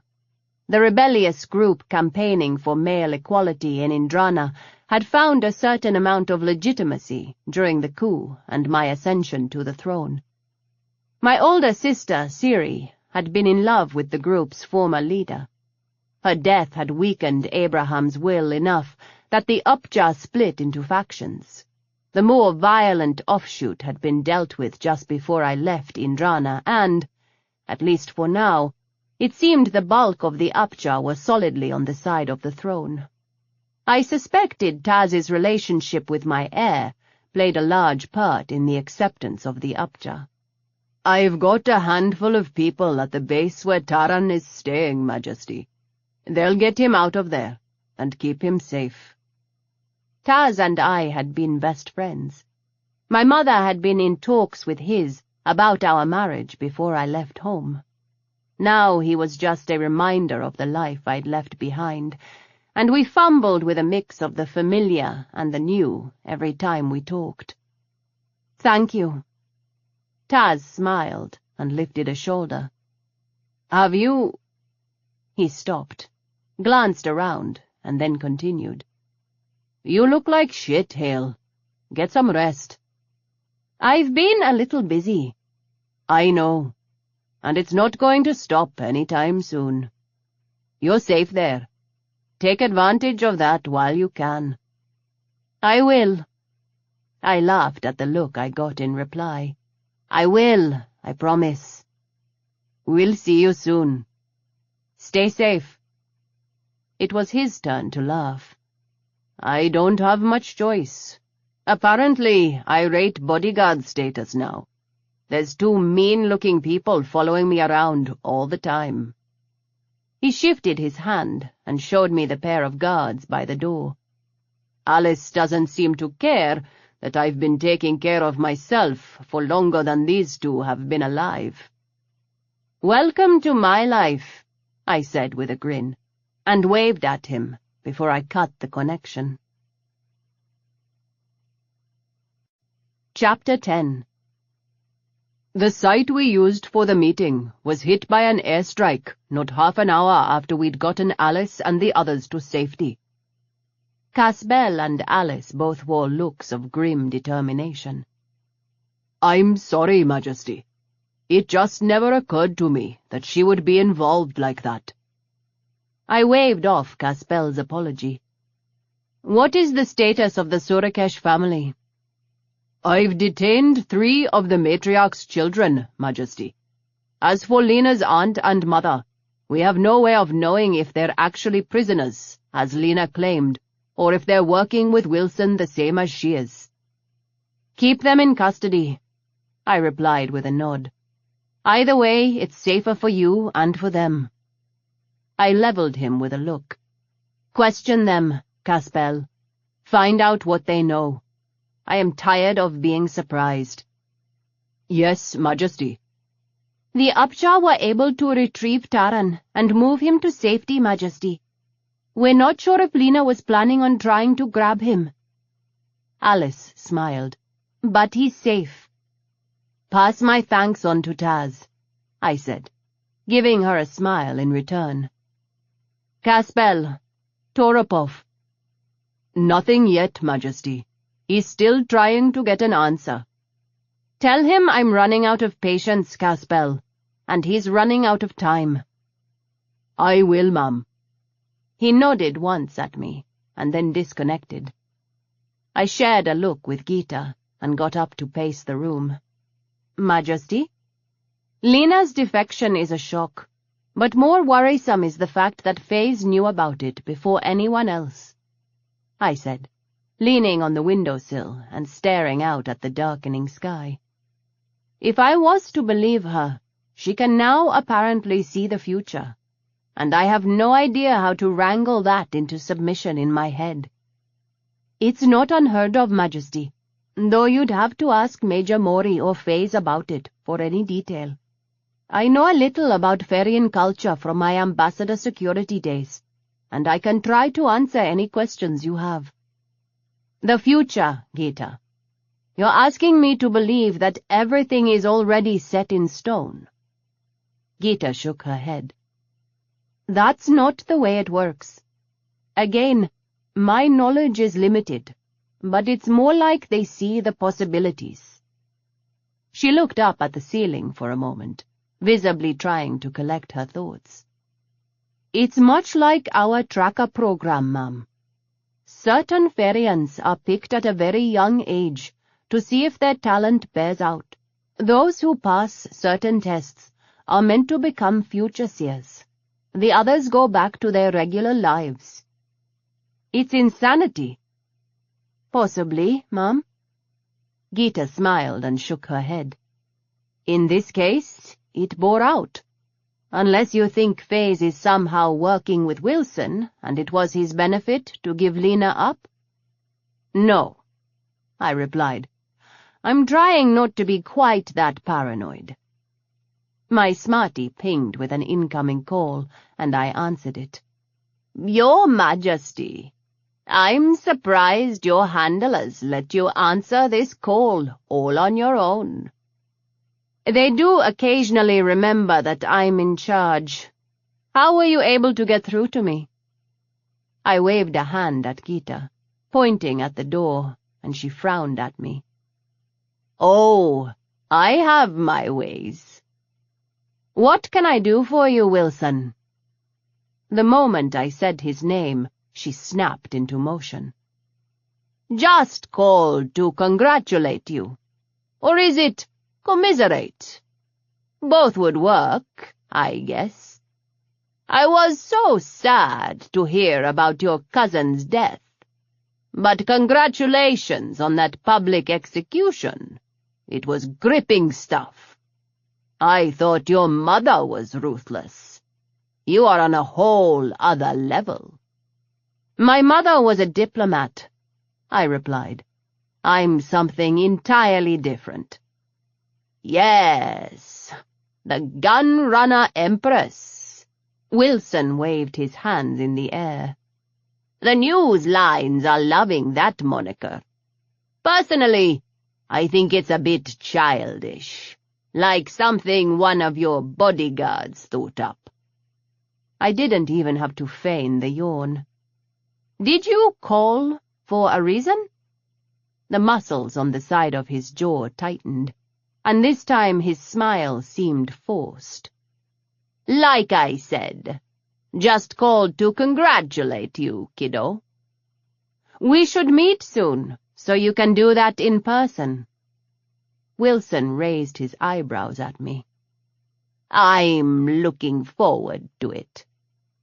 I disconnected the call and forced myself to stand still instead of raging, only because the room was now filled with people.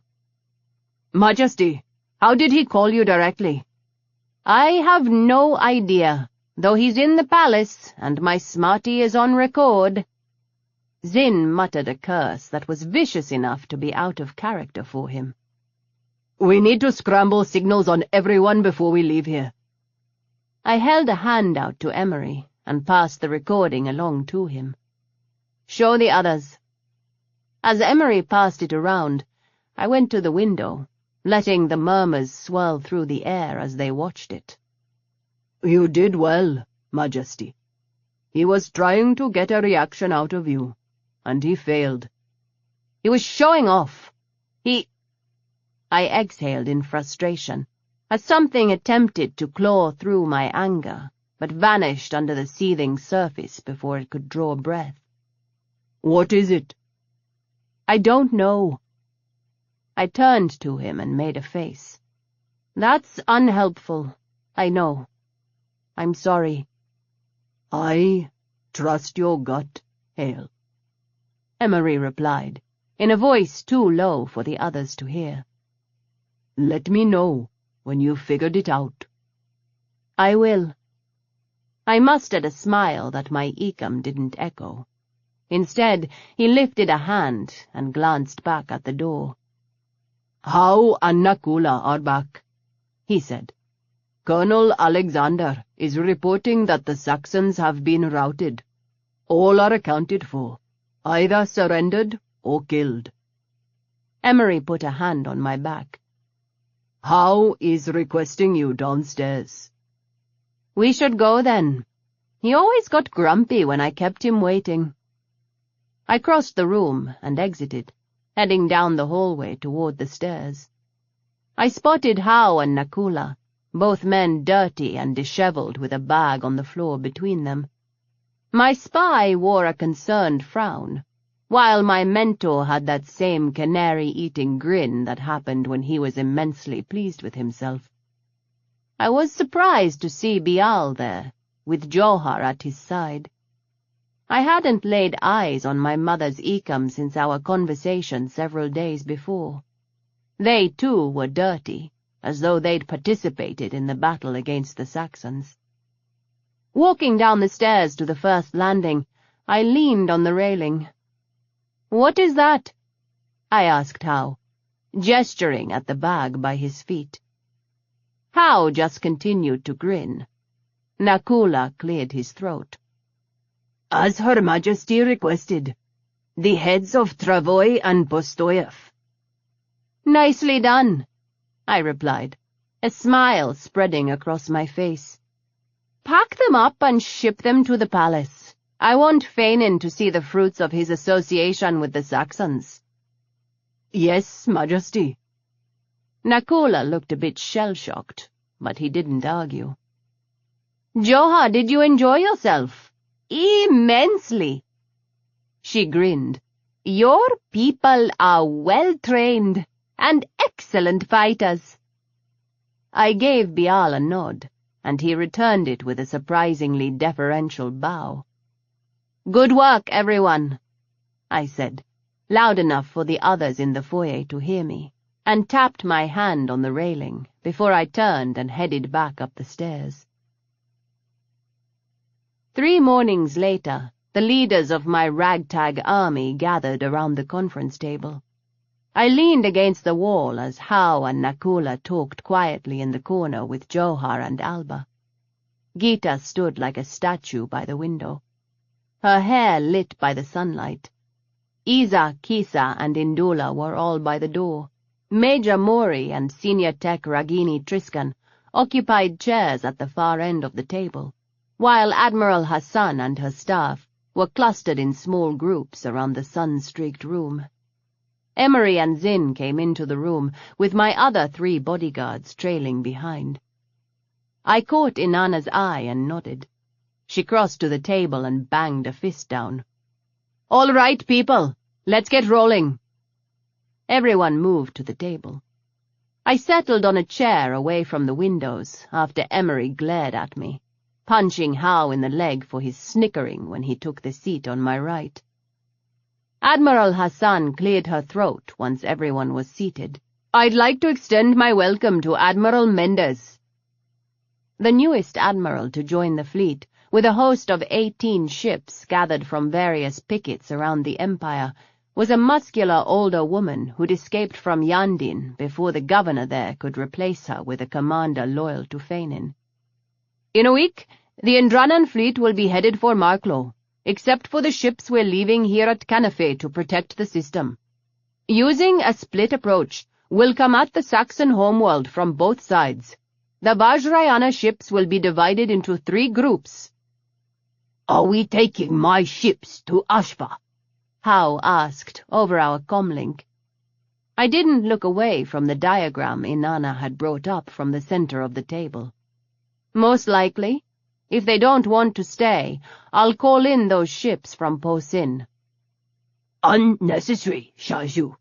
They will fight." "Don't think I don't know what you're doing." I nudged his foot with mine under the table. "I keep owing you favors at this rate. I'm going to have to do something drastic, like give you part of the palace when this is all over." "I'm hurt you would even suggest such a thing." Howe didn't blink, but there was amusement sparkling in his eyes. "Maybe just a nice house in the country, and a pension to retire on." "You're too young to retire.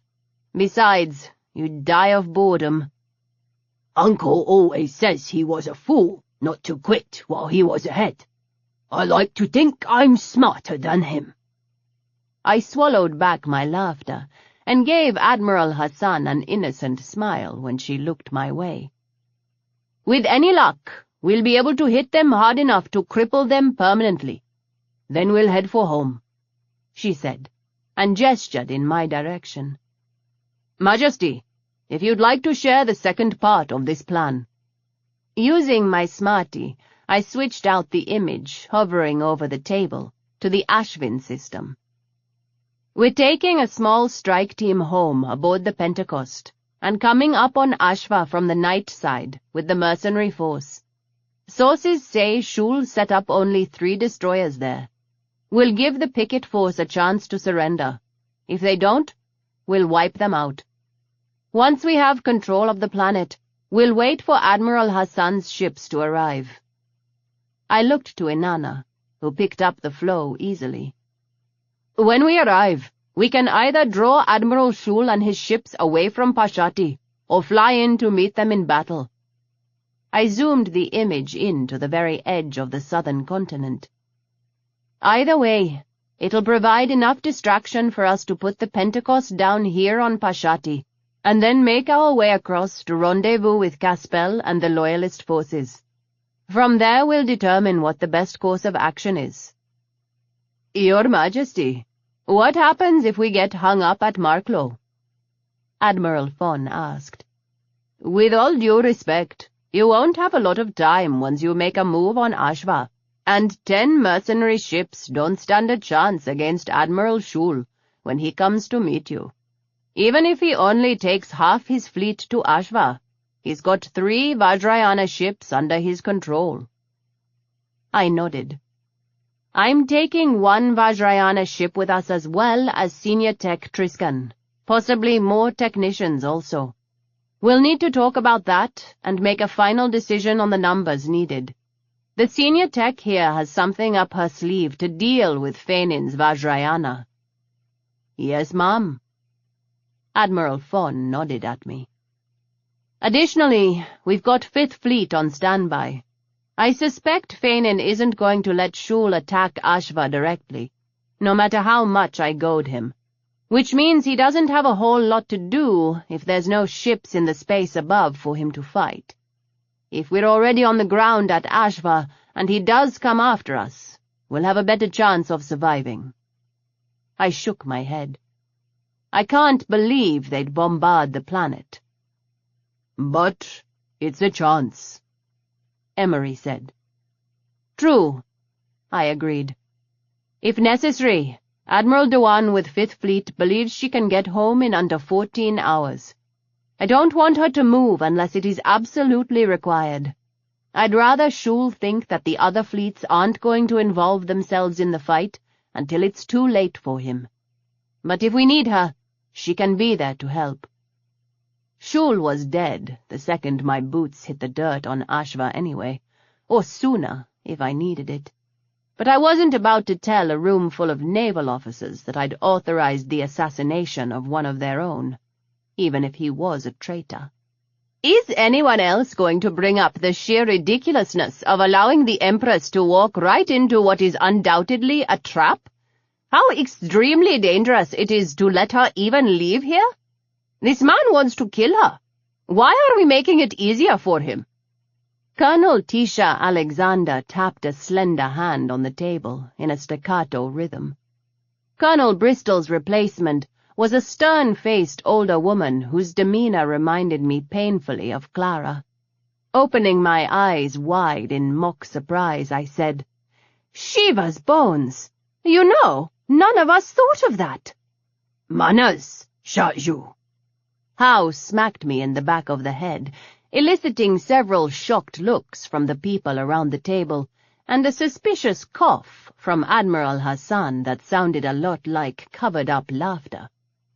"It's a valid question." Admiral Hassan and I have had this conversation. My Ikam and I have had this conversation. Hell, even the matriarchs and I have had a discussion about it. I'm not sure what part of I am the damned Empress is unclear here. The problem is that it's all too clear, ma'am. That's exactly why I'm asking the question. You're our Empress. If you die, they win. It's as simple as that. Colonel Alexander shook her head.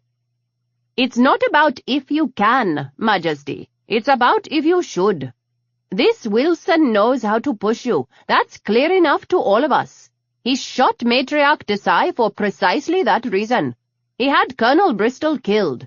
You dragged a member of my company out into the yard and shot her in the head. It's all over the news outlets now, and they are not being favorable in their commentary.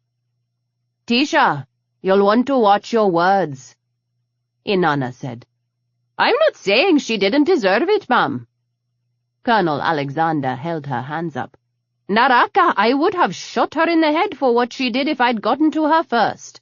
I'm asking if Her Majesty is thinking things through, or if she's just letting Wilson push her into reacting. She pressed her hands together in front of her forehead and shook them in my direction. Majesty, forgive me, but you won't even defend your actions to the media, because you know you'll have to hurt Hafiz's family to do it. I get it. He was a good man, a great commander, but he was human, and he made mistakes. You're letting your affection for your cousin impair your judgment. Your family is the soft spot. It's your weak point. Wilson is playing you, and it's clear he knows just how to get you to go down. There was silence for a heartbeat. And then the noise level in the room soared, as some spoke up in my defense, while others raised their voices to agree with Colonel Alexander. I pressed fingers to my mouth as I tuned out the fighting. Colonel Alexander's words rang in my head, along with Emery's from before. I couldn't blame any of them for thinking I was trying to beat Wilson at his own game instead of just reacting to him. No one here really knew me well enough for that leap to be obvious. Except for maybe Howe. That's enough, I said. And even though I'd kept my voice low, everyone stopped talking. You're not wrong, Colonel, My laugh was short and sharp. Not entirely, anyway. This is Wilson's game, so I'm forced at least in some way with the option of nothing but reacting to whatever he throws at me. Which isn't to say I'm not fully aware of it, and doing everything I can to make sure I think things through. However, Your Majesty, if I may. I blinked at Howe's formal tone as much as the interruption, and gave him a curious look, but gestured at the table for him to proceed. He got to his feet and surveyed everyone around the table with that little half-smile he wore when he was deciding just how he was going to play a room. I realize none of you know me, and most of you have no reason to trust me, given my occupation. He grinned at the nervous laughter that answered him. However, I have known this woman for longer than any of you. I have fought with her, bled with her, and I trust her with my life. So, let me tell you a story.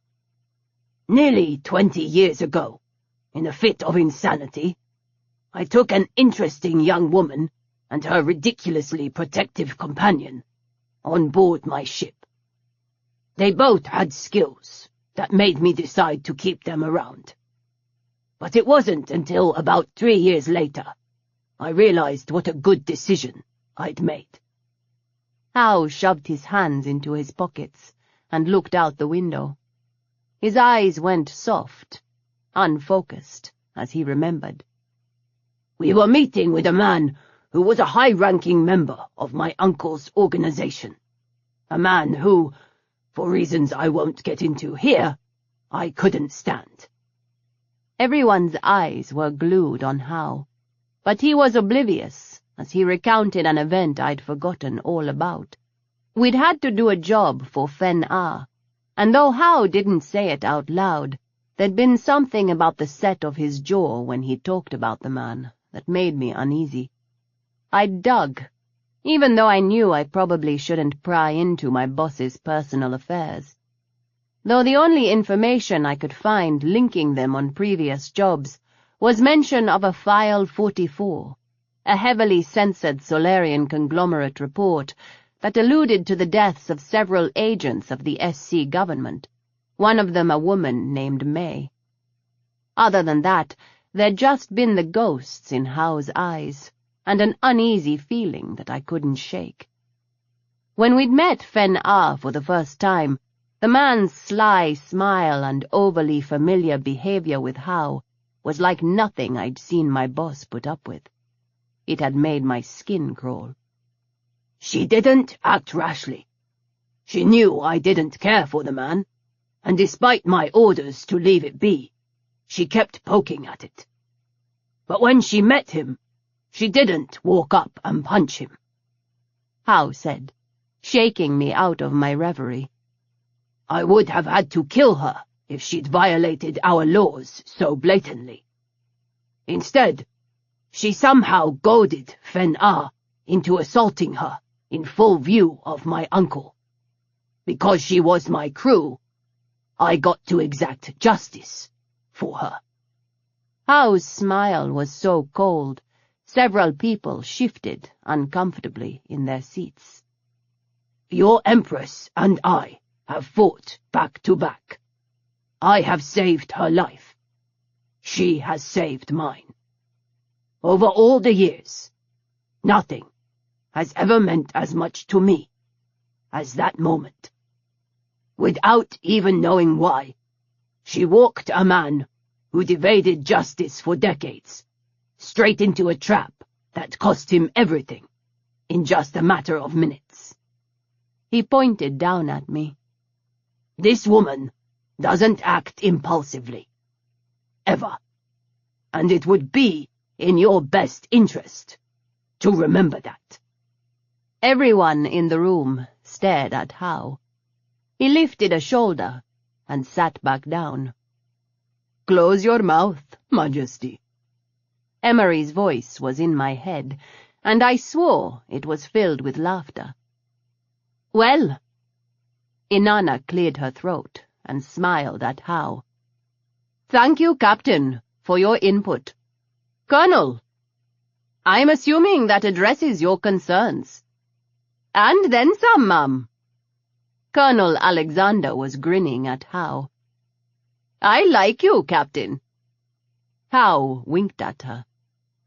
"There goes the Empire," I muttered, and those closest to me snickered. "All right, we've got that settled. Let's hammer out who's staying and who's going. My bodyguards, How, Dailan, Johar, and whatever Marines Emery and Colonel Alexander decide on, will be headed for Pashati with the mercenary ships and one Vajrayana. Admiral Hassan, I'm assuming you have a crew picked out for it?" "Yes, ma'am." Nodding, I tapped a hand on the table. "Obviously, the matriarchs will stay here where it's safest. I'm leaving Governor Ashwari in charge of the whole system, with their support and counsel. Nakula will stay as head of security. Any and all decisions will go through him. Trackers Winston and Pesh are taking over temporary bodyguard duty for the governor. Alba, you'll be assisting Gia." "Majesty, no." Alba bit her lip as soon as the protest slipped out. Grief etched itself over her face. "Alba." I reached for her hand. "You have performed your duty far above and beyond what I hired you for, and I am so grateful for everything you have done. But I won't take you into this danger. You're not trained for it. You can do more good for the Empire here, right now. Gia needs your help, and Faze and Stasia will welcome your company. And I don't want your blood on my hands, too." I didn't say that out loud, but I was pretty sure my Chamberlain saw the words in my eyes. She forced a smile and nodded twice. "Yes, ma'am. I'll do my best." "I'll see you after." I squeezed her hand and let her go. "Your Majesty." Major Mori stood, her hands folded in front of her. "I will be accompanying you. It would be foolish to undertake this mission without a Ferian, and I have combat experience." I glanced over my shoulder at Emery, and he nodded. "All right, Major. You're on board." "Thank you, ma'am." "We'll be leaving the day after Hassan takes the fleet out. I want a complete supply list 70 hours from now. How? Coordinate with your new friend there." I jerked my head at Colonel Alexander. "With pleasure, Majesty." I rolled my eyes as I got to my feet. "Everyone else, you know your jobs. Go do them." Chapter 11. The week sped by, every day packed with preparations for our departure and for the upcoming battles. I spent the bulk of my time with Gia, going over a priority list for Canafe, or with Emery, discussing our plan for getting onto Pashati without being detected. Gia had the run of Canafe well in hand, and I was sure Alba would be able to help her with anything she couldn't manage to juggle. My Chamberlain was still unhappy with my decision, but she didn't pout or fuss. Instead, she threw herself into her new role as Gia's assistant with the same dedication I'd received. Nakula couldn't seem to figure out if he was supposed to be angry with me for leaving him behind, or relieved that he got to stay with Gia. I tried to hide my amusement from him, but judging from his sidelong glares, I wasn't entirely successful. "Majesty." Stasia passed me a cup of chai. "Thank you." I looked away from where Gia and Alba were in deep discussion with Commander Pescaderi about the best placement of the ships Admiral Fon was leaving to picket the system. "I've packed our gear, Majesty. Zin said he'll get it over to the Pentecost this evening." "Just my things, Stasia," I said with a smile. "You're staying here with Faze." "Majesty, my place is with you." I shook my head as she continued the argument we'd been having for well over an hour. I am not going to need a maid the next few weeks, and we both know it. Faze, however, does need you. The incident with Lena had pushed Faze back into silence, and she'd remained hidden in her room for the entire week, refusing to speak with anyone. Majesty, I shouldn't leave you alone. Hush, I won't be alone. Putting my cup down, I stood and wrapped my maid in a hug. I am so grateful for all you've done. Let me do this for you. You've already done so much, ma'am. She's alive because of you. Stasia choked on a sob. I can't imagine my life without her. And that's why you're staying. I released her, cupping her face and kissing her forehead. I know I can't keep all of you safe, but I'll do whatever I can. I promise I can dress myself in the meantime. She choked on a laugh, and I winked at her. Stay with your love. Help her heal. And I hope when I see you again, some of the grief is gone from your eyes. Stasia murmured, Yes, ma'am, and dropped a little curtsy before she left the room. I watched her go, wiping the tears from my eyes with the heel of my hand. Softy. I elbowed Hal in the chest. You'd have done the same. I have, a time or two. He shrugged. Mel and the others are resupplied and ready to go. Your technician is on board V7, along with the contingent of Marines Tisha insisted we bring along. Tisha, is it? I teased him, and Hal grinned. Colonel Alexander seemed to think we needed a full squadron, even though I'm pretty sure you're not taking them all down to the surface. Shiva, I'm not taking any of them if I can help it. I want to get on the ground unnoticed. Emery and I had already discussed it, and the best scenario was to send the Marines down as a distraction, which would allow them to meet up with the Loyalist forces and give our group some cover. I didn't want to attempt this with people I didn't know at my back, but Emery hadn't budged on my 5 new Marine bodyguards, and for the last week they'd spent all their spare time training with the other bodyguards in preparation for the trip. All joking aside, Shaju, he's got to know you're coming. Hao said quietly. He did everything but lay out a welcome mat, and that call he put into you the other day was decidedly creepy. I know. I made a face. Colonel Alexander had a point, Hao. How do we keep from walking right into a trap? We set our own. He rolled a shoulder. Before you ask, I don't have anything yet, but I'll let you know if I come up with something. Think fast. We don't have a lot of time. I tapped him on the shoulder. I've got a call with Alice. Is that the polite way of telling me to get out? Laughing, I shoved him at the door. I'll talk to you later. Hao gave an exaggerated bow and left the room. I sat back down and answered the chime, keeping the comm on my internal viewer rather than throwing it up on the wall.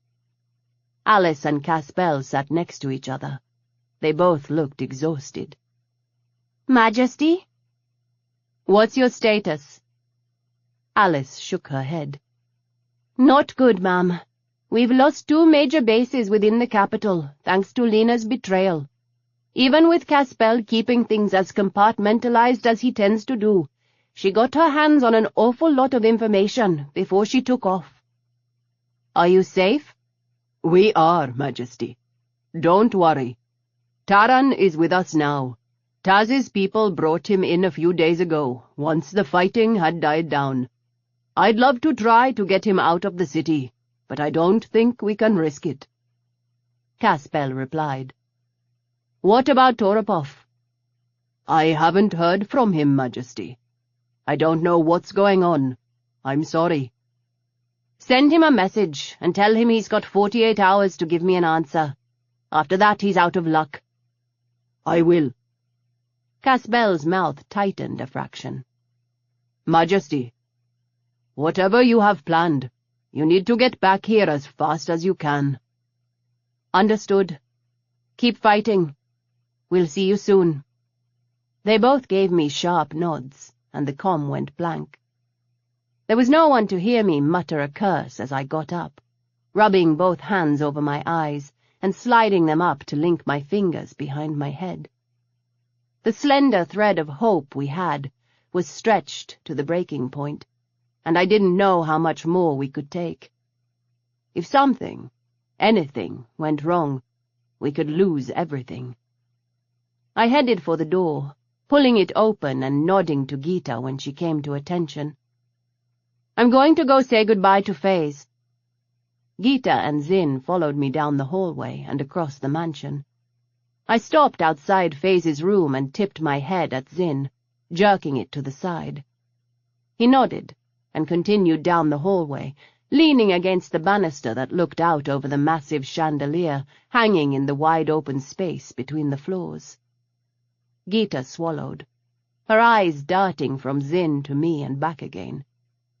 She folded her hands together, and I saw her fingers shaking before she bowed. "Majesty, please don't leave me here. I promise I am completely aware of my duty. My mother's death won't—" "Bugger me, hold up." I put a hand on her head to stop her desperate babble. "Stand up." "I'm not leaving you here, Gita. I wanted to apologize." "Apologize?" She blinked, confusion running across her face. "I put you in a bad position the other day. I got you in trouble with Emery. Moreover, I made it difficult for you to do your job. That's something I swore not to do. I know I can be a difficult charge." Zin coughed, and I shot him a glare. "At times. I don't regret what I did, but I should have waited for Emery rather than letting you take the blame for it." "Majesty, there was no blame." Gita shook her head. Her earlier fear over being left behind had melted away, and a steely resolve filled her eyes. "I would stand by your side and watch your back as you did it again. She broke the law, and earned her death. I trust you. You know Wilson better than the rest of us." A laugh escaped. "I don't know him at all. I just recognize his type. Spoiled, angry, thinking the universe owes him something just because he exists." "As do I, Majesty. You had to stand up to him, knowing full well it could cost you not only the support of your own people, but support across the galaxy." Gita pressed her palms together again, and touched them to her forehead, lips, and heart. "I do not need an apology. I just need to know I can be with you through the end of this. And beyond, I hope." I held out my hand. She grabbed me by the forearm, and we shared a grim smile. Releasing her, I turned and knocked on Faze's door, turning the knob at the sound of her voice and slipping into the room alone.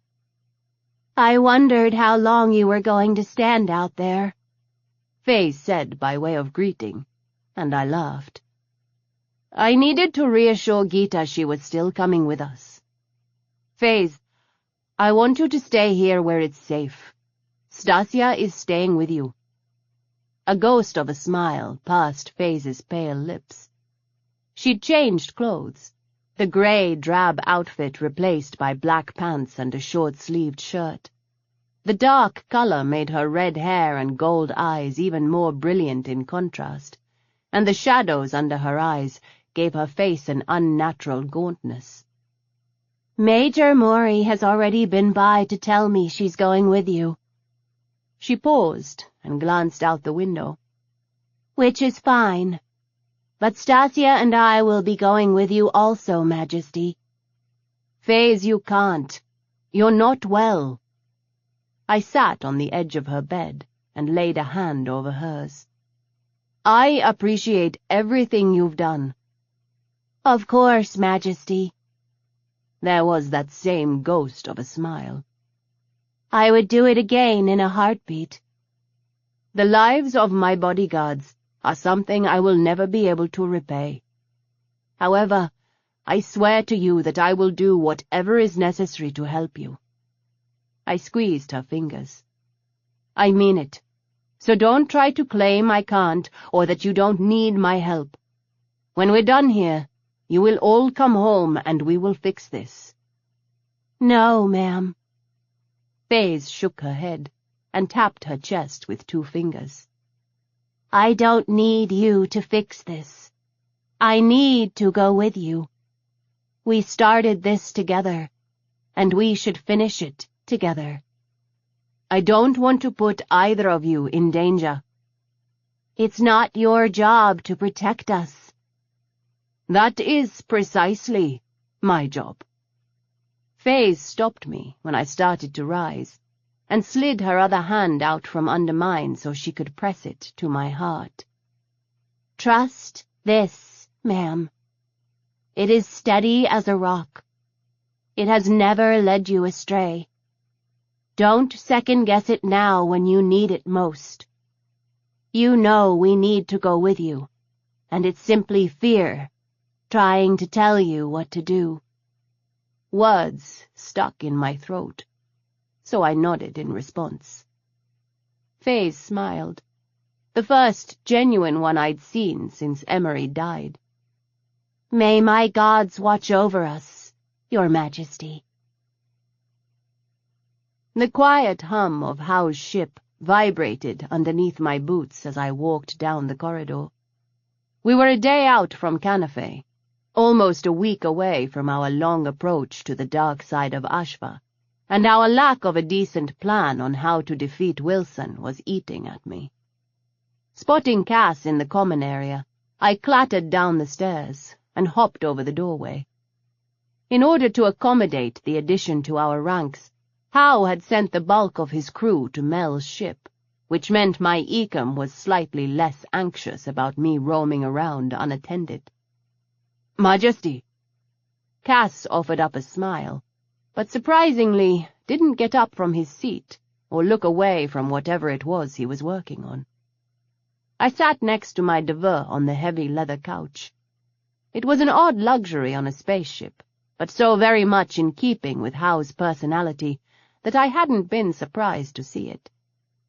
He'd probably have given me the same line about life being good to him had I asked why it was there. "What are you doing?" I asked. "Scanning Pashati news reports to see what we can use for intel. Emery thinks we can pull together a decent idea of Feinin's forces if we combine this with what Director Ganesh has.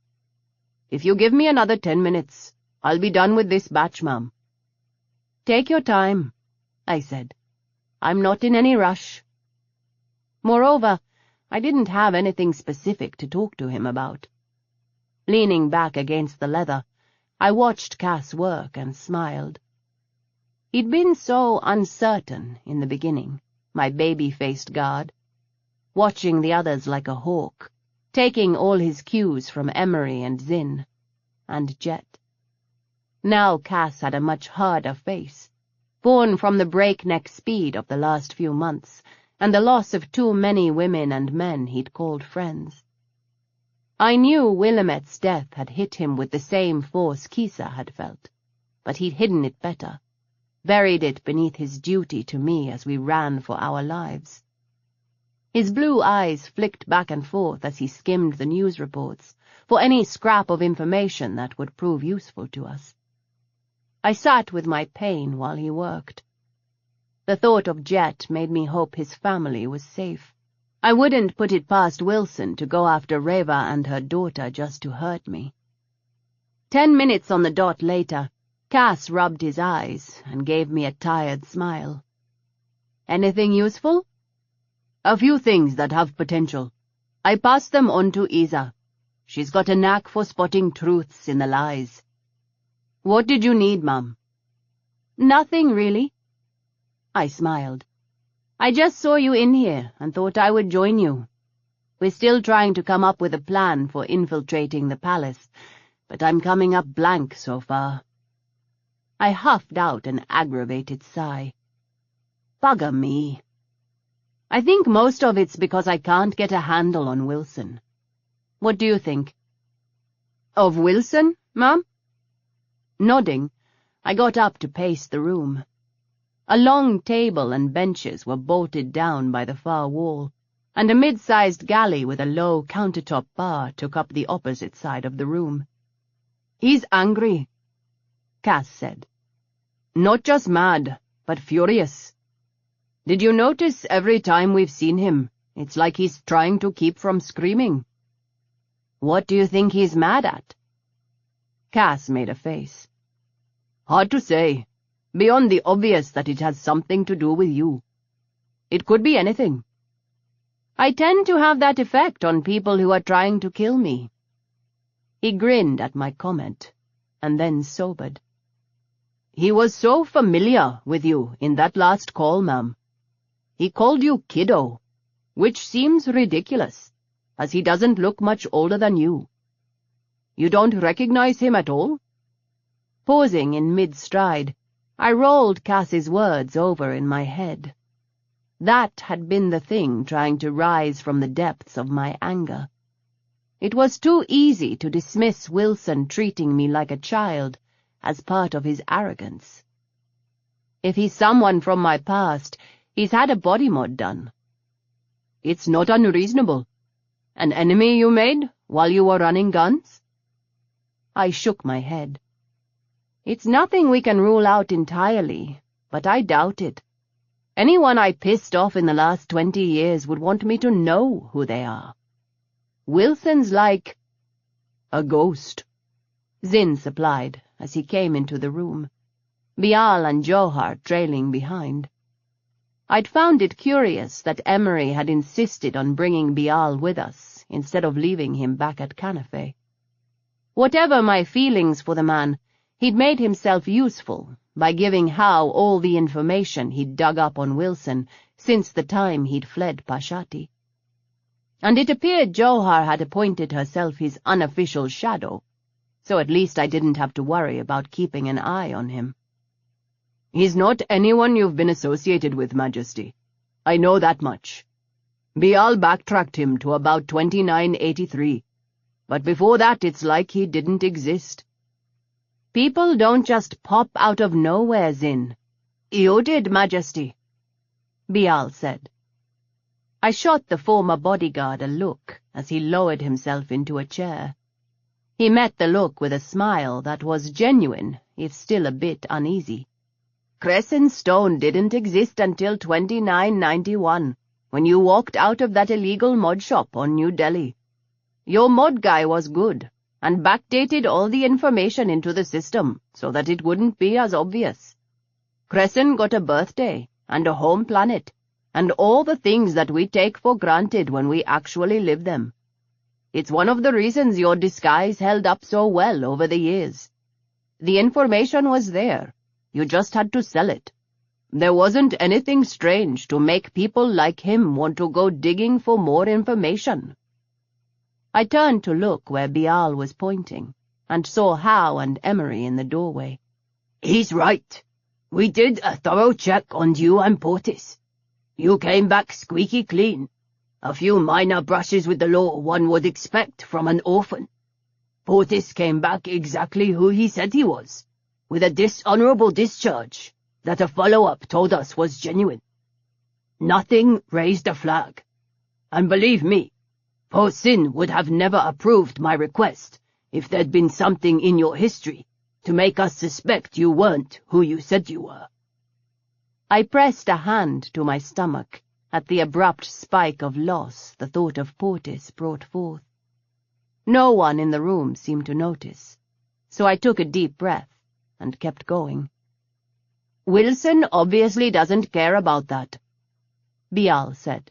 "In fact, it's almost like he's flaunting that he appeared out of nowhere. I've run down every treaty, every agreement, every proposal your mother said no to over the last 20-odd years, Zinn shook his head. Nothing. I can't find a single connection to Wilson. That's the year before the war started. Majesty? Zinn frowned at me. I waved a hand in the air and continued to pace the room. You said Wilson appeared in 2983? That's the first record I could find, Majesty, Bial said. He booked a passage on a freighter on the 15th of Shravana at a spaceport near Basalt 3. That was the year before the war started. And something was dancing outside my reach, and I hissed in frustration. Cass pointed out he called me kiddo. What if he's someone from my childhood? The men looked at each other, and I could see Emery and Bial both trying to sort through a list of possible suspects in their heads. Why? Howe asked. I'm sure you were a difficult child, Shaju, but enough for someone to want to kill you? I punched him in the arm, unable to stop the laughter, which I'm sure was what he'd intended. Not just about me, remember? This is about my whole family. And from the sounds of it, my mother was the starting point, not me. Fair enough. Howe pointed at Zinn. I'd say go back further than 20 years. Look at everyone who was around Hail and her mother, from the time she was born. That is a wide fucking net, I murmured. Howe was right, though, and I nodded in agreement. Look back further, Zinn. We're missing something. I don't like the timing of Wilson's appearance, and his familiarity makes me uneasy. Yes, ma'am. That worry in my head was still there, but I pushed it aside and headed back to the couch. Howe beat me to my spot with a grin, so I kicked him in the boot before I went to lean against the wall next to Emery. Next problem. How are we getting into the palace? I'm pretty sure neither Wilson nor Fainin will slither out to meet me if I shout their names from the street. More likely, he'd have a sniper drop you, Majesty, Emery replied. It's what I'd do. Me too. I crossed my arms over my chest and made a face. We storm the palace, and a lot of good people get killed in the process. Drop a nuke on him from orbit, Howe said. No hassle, no mess. He waved a hand. Beyond the obvious nuclear fallout. And the enormous hole in my capital, you ass. Never mind the civilian casualties. Lucky for Howe, there wasn't anything within throwing distance. I'm just tossing ideas out. Don't get snarly. Something in the halfway decent range would be great, I said. We could do something like that bank job on Marrakesh. The one where she almost lost her arm?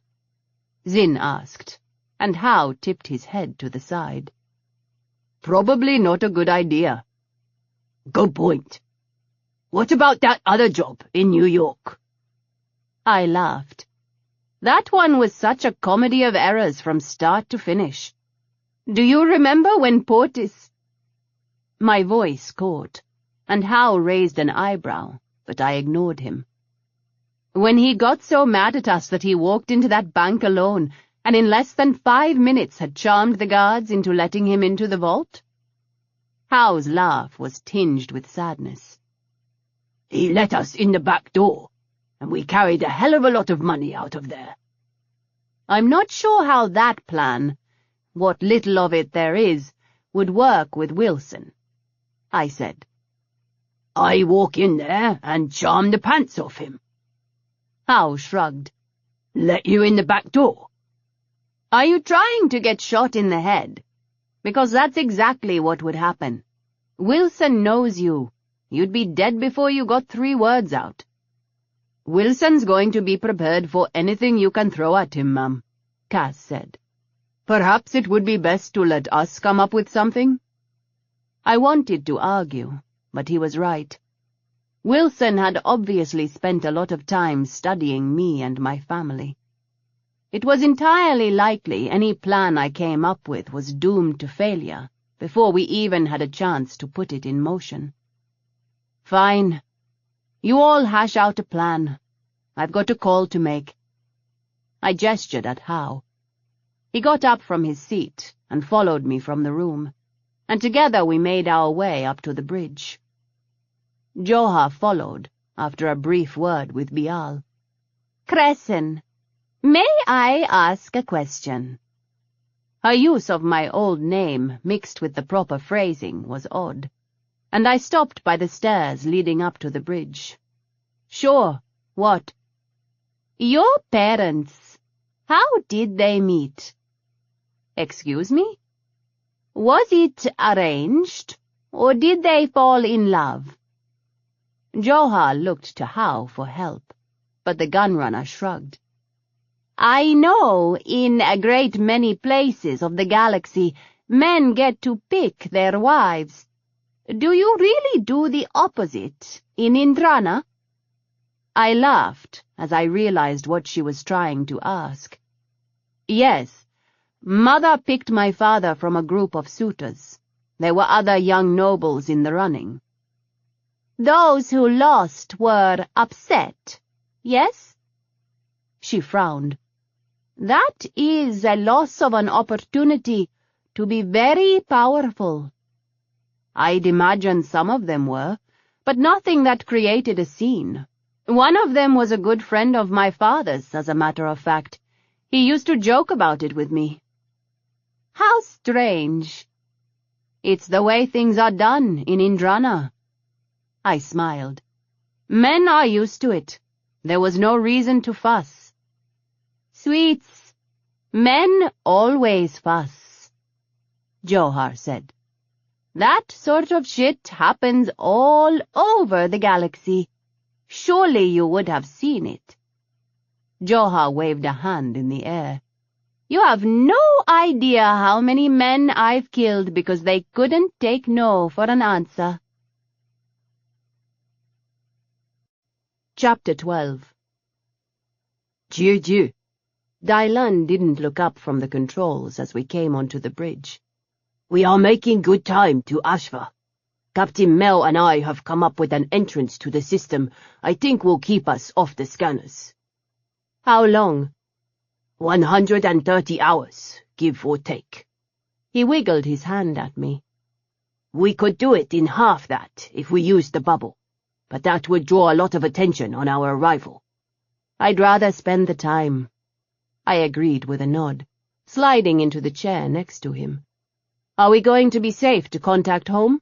I'd send a burst transmission to see how the situation plays out on Pashati first. That way, they can contact you back if it's safe to do so. Hao replied, leaning against the console. I shot the message off to Caspel, a 3-second burst that simply said, "Any news?" So all we can do now is wait for them to answer? I asked Hao. Got a deck of cards? How about we talk about your plan for dealing with Wilson? Hao asked. Because I know you're thinking of one. You might be content to let your Ecam plan an assault on your palace. But I know you, Hale.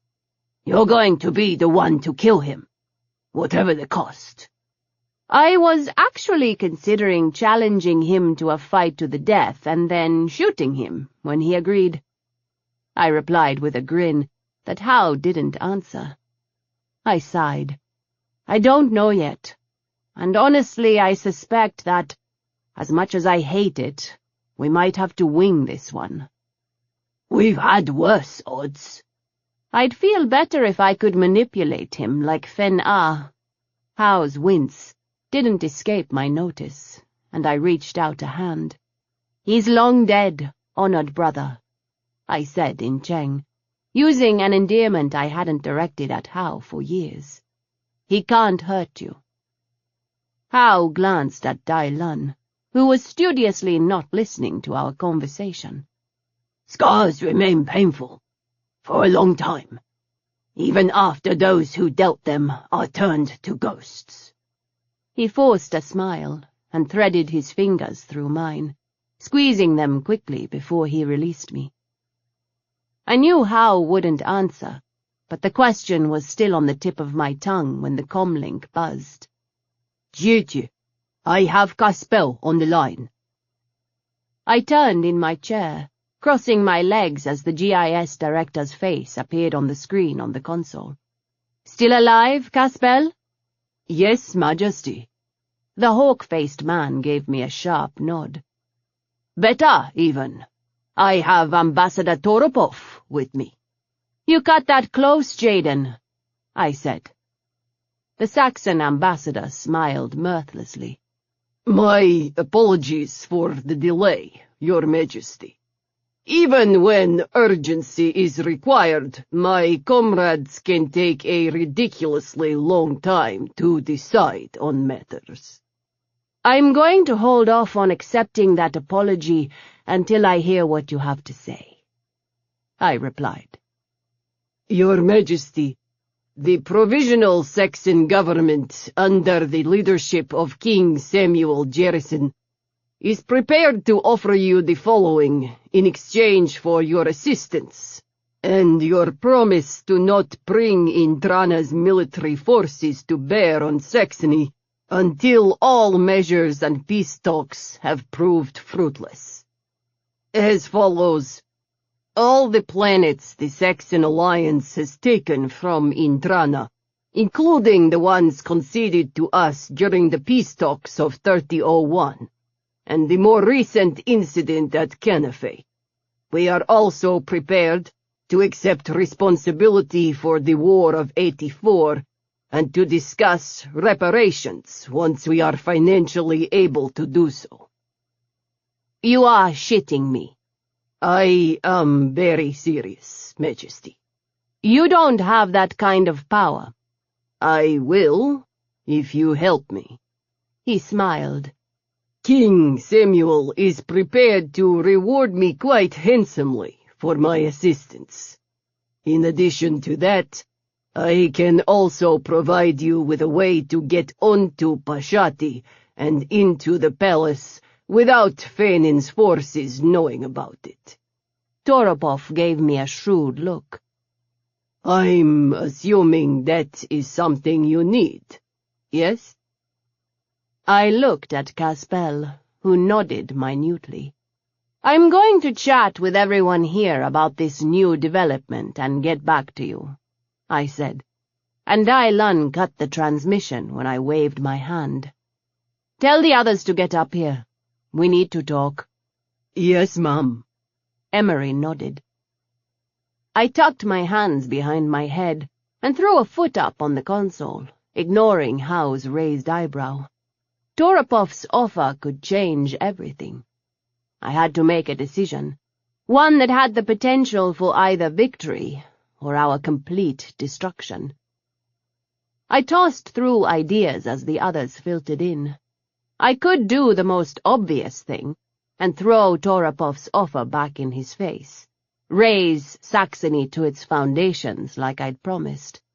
That left me at home without the benefit of Hassan's full fleet, and only one Vajrayana ship, plus a band of mercenaries to take Ashva, and then hope nothing went sideways before we could get in position to take Pashati.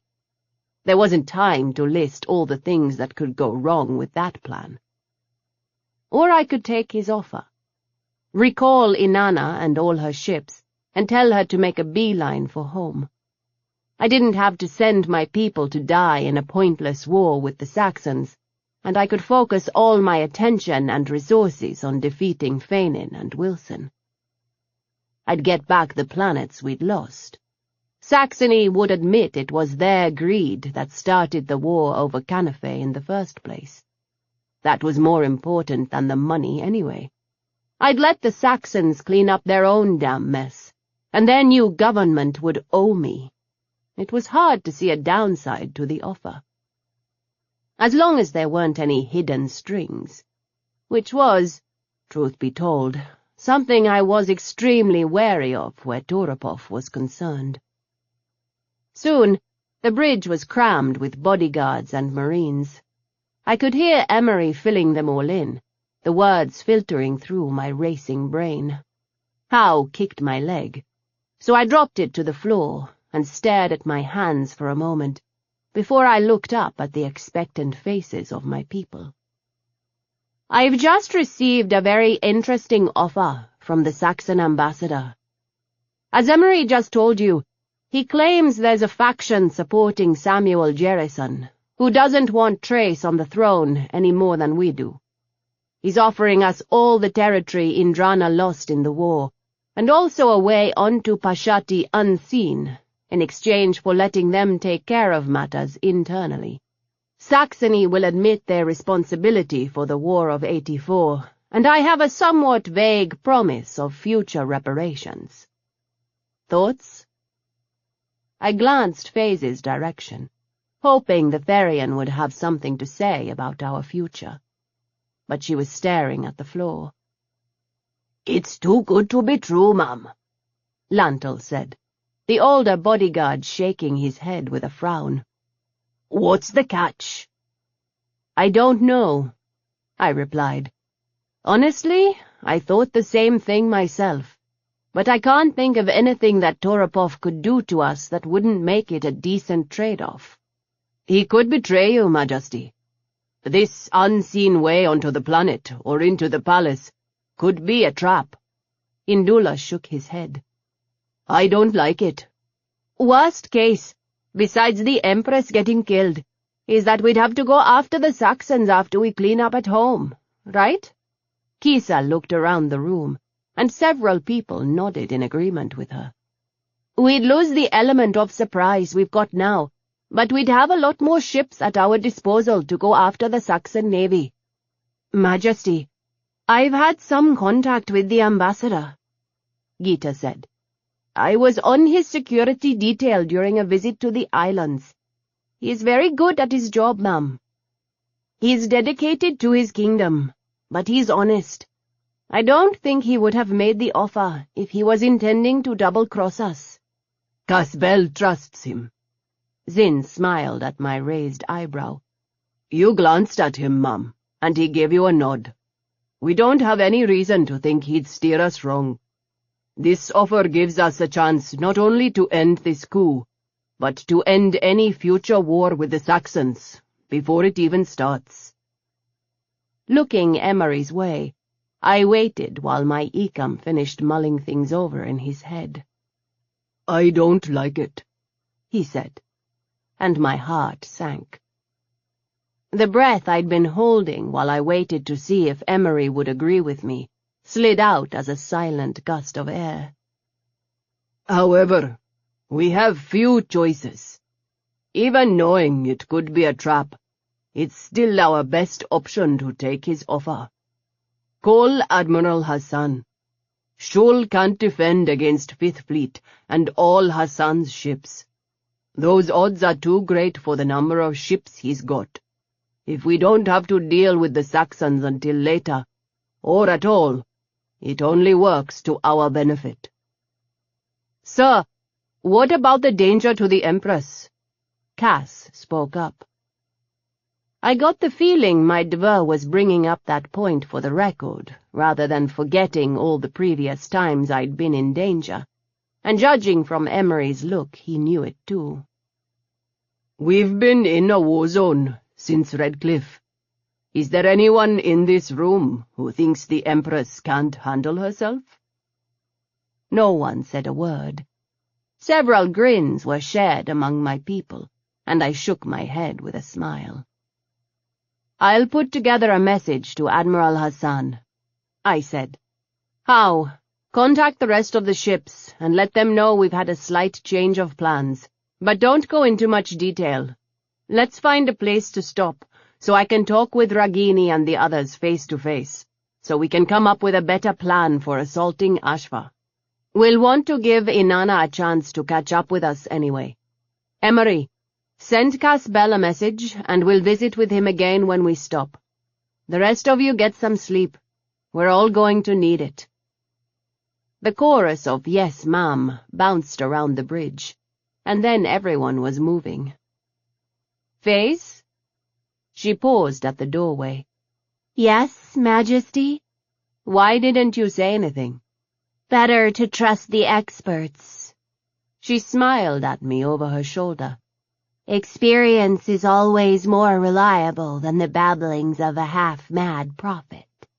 Waving her hand, she left me alone with Dailan on the bridge.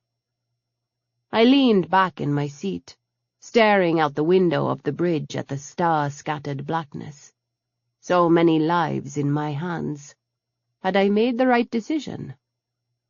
Sometimes it's the only choice, honored sister, Dailan said, in a voice that barely carried over the noise.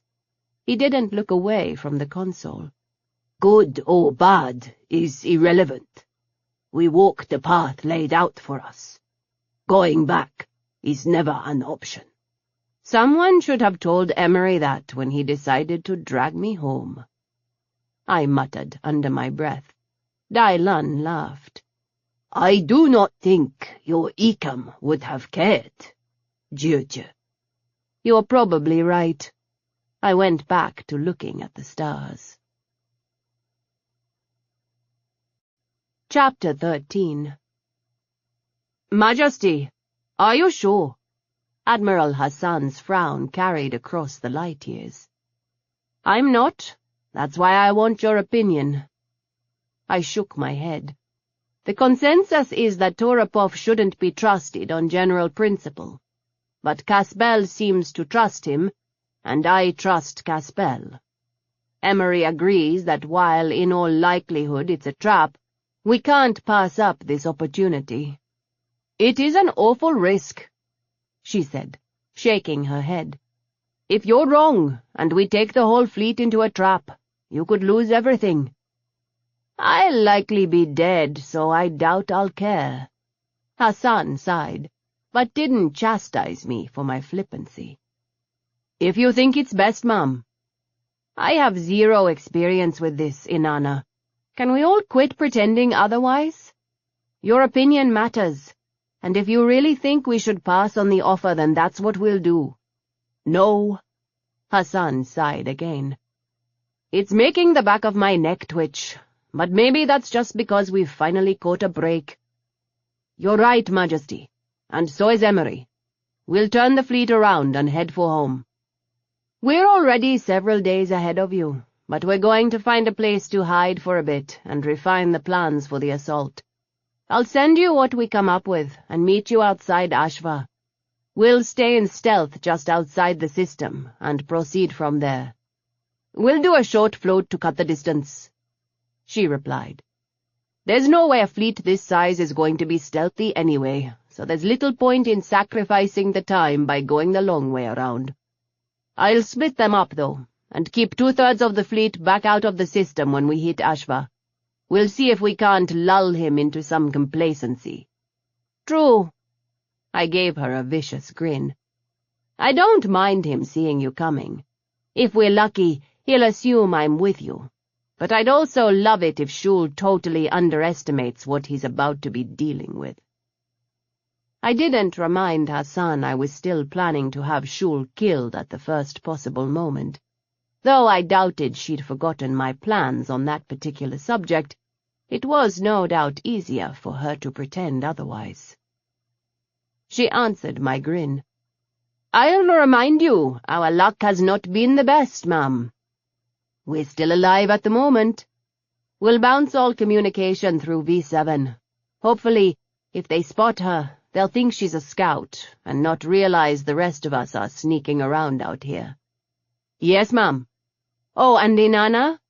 Call Admiral Duan and tell her it's time to join the fight. I want her to head for Ashva immediately, and we'll rendezvous just outside the system. If we really don't have to worry about the Saxons, I want as many ships as I can get my hands on without compromising our borders. If we can get an impressive enough show of force, maybe their ships will stand down, and we can do this without killing any more of our people, on either side. Inanna nodded. We'll do it, ma'am. See you at home. I returned her nod and shut down the comms. Turning around to face Emery, who was leaning against the back wall of the bridge, I raised an eyebrow. "There goes nothing." "It's our best chance," he replied. We stared at each other for a long moment. Emery's face was carefully neutral, not giving away a hint of how my Ecam might be feeling about the whole thing. "Say it," I said, heading past him off the bridge. I threw Dylan a salute as we passed, and he returned to his chair. "Say what, Majesty?" I laughed. "Say I'm being reckless or thoughtless or any one of 100 other things. I'll agree with you." Emery followed behind me as we headed down the corridor toward our quarters. Despite the lack of Howe's crew, we'd stayed put in the same bunks as when we first came on board. I paced across the room and dropped onto my bed. "If anything, Mum, you should be saying that to me." Emery leaned on the doorframe of our quarters and looked around the empty room. "I know what I said in front of everyone else, but I am taking an extraordinary risk with your life. If we are wrong—" He rubbed a hand over his mouth, unable to finish the sentence. "We will deal with it," I said. "I'm not trying to brush off your concerns, Ecam," I continued when he gave me the look. "I'm being realistic. You said it yourself, we don't have many options, and this is risky. However, maybe that's a good thing." "How could it possibly be a good thing?" "I like to look at all my options, but once I make a decision, that's it, and it's time to move." I smiled. "We take any precautions against a double cross that we can, but we take this chance because it's against everything that everyone would be expecting of me." I spread my arms wide and gave him a sad smile. "In the end, we'll do it, because there's no other option. And I don't know about you, but I really don't like to lose." Emery chuckled, smoothing over the tension. "I know, Majesty." "You know, the irony of me fighting so hard to get back a throne I never wanted has not escaped me." Emery glanced behind him into the hallway, and then closed the door. "Having second thoughts?" Suddenly restless, I shoved out of my bed and paced the length of the room. My hands were clammy, and I rubbed them against my pants as I walked. Second and third ones? Probably more. Emery, you know I've had them since that first moment you called me Highness. I'm not having doubts about going after Fainin and Wilson. It's the same as with Ganda and Lab. Neither of them have the best interests of the people of Indrana on their minds. We all know that. I'll see this through to the end, whatever it may be. I leaned a shoulder on the wall next to him. What about after? I don't doubt I am the best option for this whole crisis. But am I really good for the Empire in the long term? A barely civilized, barren, ex-Gunrunner Empress doesn't have all that good a ring to it. Emery turned to face me, but didn't immediately wave off my concerns or insist I was wrong. Instead, he smiled, and the rare sight eased the knots in my stomach. "Hail." My name was an exhalation. "Have you spent your whole life trying to plan 10 steps ahead?" At minimum. My attempt at a smile died before it started. Emery reached up and cupped my face with a hand. "Why don't we try to get through this alive first? Then worry about what we're doing after. I won't try to convince you one way or the other, ma'am, but I will support whatever you decide to do." I blinked at him, stunned speechless by the unwavering support in his eyes, and threw my arms around his neck in a hug. "I would have been so honored to call you my Jeff," I whispered. "It would have been an honor to have you call me brother," He squeezed me once and let me go. It is equally an honor to be your Ikam, Majesty. I'm going to remember you said that, I teased, before the tears in my eyes got the better of me. There was a knock at the door. Emery reached over and opened it, and Zinn poked his head in. Emery, do you have a minute? What's up? Emery nodded at me as he turned and headed out of the room. I didn't follow. Stretching, I toed off my boots and headed for my bunk. Most of my email was still being filtered through Alba, but she was flagging things she felt I should read, and the first one to catch my eye was a video message from Bakara Rai. Hail. Your gatekeeper refuses to tell me where you've gone, and for some reason Johar agrees with her. I can verify a sale of rock to Wilson Pembroke in the Indranan year 2996. I'm attaching his credentials for you now, and a photo that seems to match your adversary. You bet it does, I murmured, pulling up the photo and then dismissing it in favor of the file. Waterloo Corporation was founded in the Indranan year 2967 by Wilson Pembroke. It was a Solarian conglomerate company, and its founder and CEO was a citizen of the SC. But there was nothing on the founder. No publicity shots, no news, nothing until 2984, when he started funneling what money he legally could into the Saxon war effort. I was sure there was a lot of illegal funneling also, and sent Rai a reply.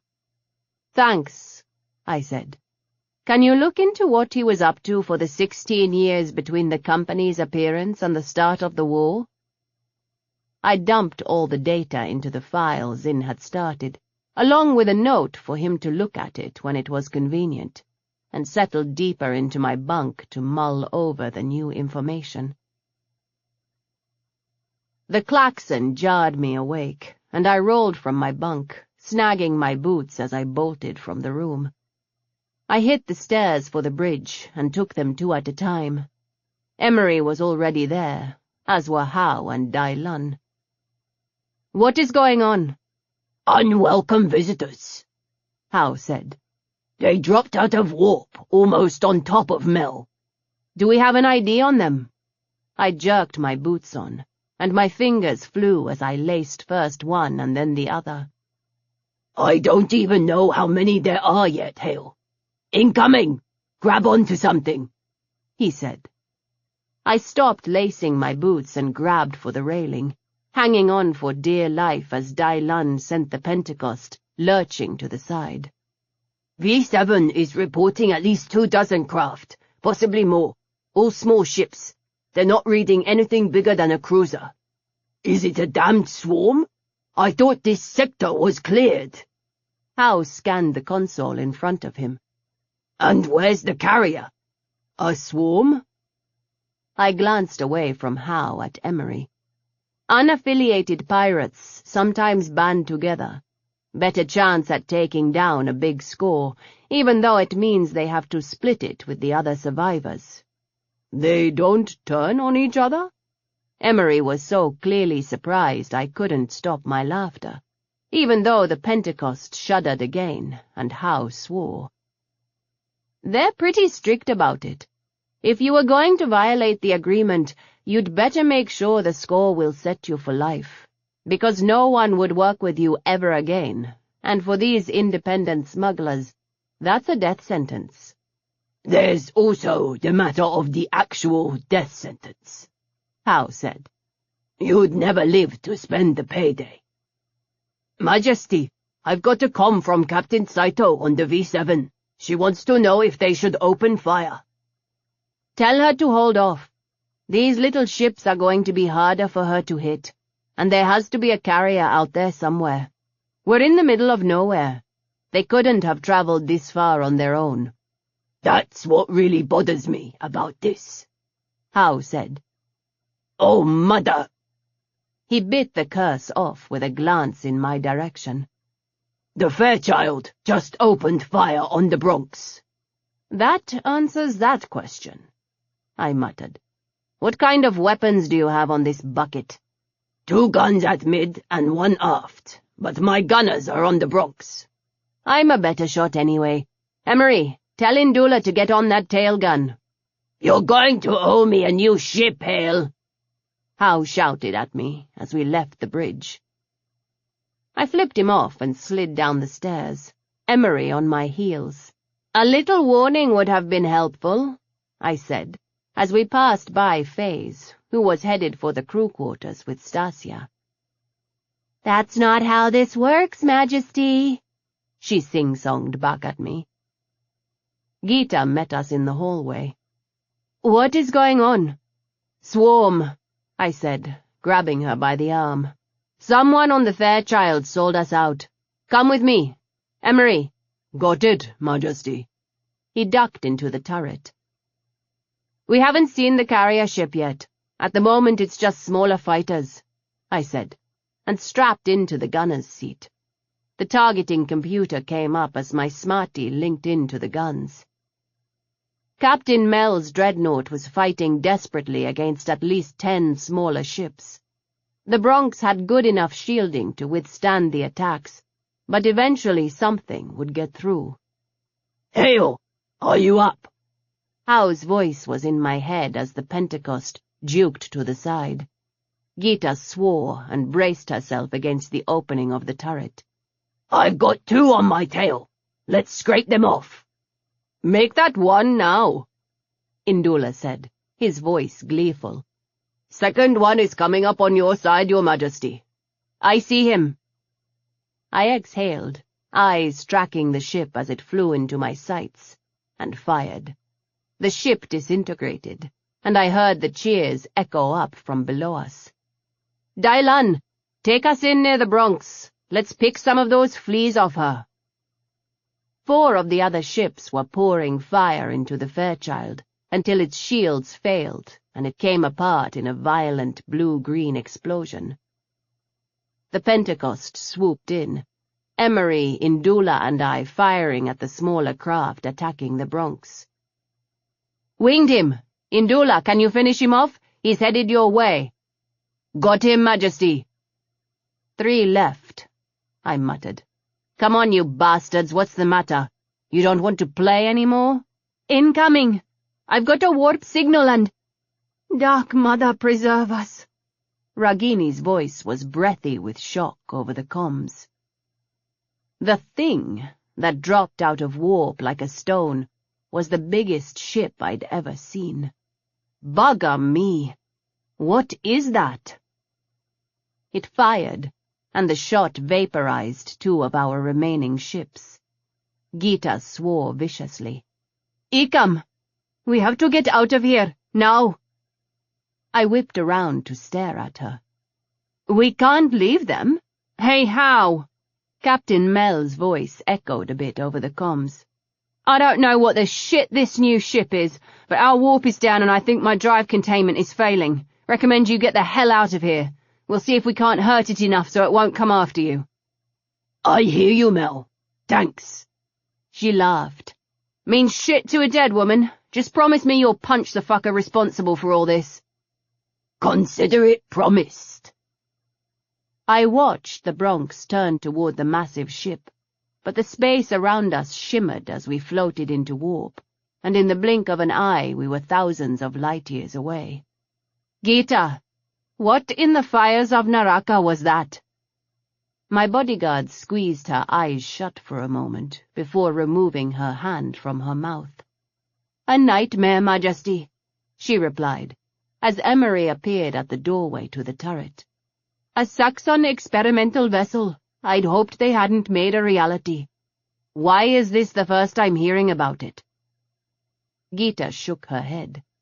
I have no idea, Majesty, other than to say that with everything else, it probably wasn't important enough to brief you on. She exhaled a shaky breath. Who else followed us to the rendezvous point? We'll need to be ready to jump again. There's no telling if the Fairchild gave away our emergency plans in addition to our route. Only V7 followed us into warp. We're not going to the original spot, Emery replied. Captain Saito, Hao, and I had a separate plan. You knew about that thing? I asked. No, Majesty. Emery shook his head. I just knew something would probably go wrong. I need all the specs you have on that, Gita. Yes, sir. She passed them along with a touch of her hand to his. The ship shuddered again, this time more seriously, and the three of us shared a worried look before we sprinted for the bridge. Hao and Dai Lun were speaking back and forth in rapid Cheng. There's something wrong with the ship, I murmured. I'm getting that. Emery grabbed for me, pinning me to the railing as the Pentecost listed dangerously to one side, and Dai Lun fought to straighten her out. Nolly! Nolly! Hao said, jabbing his finger at the console map.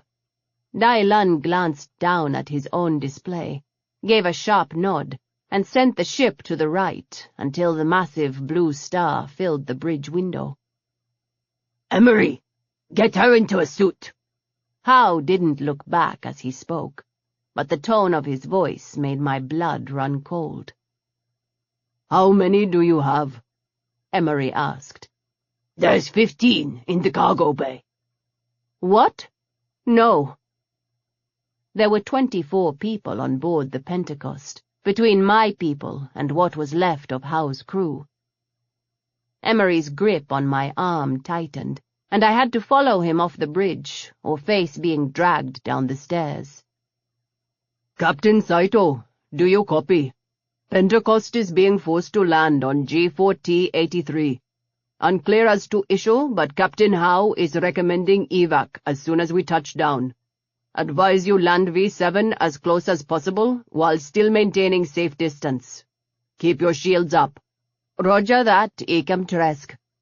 Be advised, we only have suits for 15 of the 24 on board, Captain. We'll prep a team with extra suits and put them in a shuttle, Ecam. Thank you. We'll pass that along to Captain Hao.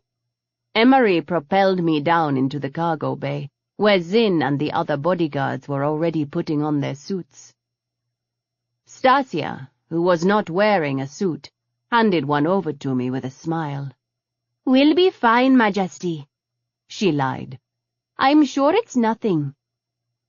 Heart-breaking, I shimmied into the suit, using all my strength to keep my breathing and heart rate even.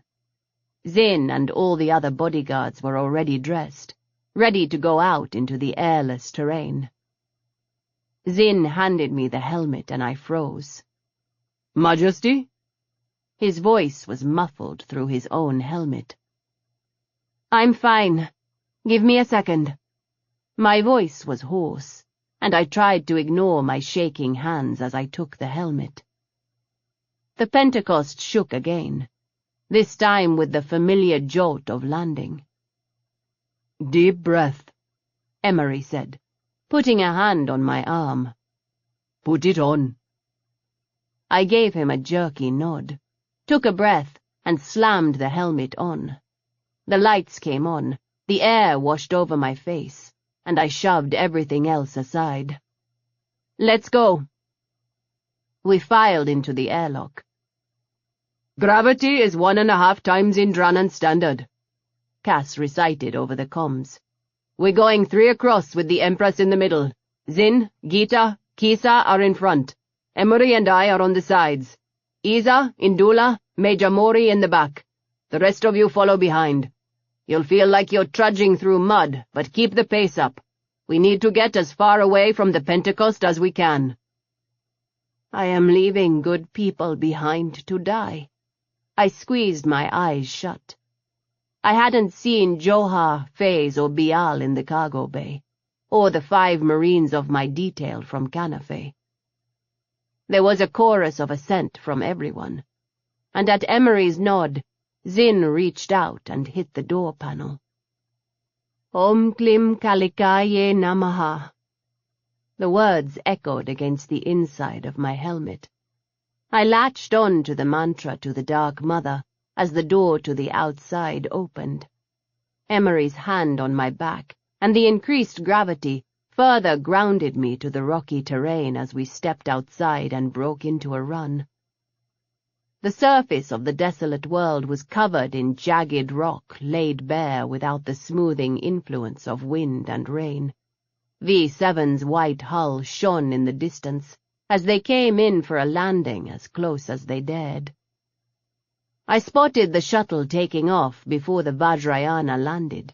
It blew past us back toward the Pentecost. "How? Get your shit and get out of there!" I snapped over the comms. "Joha, you drag them out if you have to." "Sure thing, Hail," she replied. "They put Stasia and FaZe into the spare suits and they're ready to go. Just waiting for the shuttle. Bial and I are seeing what we can do to keep things in engineering under control." I fingered the tether at my waist. It was connected to Emery, wrapped around my waist, and then connected to Cass, who was outfitted with an EVA pack in the event of an emergency. Or rather, a bigger emergency than the one we were currently facing. "Down! Down! Down!" Emery shouted abruptly, as he and Cass grabbed me around the waist and slammed me to the ground. A millisecond later I felt the ground shake, from what I could only guess was the Pentecost exploding. The increased gravity contained the blast radius to a third of its normal size, but with no atmosphere to slow it down, the shrapnel raced away from the ship at a lethal speed. "I'm hit!" Isa's voice rang over the comm. "Get pressure on it now before you lose your air." Emery barked the order. "Already on it," Indula replied. "It's her leg, sir. We're going to need transport." "Ikam, my radiation warning is off the charts." Gita's voice was cool in the chaos. "I know, so is mine," he replied. "V7, do you copy? We need immediate extraction. 1 wounded and suit compromised. All in party have been exposed to a lethal dose of radiation. Need treatment in next 8 minutes. "Clock is started," Zin said, and flashing red numbers began the countdown in my vision. I squeezed my eyes shut, holding back the useless tears as my bodyguards hauled me to my feet and propelled me forward. "How?" My voice cracked, and I bit my lip until the pain cleared away the panic. Static answered me. "Speak to me, you asshole! Tell me everyone made it off!" I opened my eyes again, but my vision was blurred by unshed tears. "Focus, Majesty. We need to get you inside."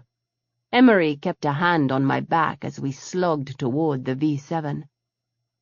I choked down my fear, trying to focus on each torturous step away from the wreckage. The reality, the cold, awful knowledge that I might have lost even more people I cared about, wove a thread of splintered glass through my throat. "How? Damn you!" My voice cracked. "Answer me!" "I really liked that ship, Shazhu." This time, I couldn't hold in the hot tears, for the sob I knew was audible to everyone on the channel. "I'll buy you a new one," I managed. Chapter 14. The next several minutes were a blur of barely contained chaos. The shuttle that had collected Howe and the others with only seconds to spare had enough time to throw up their shields, protecting the occupants from both the blast and the radiation of the Pentecost's failed containment. We were not so lucky, and what followed was a mad rush to get us to V7 and the medical bay before the clock ran out. "I'm sorry, Majesty," Major Mori said, shaking her head. Her Farian biology had protected her from the radiation. I wish there were more I could do. Stop apologizing. I'm not expecting miracles from you, Major. I leaned my head back against the pillow when the nausea threatened. Emery and Cass had practically carried me in a desperate sprint the last 45 meters to the V7, with everyone but Isa and Indula on our heels. A second shuttle had screamed out of the bay to get us. However, Emery had snapped orders for Cass to keep running and for the others to board the shuttle. The shuttle with Howe stopped to grab Indula and Isa and carted them back to the Vajrayana ship. I'd made it to the medbay with plenty of time left on the clock flashing in the corner of my vision, and the efficient staff had me in treatment before the others boarded the ship. Isa and Indula, however, were outside the safety window, and now both were in containment, while their bodies fought off the brutal effects of the exposure. Majesty? Zin came into the room with a smile. You have some visitors. I spotted Hao, Dai Lun, and Johar in the doorway behind him. Stumbling off the bed and across the room, I threw myself into Hao's arms, not caring about the sobs hitting the open air. Don't ever do that again. Hao caught me and hugged me tight. I'm all right, little sister, he murmured against my hair. Remember who you are. I don't care right this second. Hao released me with a smile, giving my hand a squeeze before he let it go. I grabbed Dai Lun with one arm and Johar with the other, hugging them both close, with only slightly more restraint than I'd shown with Hao. Everyone else is all right? I asked as I let them go. Johar nodded, a smile on her severe face. Your Marines and Bial were most helpful. Thank you for leaving them. They kept the containment up far longer than my damage estimates. Without them, we would all be dead. Faye said to tell you that she will speak with you soon, and that your mate is well. Dai Lun had wiggled out from under my arm and gave me a small smile. If you will take no offense, Juju, Hao and I would like to go find Dr. Breck and mourn for our friends. Mel didn't make it? It had seemed unlikely, but I was holding out hope. I can't raise her, Hao said with a shake of his head. I know her well enough to know she'd have gone down fighting. And if the containment went on that ship, it would have made a hell of a boom. Let's hope it did some damage to that Saxon ship on its way out, then. Hao nodded. Captain Saito has found quarters for us. We will be there if you need us. I'll come find you when they let me out of here, and share a drink for the lost. I watched them leave, waiting until I was alone with Major Mori again, before I carefully went back to bed. She didn't hover, and instead settled into a nearby chair. We sat in companionable silence until Emery and Captain Saito came through the door. Your Majesty. Captain Isabel Saito was an imposing figure, with broad shoulders, a square jaw, and a utilitarian buzzcut.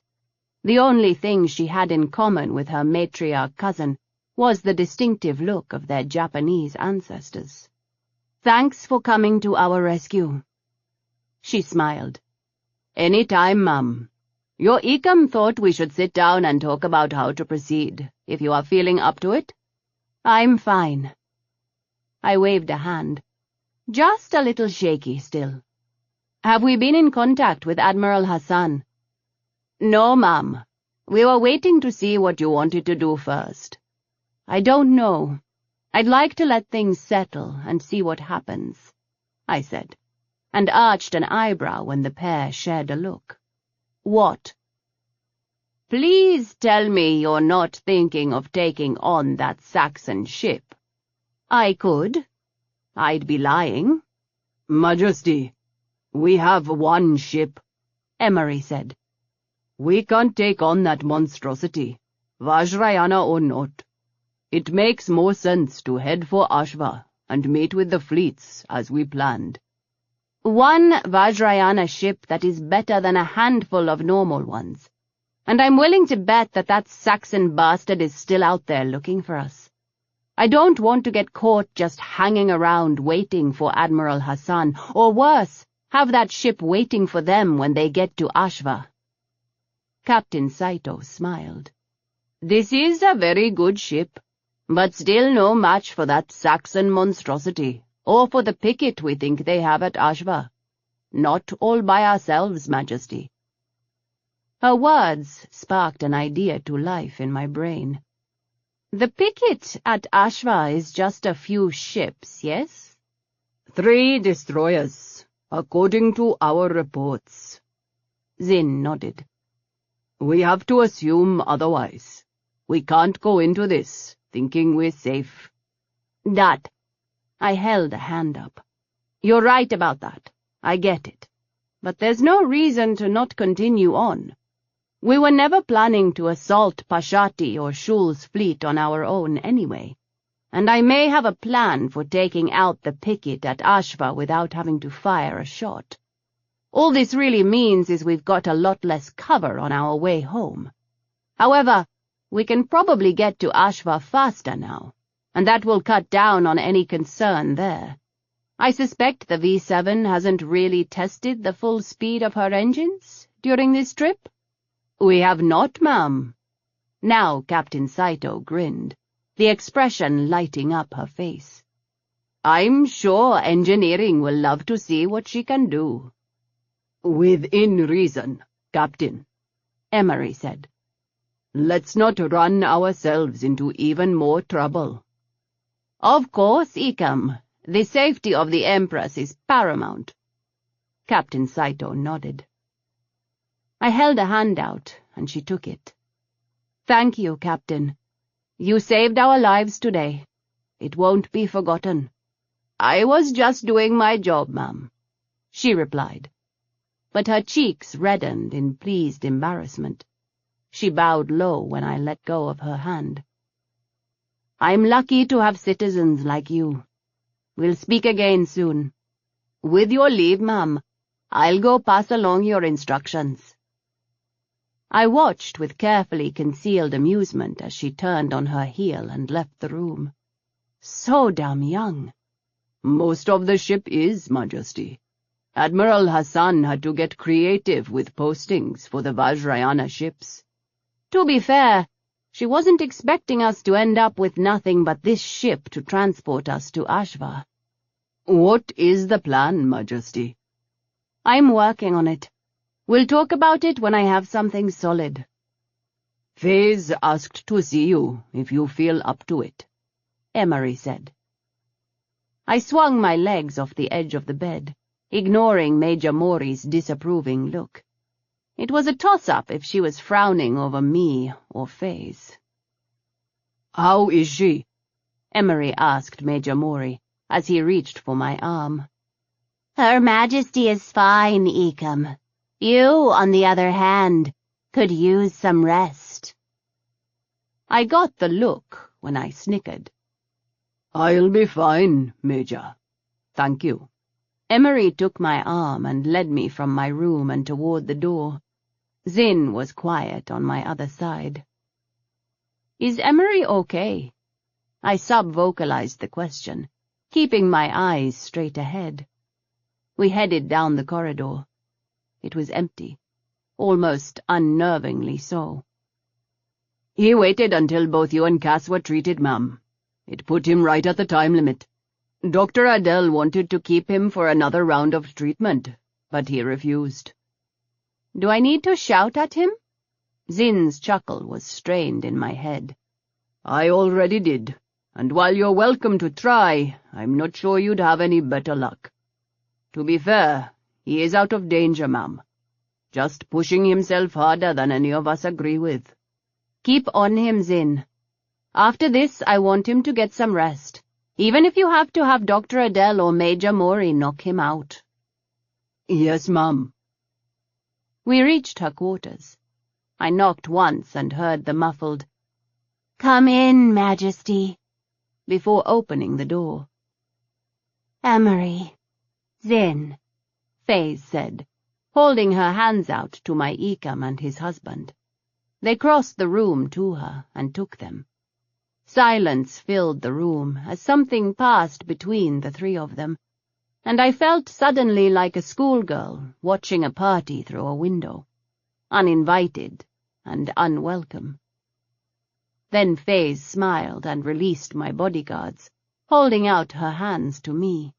When I closed my fingers around her slender ones, the feeling vanished, and I leaned down to press my forehead to hers. "You wanted to see me?" "Yes. Sit, all of you." She waved to the seats around the little table, folding her hands in her lap as we sat down. "Things are shifting," she said.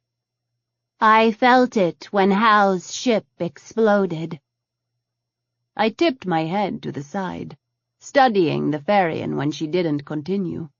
Faze kept her eyes focused on her hands, fingers entwined, and still. I counted heartbeats as we waited. For what, I wasn't sure, but an army couldn't have moved me to speak in those moments. "At the start of it," Faze said at last, breaking the stillness that had settled over the room, "there was light glinting off a shattered mirror. 7 pieces of reality split apart to make the world.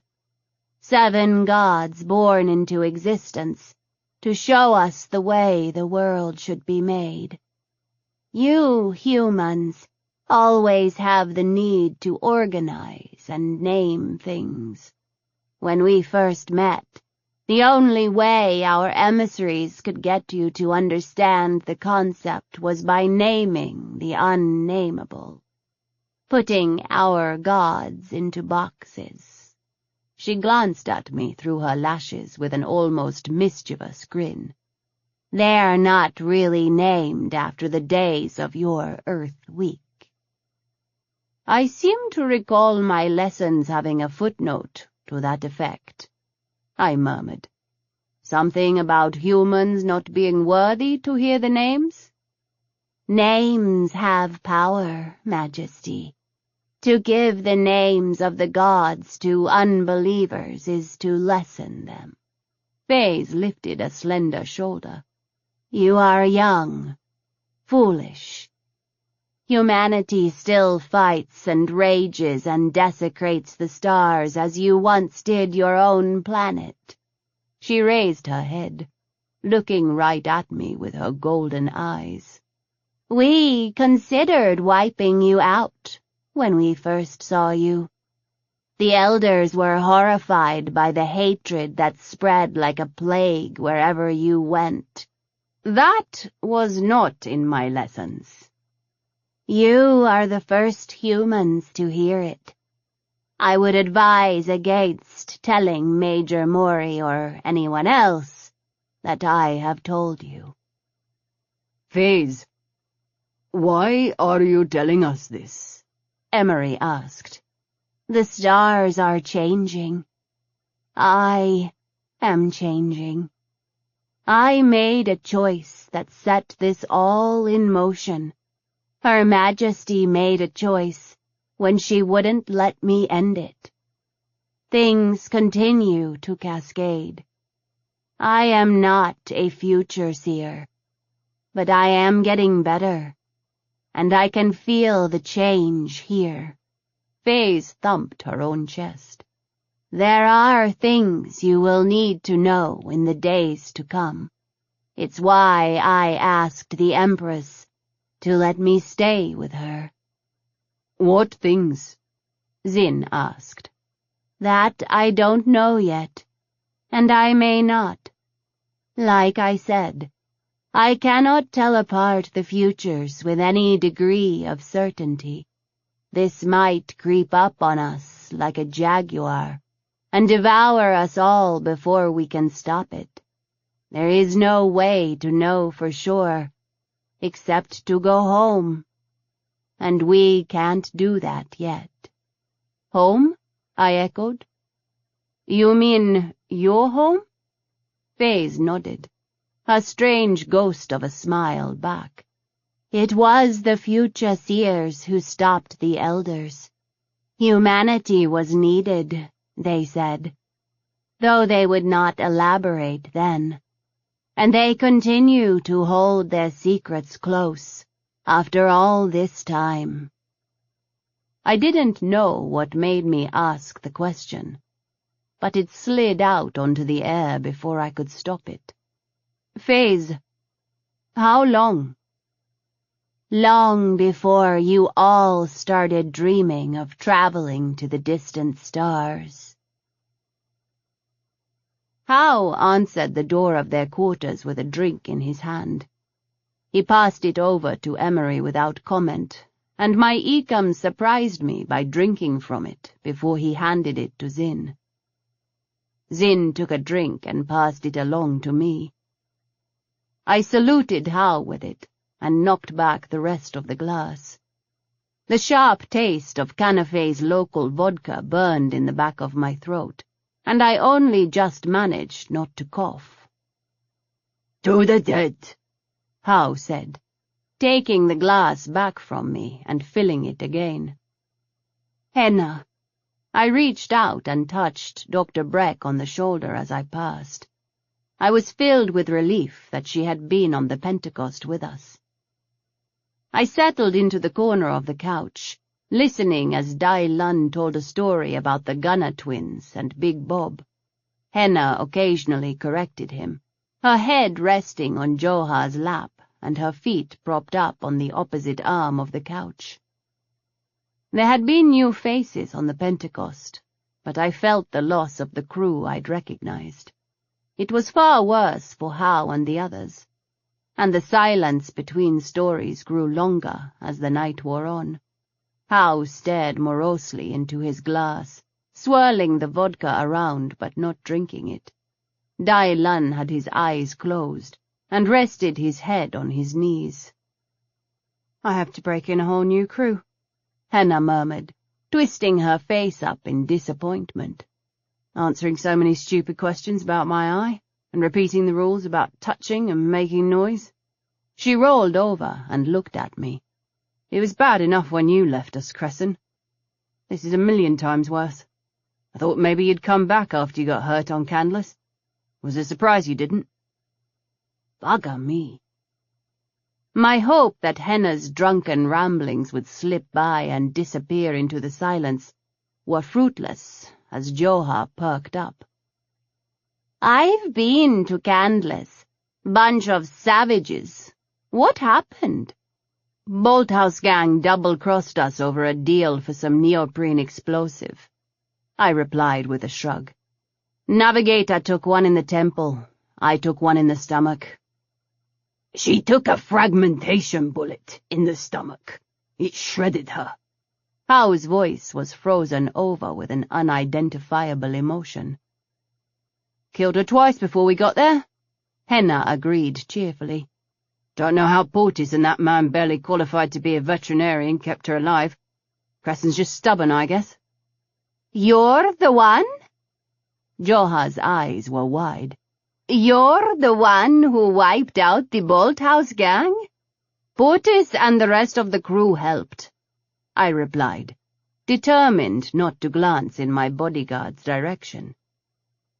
"That was fucking epic retribution. Why didn't you put your name on it?" I was doing a public service. Forcing a smile I didn't feel, I leaned forward and stole the glass from How's hand, tossing back the rest of the vodka as I stood. "Good night, everyone." How followed me to the door, but didn't say anything until Emery and Zin were out of the room. "You were terribly injured, Shaju," he said in a low voice. "I saw the scans. I talked to the doctor. You were—" I leaned in and pressed my cheek to his.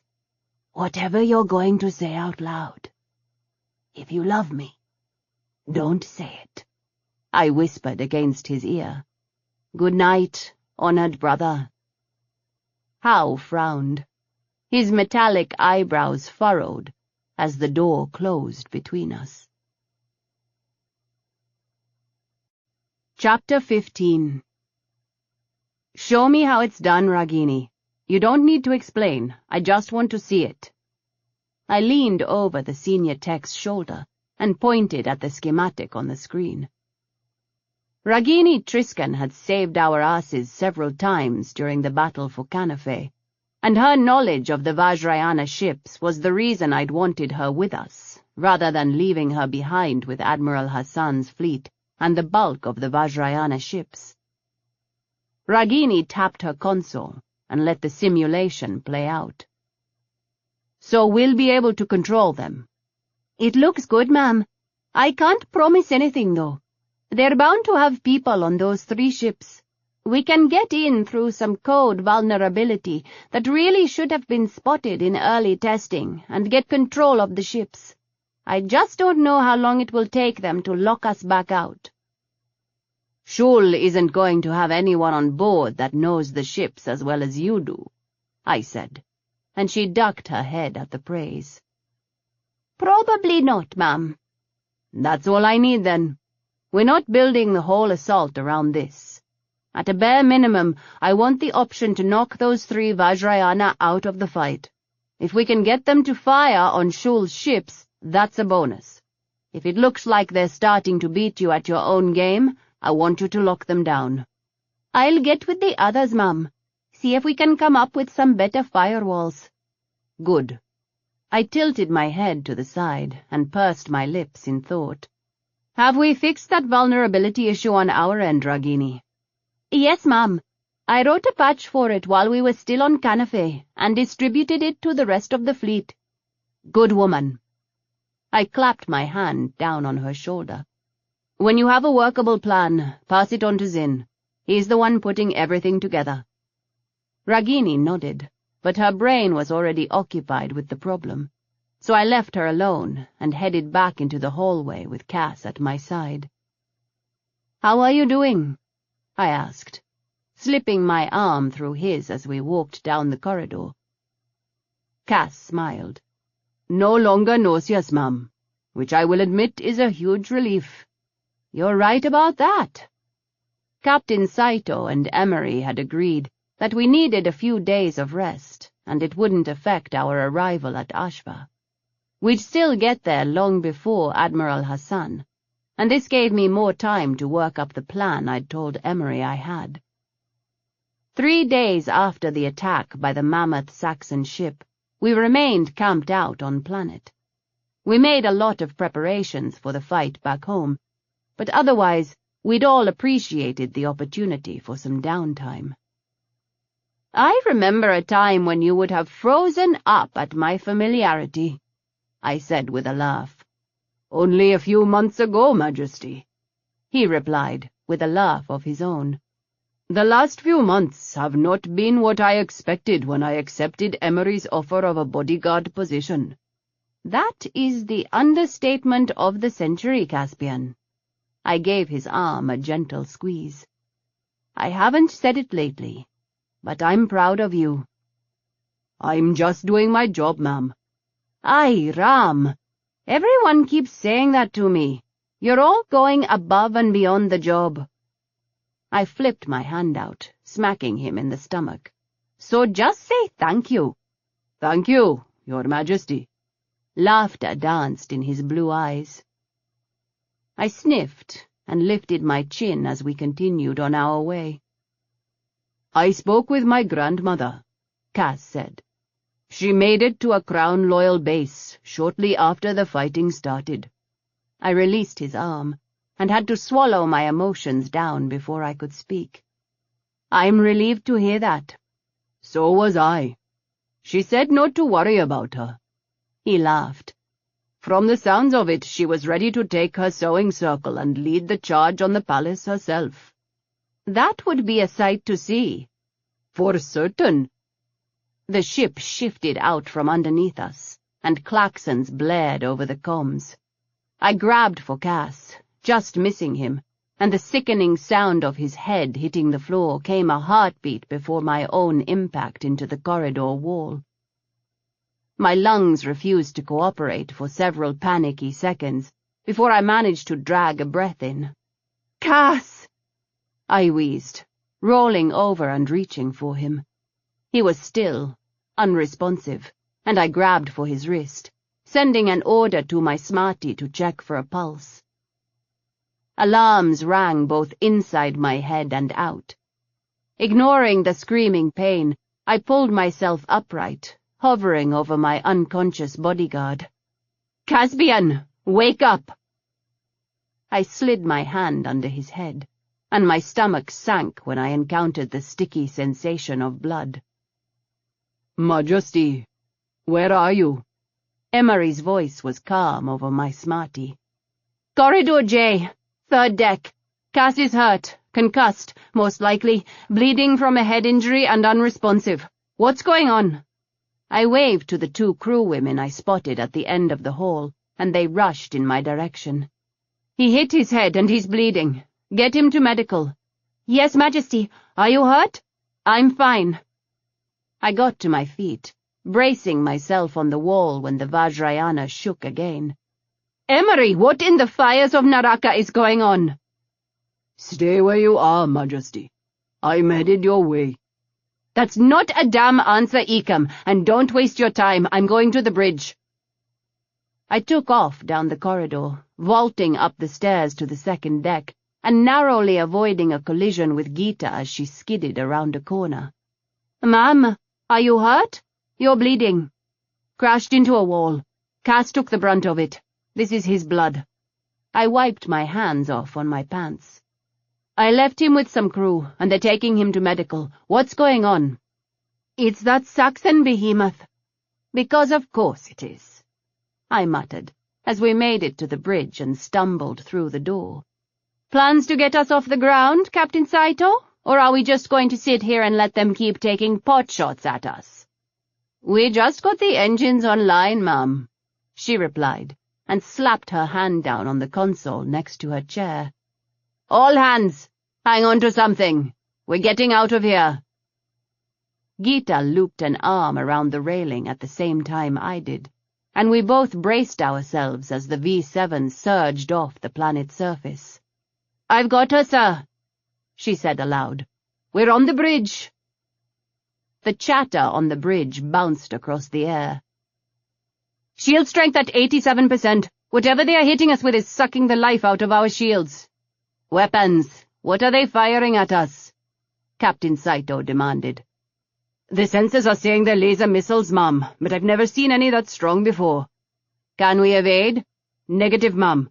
Another salvo incoming, deploying countermeasures." "Helm, put us on a course of 033, Isabel said, and I tightened my grip on the railing as the V7 dodged. The ship shook again. "Shields down to 79%. "Engineering, how soon until we can go into warp?"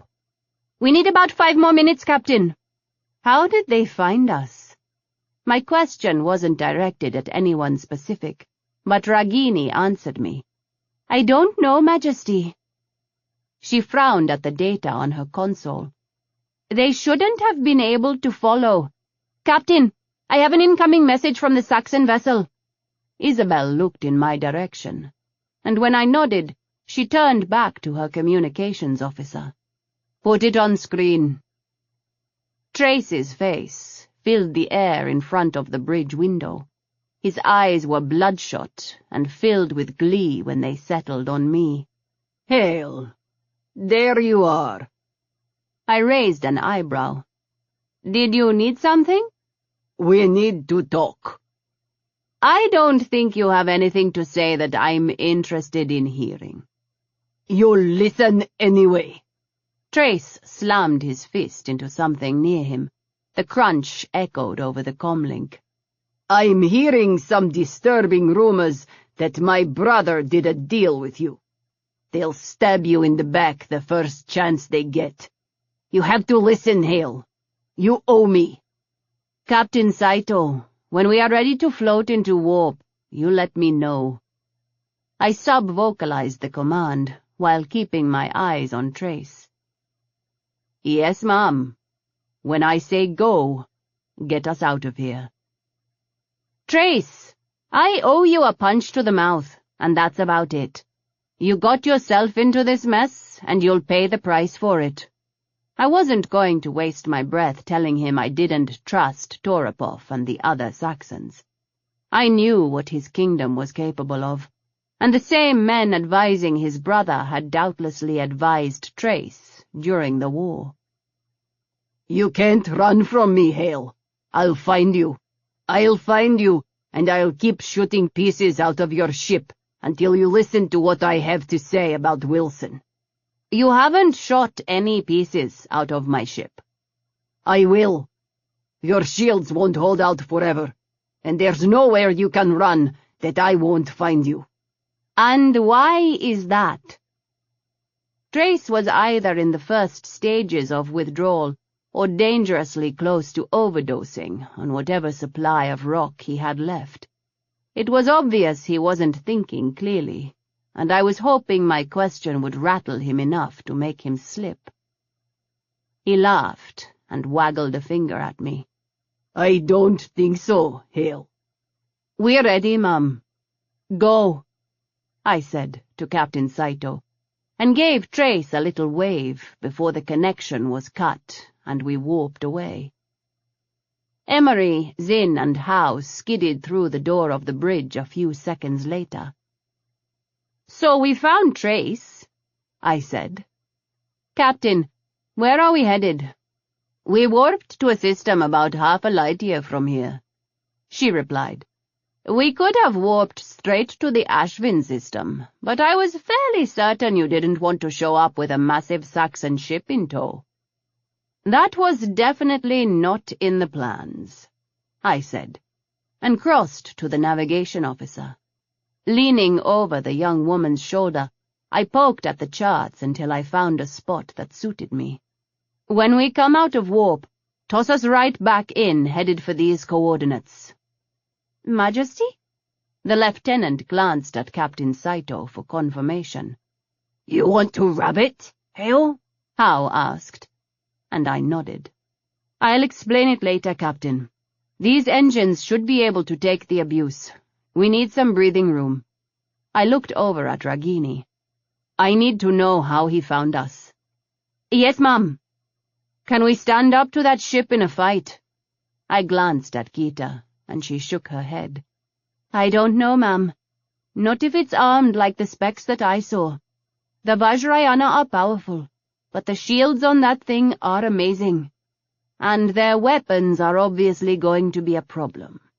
I frowned and pointed at the weapons officer. "I'm declassifying that information as of now.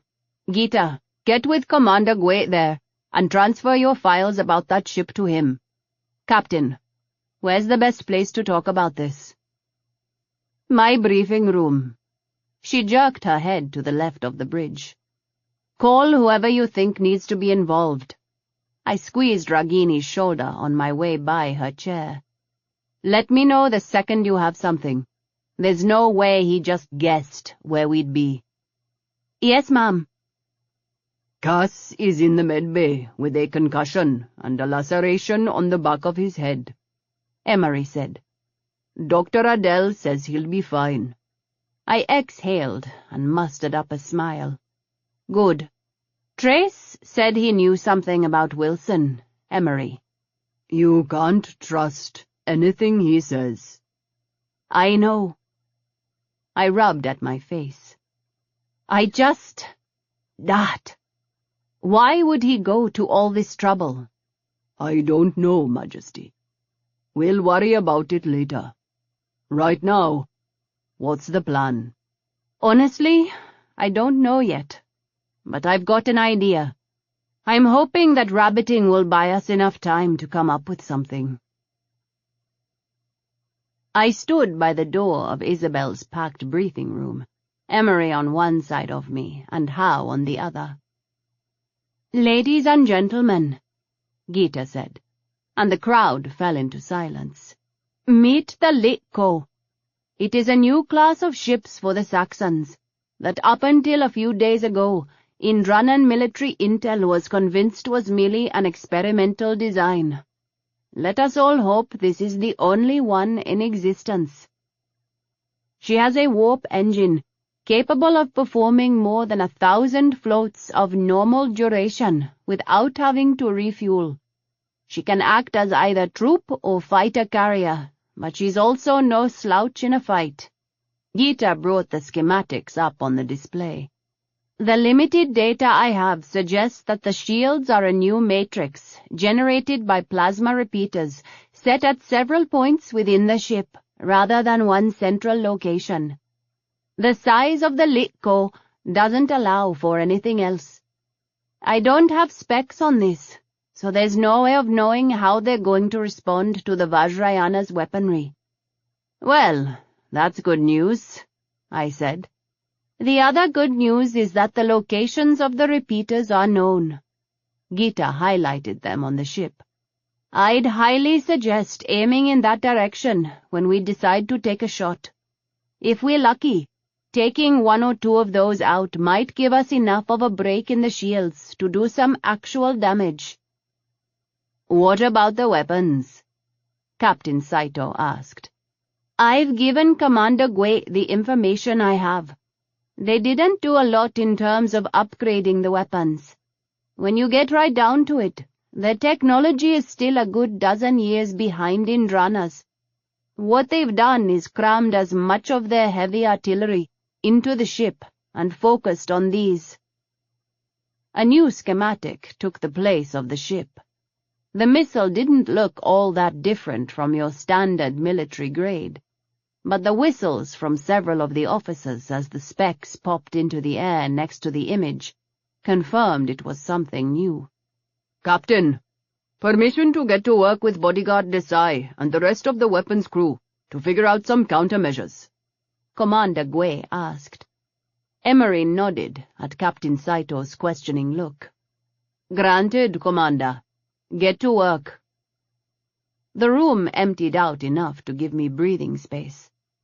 Clearing my throat and looking at the remaining faces, I pushed away from the wall and leaned on the table. Until we can figure out the Litko's weaknesses, our best bet is to keep running. Gunrunners like to use a technique we call rabbiting, using quick warp jumps to stay ahead of the pursuers. Your Majesty. The Chief of Engineering raised her hand, my smarty identifying her as Ani Weres.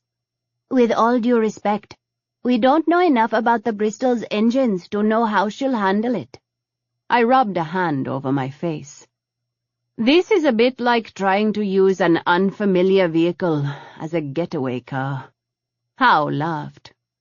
Would now be a bad time to point out my ship would have been fine for this plan? I made a face and smacked him. Howe, tell Johar to take Bial and get down to engineering. I want her studying up on the ship's systems.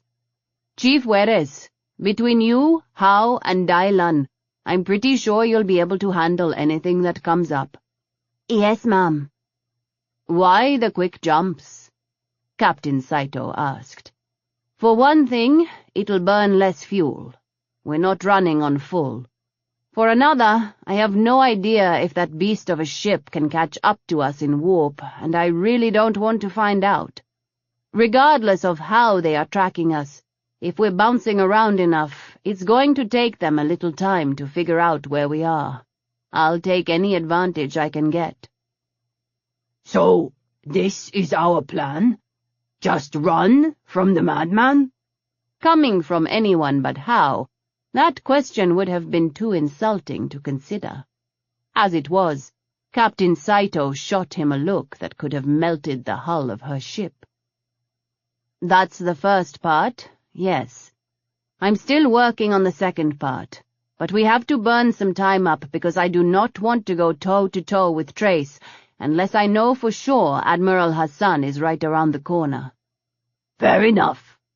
Howe waved a hand at Chief Weres. Let's go take a look up your girl's skirt. Howe, I pressed a hand between my eyes and sighed. The diminutive chief didn't smile. She crossed the room, stopping well within Howe's personal space. Captain Howe, this is an Imperial vessel, not some gun-running junker. You will treat the Bristol with the respect she is due, or we can find you suitable quarters outside the ship. Howe looked down at the young officer without a hint of a smile on his face. Duly noted, Chief.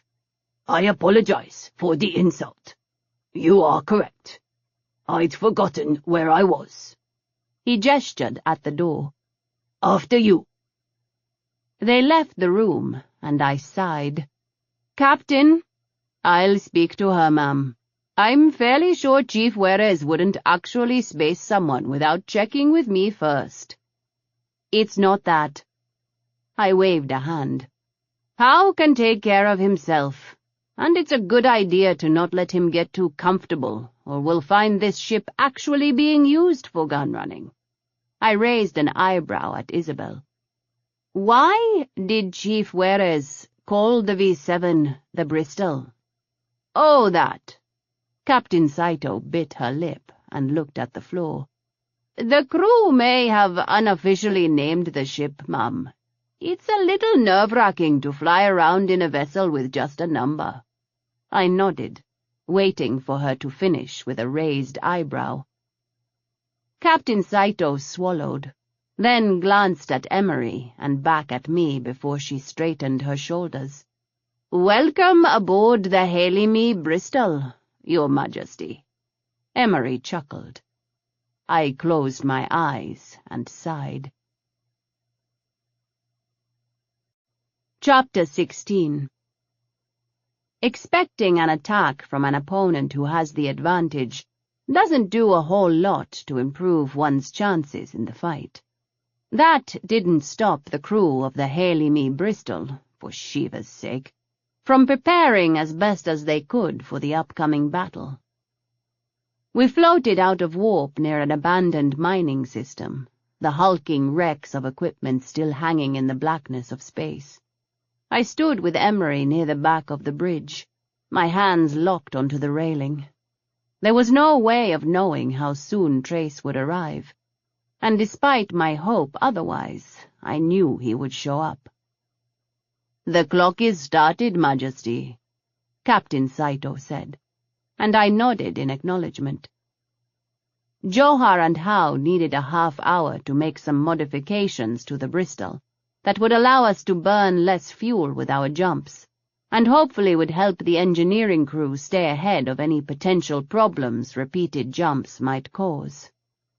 We just didn't know if we'd have the time. The clock ticked away the minutes, each one seeming to last longer than the one before it. At the 21-minute mark, I calmed Howe. How are you doing? Almost finished, he replied. This is going faster than expected, so slightly less than 10 minutes left. The alarm of an incoming warp signal made my stomach drop. Good, because we're going to need every second. They're here. Tell Chief Juarez we're going to need power to the thrusters. Will do. Majesty, that was 21 minutes and 44 seconds from us floating into the system to their arrival, Ragini said.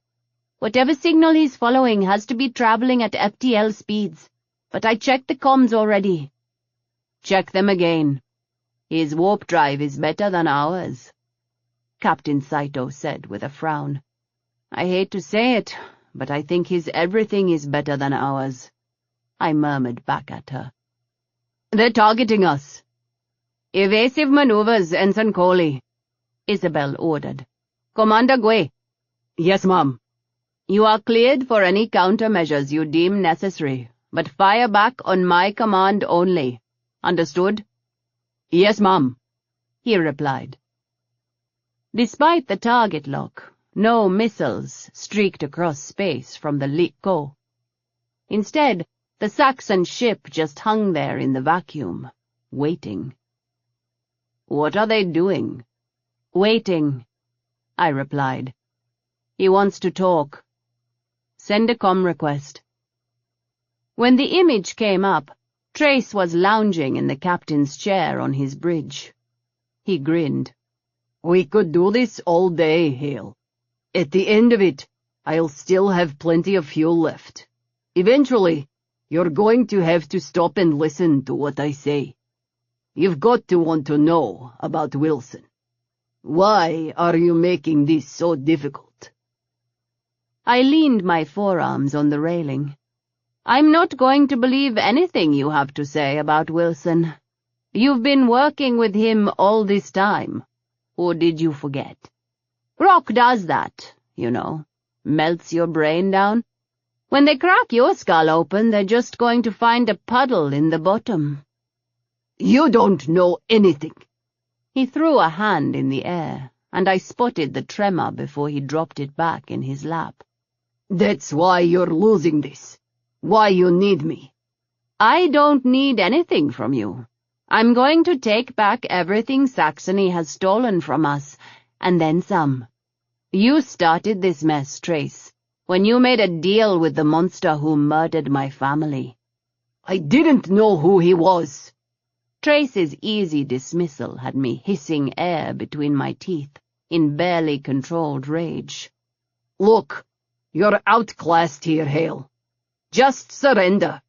We'll have a conversation about Wilson, and then I'll help you get your throne back, and all you have to do is let me keep Kennefe and a few other pieces of territory.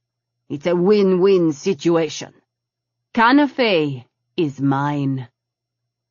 Trace was too far gone to recognize the deadly tone of my voice, but Emery shifted next to me, and the others on my bridge went very still. "God, the arrogance, Hail. You think you own everything, but you don't even have control of Pashati. You're pathetic." "Comms, cut the line. Chief Juarez, warp us out." Emery put a hand over mine on the railing as the screen went black and the Bristol's drive kicked on. "Take a breath," he sub-vocalized over our private channel. "I almost let him get to me there," I admitted. "Sorry." "It's fine, Majesty. You just can't expect him to make any sense, or to care at all about the people he's hurt." The nerve of that man. I'm the one who is acting like I own everything. He's... I broke off. "Majesty, what is it?" I snapped my fingers as a plan started to take shape. "An idea," I said aloud. "Possibly a plan. If we do this right, we sucker Trace into a fight against the whole Fifth Fleet. And I don't care what kind of firepower he's got, it won't be enough." "Admiral Dewan is still 3 hours from Ashva." "I know. We're going to have to keep rabbiting and buy some time until she's close enough." I looked at Captain Saito, who was watching us intently. "Let me think on this for a bit. Keep us on the warp schedule that engineering set up, Captain, and I'll get back to you when I have things figured out." "Yes, Majesty." I pushed away from the railing and headed for the door.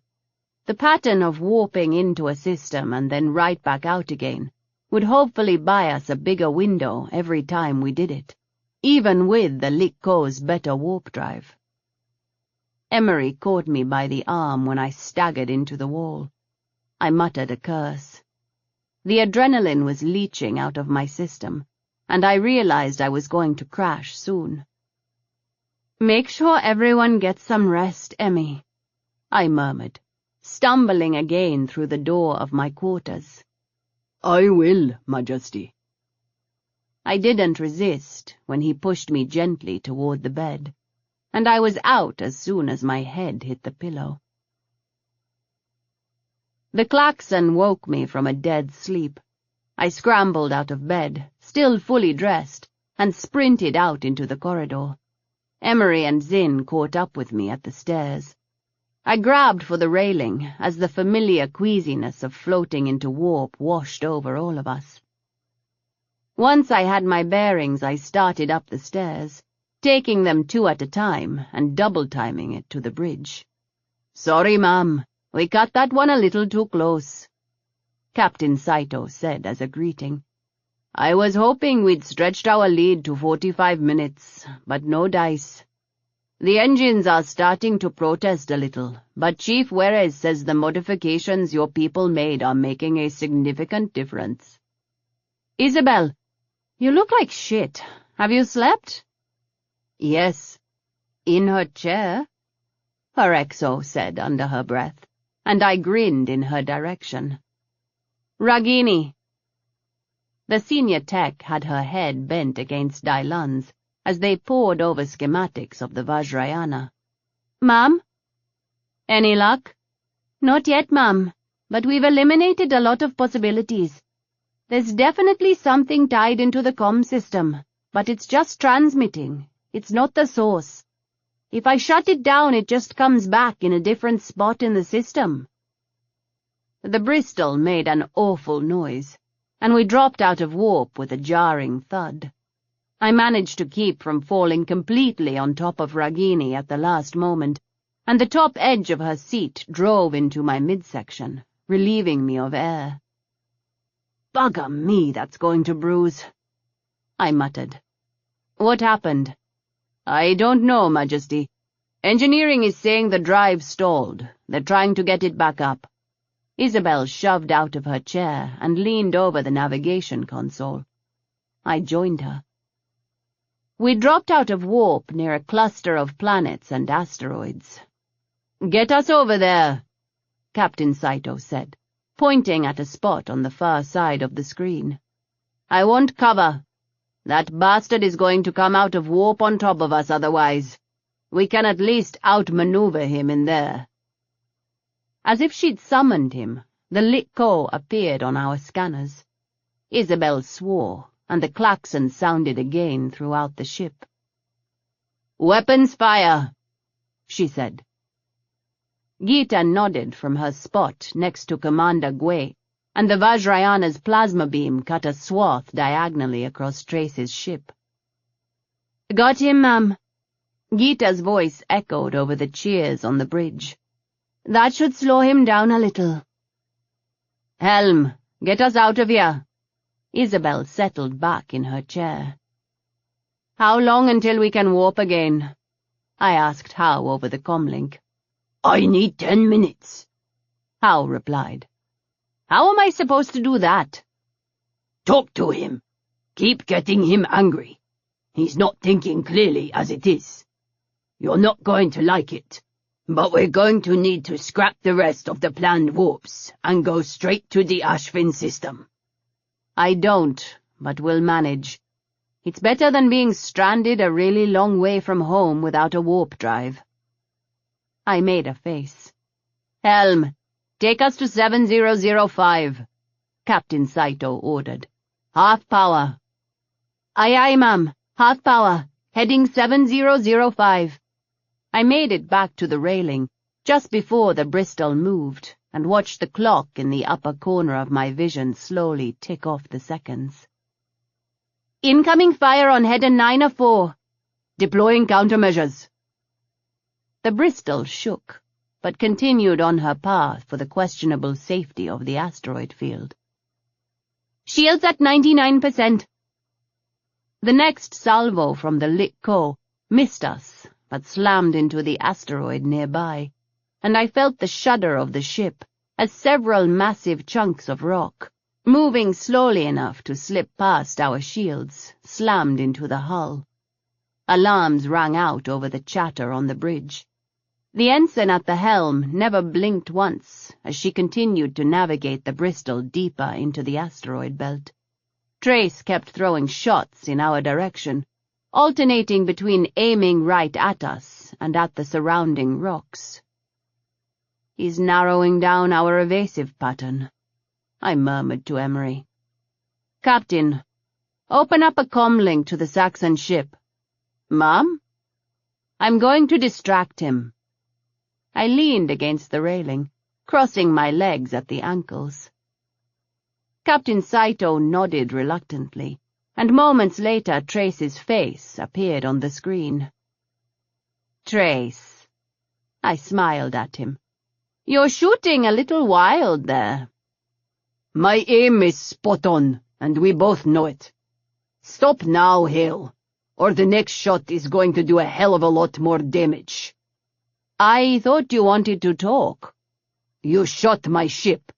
Do you know how much damage you caused? "Oops," I said. I could say something very uncharitable about you right now, Hail. I grinned. "Go ahead. It won't hurt my feelings. Better men than you have called me some pretty spectacular things." Why are you being so difficult? The man was deranged, and I wasn't sure I could keep my temper for the 10 minutes how needed. Why am I being difficult? We could have come to a resolution on Redcliffe that would have saved millions of our people from going to war. You decided to drop a building on my head instead, remember? I kept the smile on my face, even though my words were sharp. Turn around and go home, Trace. Leave Wilson to me. I don't need your help, whatever it is. You keep pushing this, and you're going to end up dead." You can't tell me what to do. His face turned a dangerous shade of purple, and flecks of spittle shot from his mouth. "I'm not telling you what to do," I replied, as the clock in my vision hit 0. "I'm just buying us enough time to get out of here." He frowned in confusion. Hail. "Sorry, have to run." I winked at him, and the screen vanished. Moments later we floated into warp. As soon as the dizziness had passed, everyone went to work again. "Majesty, we found it!" Ragini called me over to her station. "There's a tracker code embedded in the life support system, and it piggybacks in the comms to send a signal on an uneven pattern. I can't turn it off without shutting everything down." "Don't worry about it. Now I want Trace to follow us." I dropped into a crouch next to her chair. "The thing we were talking about with the Vajrayana ships at Pashati. Do you think you can do that with other ships?" Ragini frowned in thought. "Which ships, ma'am?" "The Sarama-class ships that are going to be at Ashva," I replied. "We'll need those destroyers for the fight against Trace's ship. But can we shut them down right after we win?" "It'll be tricky, Majesty, but let me see what I can do." "You've got 9 hours. Dylan can help." I patted her on the shoulder as I stood, and pointed at Captain Saito as I passed her. "You and Commander wait with me, Captain." "Yes, ma'am." Emery preceded me out the door, and we headed back to my quarters, with Zin and Gita trailing behind. "This is about to get messy," I muttered. "Have I mentioned how much I dislike planning things on the fly?" Only a dozen times, Majesty. I punched Emery in the shoulder. "Hush." Faze and Stasia were in my quarters, heads bent together in quiet conversation when I came through the door. "Sit, sit." I waved my hands before either of them could rise. "How and the others will be here in a few minutes." I took a spot on the couch next to Faze. "How are we doing?"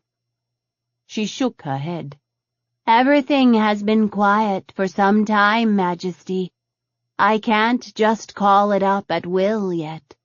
The images will come or not on their own." It wasn't the answer I wanted, but I knew better than to press.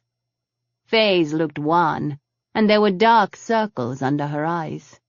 Stasia shook her head at my questioning look, the shadows of worry creeping through her expression. "We've got this last warp in the engines, hopefully, and we can't afford to wait for Admiral Hassan and her ships.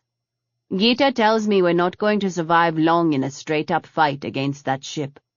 However, Admiral Dewan should almost be at the rendezvous point, so we won't be alone for long. I have a plan for how to take Ashva and get rid of Trace. If we can pull it off, we'll have the orbital defenses, and even better, a base-in system, in case, Shiva forbid, we get drawn into some long fight with Shul for Pashati. The door opened and shut again as Gita let Hao and the others into the room. There was quiet as people shuffled around. I stayed where I was, hands folded at my waist, until everyone had settled. We know that Ashva currently has a picket of only a few Sarama-class vessels, which in theory this ship could handle with relative ease. But given the circumstances, we don't want to alert the fleet at Pashati and risk them sending several battle cruisers, or worse, a Nadi, to stomp us into pieces.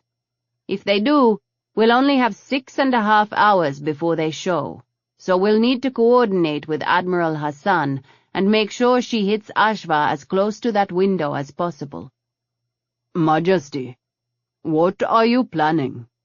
I grinned at Emery. We're going to fly in like we own the place, which, technically, I do. Laughter echoed around the room. Emery gave me the look before telling everyone to shut up. I grinned and tossed the rough plan up onto the far wall. In 9 hours we're going to warp into the Ashvin system near Ashva. We'll come screaming into the destroyer's scanner range, blaring a warning of an attack.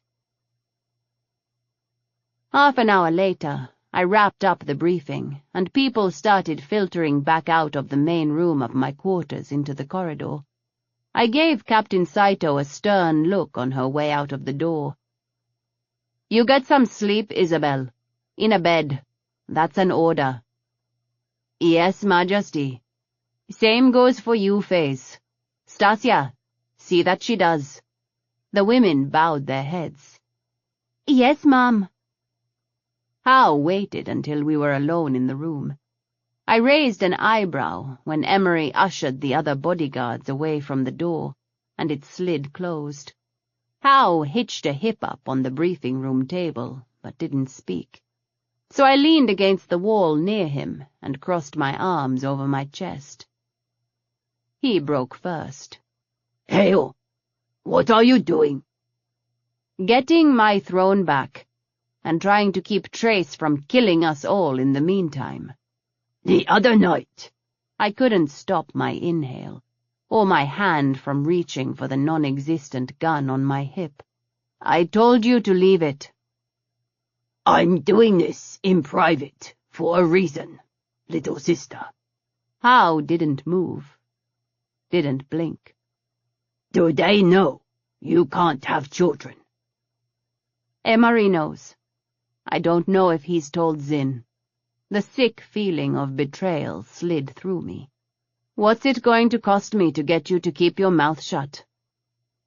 Hao's eyes snapped wide, and the string of curses that followed could have blistered the paint of a ship's hull.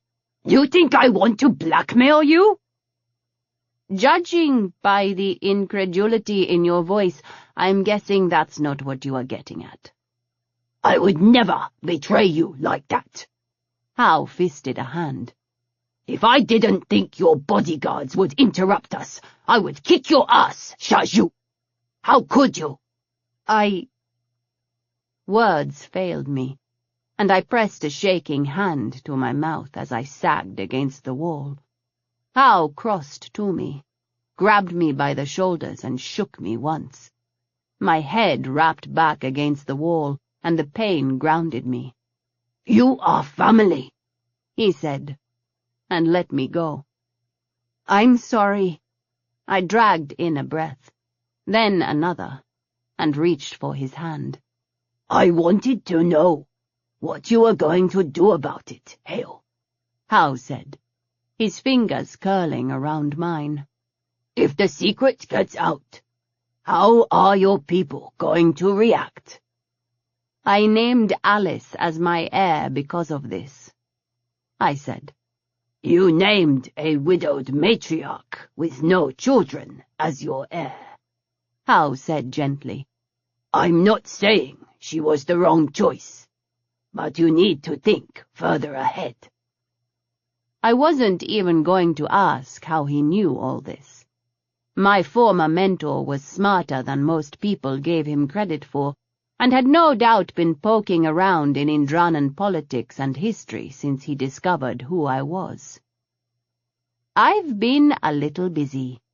Hao waved his free hand in the air. The answer's already there in front of you, Hail. You just need to start thinking like an empress. Now you're going to be vague? Hao grinned, then leaned in to kiss my cheek. It's more fun this way. I pulled him into a hug. You're a horrible pain in my ass, but I'm glad you're here. I'm headed back to engineering, Hao said as I released him. Take your own advice, Majesty. Get some rest. Don't stay up worrying about what can go wrong. He grinned at me when I opened my mouth to protest. I know you, Shaju. Never forget that. I shoved him out the door, waved a hand at my bodyguards, and retreated to my quarters. Once alone, I paced the length of the now empty room. The meeting had wrapped with nodding heads and confident smiles, but now the heavy weight of uncertainty pressed against my chest. This was one of the riskiest things I'd ever planned, and the whole of our campaign rested on its success. There were far too many opportunities for things to go sideways, and I hated trying to run an operation with that kind of margin for error. For a moment, I considered waiting for Admiral Hassan, or trying to figure out a way to squeeze one more float out of the engines. However, the entirety of Fifth Fleet would be more than enough to handle one Saxon vessel, even one as terrifying as the Lit Ko pursuing us. There was a greater risk of Ashva's picket force opening fire with Admiral Dewan there, not to mention the orbital defenses around the planet. I was counting on the chaos of Trace's arrival to keep the destroyers from asking too many questions. If I could pull this off, we'd do it without firing a single shot in the air at our own people, and the loss of life on the ground would likely be minimal. Chapter 17. Fenna, Tefiz.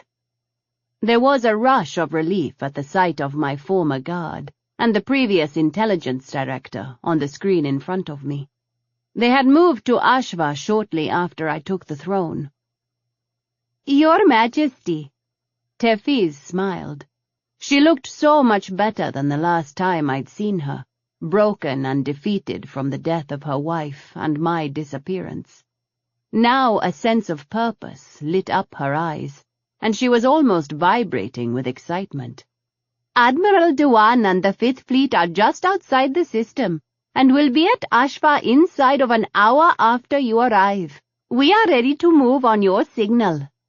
"We're going to be coming in hot. What about the orbital defenses?" I'd sent them the specs on the Lit Ko to study in case they could give us any suggestions. "Most of the civilians working there are loyal to you, Majesty. They're not trained in hand-to-hand fighting, but they know their base and their systems. We've got enough military on our side to take care of the others. We'll assault the governor's mansion at the same time." "Do we know if Governor Joshi is alive?" Governor Tori Joshi hadn't been seen or heard from since the coup, and I worried the elderly woman was beyond our help. "My sources say she's still alive, ma'am. I will let you know as soon as we find her." "You take Albin alive, Fenna. You hear me?" "Yes, Majesty." Albin Maxwell, my sister's husband. Traitor. He'd thrown his lot in with Fainin and Wilson. He was as responsible as Lab, and possibly Lena, for Ceres and Admika's deaths, and I was going to make him pay. "Good."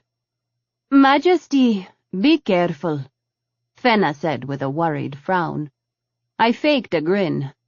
We're just fighting a massive Saxon ship with nothing but us and 3 enemy ships. What could possibly go wrong? Tefis snorted and slapped Fenna on the back. She'll be fine, don't worry. We'll see you on the ground, Mum.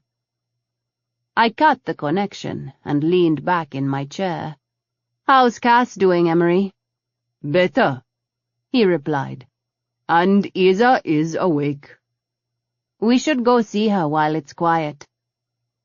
The corridors were empty, most of the crew women occupied with preparations for our upcoming battle, or in Howe's case, still fighting to keep the Bristol in warp and in one piece. Dr. Petra Adele met us at the door of the containment room. Morning, Majesty. Lieutenant. I nodded in response to her bow. How is she? A little disoriented, but her vitals are good. Better than I expected, honestly. She's recovering quite a bit faster than Indula is. I followed her over to the field and put my hand up when Isa struggled into a sitting position. The doctor slipped through the field to help her. Majesty, Isa said. Glad to see you awake. How's your leg? No pain there, Mum. Major Mori was able to repair the shrapnel wound without any trouble. Isa glanced over at the sleeping Indula. He saved my life, Mum. He didn't have to stay with me. Of course he did, I replied. You would have done the same, and we both know it. Isa grinned. You've got me there, Mum. I'm sorry we're not going to be well enough to help you take back your throne. It's fine. Rest up, Isa. We'll handle it from here. I tapped my hand against the field, sending ripples bouncing across the blue light. Isa nodded and lay back down. Keep me updated, Lieutenant, I told Petra when she came back into the room. Where's Cass? Over there, Mum. Majesty, do not get up. I snapped at my bodyguard when he started to sit up. Cass flushed, and I patted his hand. Don't get up, Cass. How's your head? Hurts, Mum. But Dr. Adele says I'll be all right in a day or so.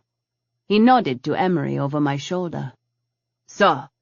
Emery returned the nod. What's going on? Cass asked. I've gotten some spotty updates, but nothing thorough. I leaned against his bed and filled him in on the events since we'd crashed and burned in the corridor. You'll stay put until we're on the ground again. Understood? Yes, ma'am. Cass didn't attempt to hide his disappointment, and I laughed. Still plenty of fight left for you to be involved in, Caspian. We're all going to be standing around for this bit anyway. I'll see you later. Emery reached past me and squeezed Cass by the shoulder. With a final nod, we headed out of the medbay. What now, Majesty? He asked. Now we need to find someone to pretend to be the captain of this ship. I once walked into a Zhang-owned warehouse and back out again with 4 boxes of their brand-new QLZ-57 handguns. After Howe and Portis had finished shouting at me for being stupid, reckless, and death-obsessed, my boss had wanted to know how I'd managed to pull off the feat. Unable to give him a decent explanation, I'd merely shrugged and replied, I just walked in like I was supposed to be there, and nobody questioned me. After the second round of shouting died down, Crescent's Rule 17 was born. People are funny creatures, and more often than not, if you act like you're supposed to be somewhere, especially if it's someplace you're not supposed to be, no one will question you. In all my years, I had never attempted to do this with a ship, let alone with a crazed monarch on my tail. So as the Bristol made her approach to Ashva's orbit, I was nervously pacing the hallway outside the bridge. We'd spent the last several hours preparing, swapping out bridge crew positions to make it look more like the bridge of one of the Vajrayana ships under Shul's control, and doing some cosmetic adjustments to make us look like we were hurt a lot worse than we really were. Captain Saito had stepped aside for Jasa. My older Marine had performed perfectly under the pressure of both Hao and me shouting questions at her for the better part of an hour. Ragini was still on the bridge, but buried in the back at a console, so she could work her magic while the ships in orbit were distracted. On the ground, the resistance movement was starting its assault on the orbital defenses and the governor's mansion. We were hoping to use that added distraction to keep the ships in orbit from asking too many questions. However, with the arrival of Trace's ship, I was sure they'd welcome us with open arms rather than suspicion, if they didn't see through our ruse before that happened. If. I stopped when Hao stepped into my path and growled at him when he shifted so I couldn't go around. What? Calm down. You calm down. Hao choked on a laugh.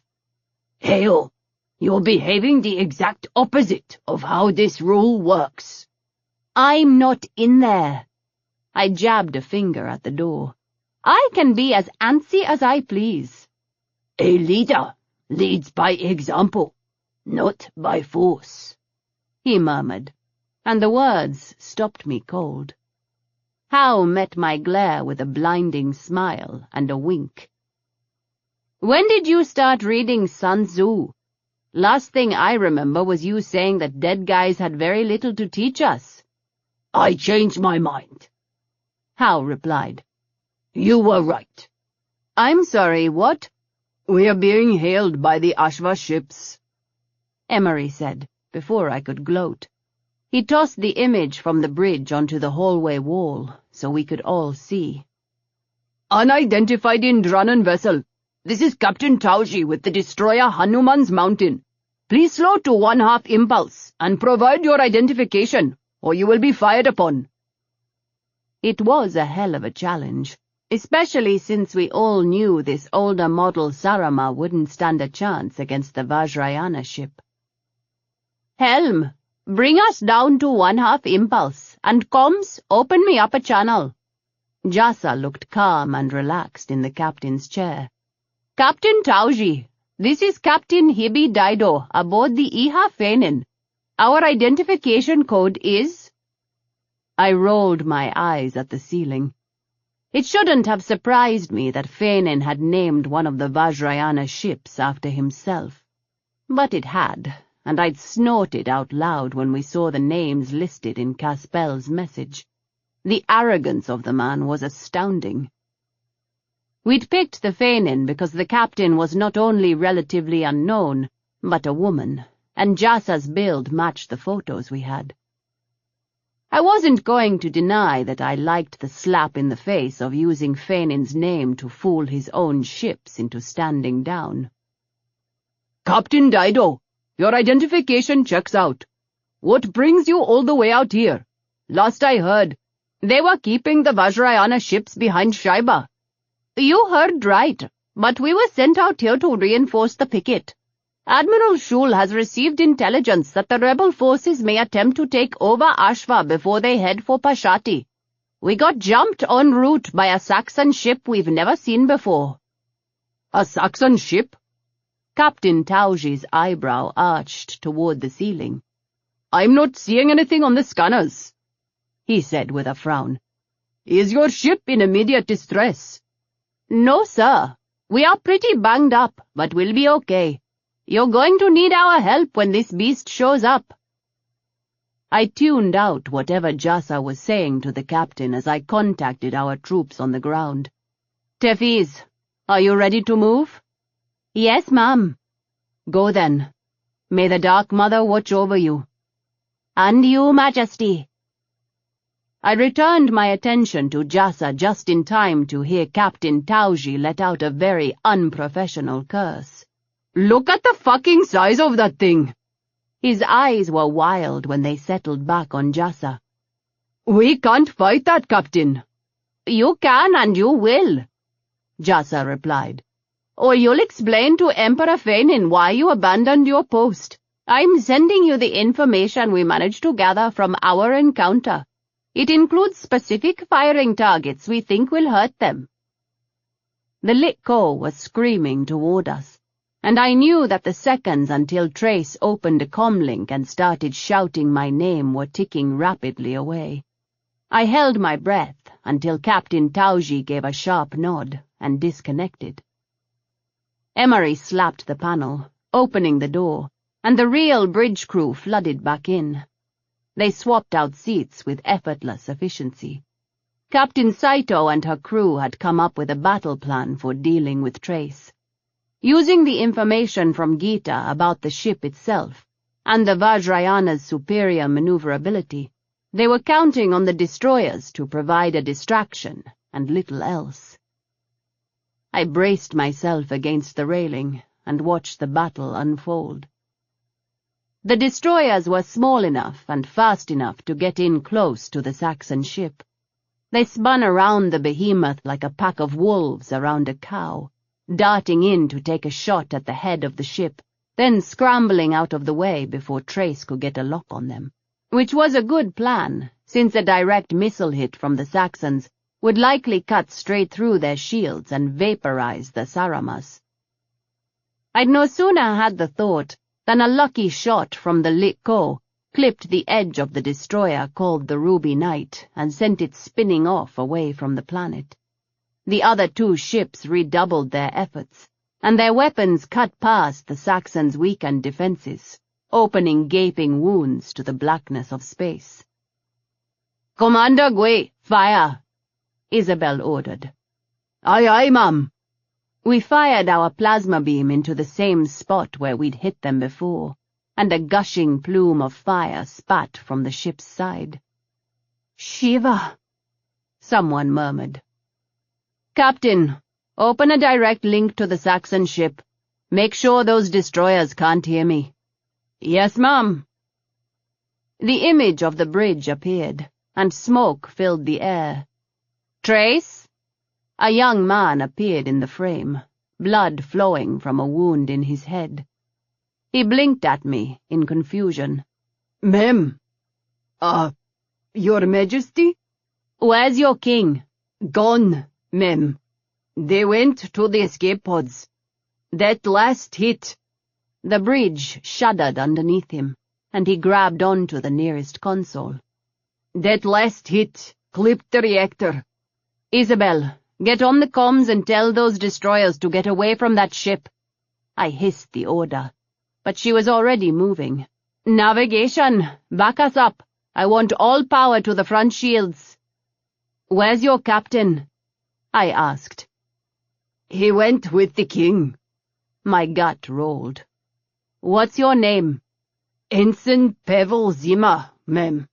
"Ensign, get your ass to an escape pod.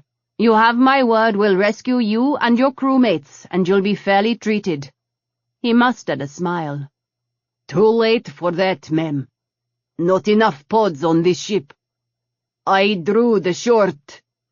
Before he finished, the screen went black, and seconds later the Saxon ship exploded into a brilliant sphere of white and orange that vanished almost as quickly as it appeared. It faded quickly from sight, and I was surprised by the tug of sympathy in my gut. "Take us up, helm," Captain Saito ordered. "All shields to rear and port side." "Dark Mother, have mercy on your soul." I murmured the prayer as we turned tail and ran. Chapter 18.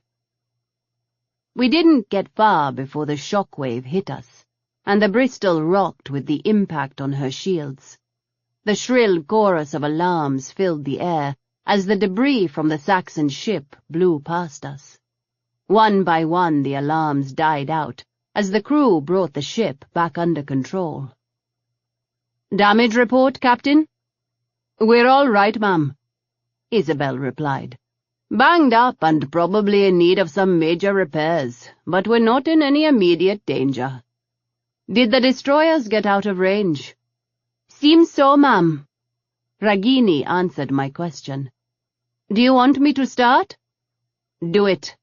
As soon as the shaking stopped, I let go of the railing and headed for Captain Saito's chair.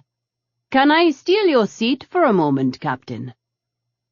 She got up out of the captain's chair, and I sat down, crossing one leg over the other. Let's bring all 3 ships up on the comlink when I say. How's that 3rd ship, Ragini? The Ruby Knight is down for the count, ma'am. Life support is still up, but their weapons and navigation are both toasted. We won't have to worry about them. Good. Hanuman's Mountain is hailing us, ma'am. The communications officer looked over her shoulder at me. Ragini? We've got weapons control and shields, ma'am, Ragini said. Acknowledged, I replied. I exhaled, counted to 15, and then nodded. Do it. Done, ma'am. Clock is running at 3 minutes. This was the estimated time it would take any one of the destroyer's technicians to get control of their computers again. Captain Dido, what in Shiva's name? The question died in Captain Tauji's throat when he realized who was staring at him. Gotcha. I winked. Your Majesty, I have comms up for all 3 ships, the comm officer said. Captains, this is your Empress speaking. You will surrender your ships and prepare to be boarded, or in 2 minutes and 13 seconds I will blow all 3 of you to pieces. Since you are all traitors to the crown, I won't lose any sleep over it. I lied. Your Majesty, the Indranan star is hailing us. Put them on the screen also, I said. Captain Tauji was still gaping at me as the screen split, and a disheveled young man with a lieutenant's insignia on his collar appeared. He bowed ridiculously low, almost disappearing from the screen with the motion. Your Majesty, this is the Indranan star. We surrender. Please do not fire. Captain Gorai is in custody, and my companions and I have control of the bridge. Thank you, Lieutenant Bosconi, Your Majesty. Long live the shining star of Indrana. Good job, Lieutenant Bosconi. I nodded once, and the young man relaxed. There's one ship I don't have to write off. Captain Tauji, you are running out of time, and I promise you, even if you had 45 minutes instead of seconds, it wouldn't help. You're not the Empress. Turn the life support off. I gave a smile I hoped would leave him with nightmares in the years to come, and watched Captain Tauji swallow. No point in wasting a perfectly good ship. No, wait! The man's shoulders sagged. We surrender. We surrender? I raised an eyebrow. Your Majesty. Wise choice. You'll wait for further instructions, and I should take this opportunity to note that the orbital defenses for the planet are also now in my control, and I believe my people are knocking on the governor's door as we speak, so I would advise a healthy dose of common sense. I glanced over my shoulder at Ragini, who nodded in confirmation. Ruby Knight, I expect full cooperation with my Marines when they dock with your ship. Any resistance will be swiftly dealt with, and I'll warn you now, I'm not in the mood for mercy. I gestured at Ragini to turn the comms off. Did the shuttles launch? Yes, ma'am, Jasa answered. Colonel Hagen and the other 2 teams are on approach. The 3 shuttles from the Bristol were crammed to the hold with Royal Marines, who would take charge of the ships until we could bring up some more personnel from the ground, or until Admiral Hassan got here, whichever came first. I only hoped we didn't need to fight anyone else between now and then. Majesty, I've got an incoming call from Fenna, Emery said quietly. I reached a hand out for his arm as I joined in the smarty conversation. Fenna was spattered with blood and soot, but she smiled when she saw my face. Orbital defenses are secure, Majesty. I see from the displays they bought your ruse. They did. I grinned. We're going to need to land all these ships and swap out crew as soon as possible. I'll get with Commander Bosch. She's our naval contact. We'll have crews for you by the time you land. Have you heard from Tefiz? Not yet, ma'am. I'll see if I can get in touch with her. We'll do it, Fenna. You focus on the job there. We'll be on the ground first, and the destroyers will follow as soon as my marines have control. I want crews ready. Are we expecting trouble? I laughed, the sound drawing attention from everyone on the bridge. Always. We'll talk again when I'm on the ground. Yes, ma'am. Emery disconnected. I'm trying Tefiz now. Captain, I'm assuming you want your chair back? If you don't mind, Majesty. I got up out of Captain Saito's chair, exchanging a smile with her as I paced toward the main window. The hum of the bridge filled in the silence as she took over the comm, and the Bristol's crew continued with their duties. I'm picking up ships on the radar. It's Fifth Fleet. I blew out a breath that Captain Saito echoed, and we grinned at each other. How many escape pods launched from the Saxons? Isabel frowned as she looked at the scans. Looks like at least 24. I don't know how many people each one holds, but they're decently sized. Admiral Dewan is on the comm, Captain. A slender woman with dark hair cut short around her face bowed to me. Your Majesty, Captain Saito, it's good to see you in one piece. I smiled. We couldn't hold the party for you. Sorry about that. There are some escape pods for you to pick up, one of which likely has a very grumpy king in it. I'd be careful. Majesty. Emery interrupted me, and I glanced over my shoulder at him.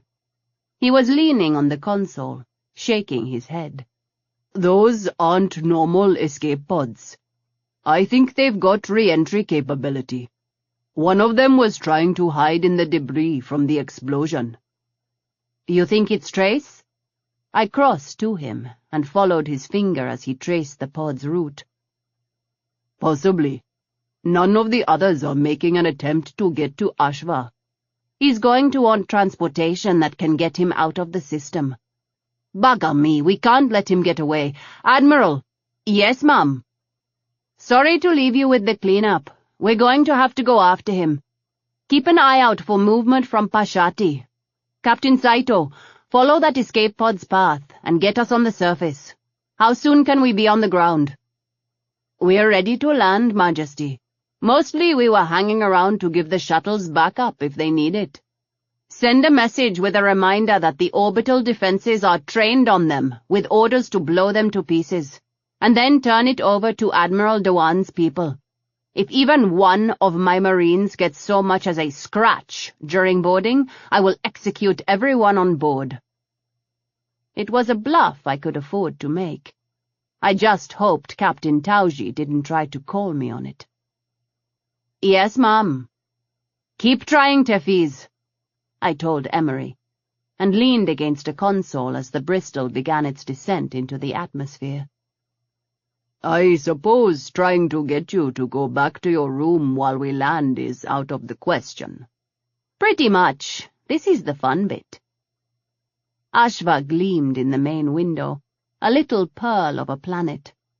The massive glaciers of the north glowed greenish-white in Dasra's dim light, vanishing into the pure blue waters of the Mishan Ocean. The shields flared when we hit the atmosphere, the red fire obscuring the rambling brown-green fields that surrounded Ashva's largest city. She's right here, Emery said into his comm, and then turned to me. It's Tefiz. I pulled up the comm on my smarty. What took you so long? Sorry for the delayed response, Majesty. We were a bit busy. My former bodyguard winked and rubbed the back of her hand over her cheek, smearing blood across her face. I'm fine before you ask. The mansion is secure, Mum. She jerked my brother-in-law into the frame, and the terrified look on his face was one of the most deeply satisfying things I'd ever seen in my life.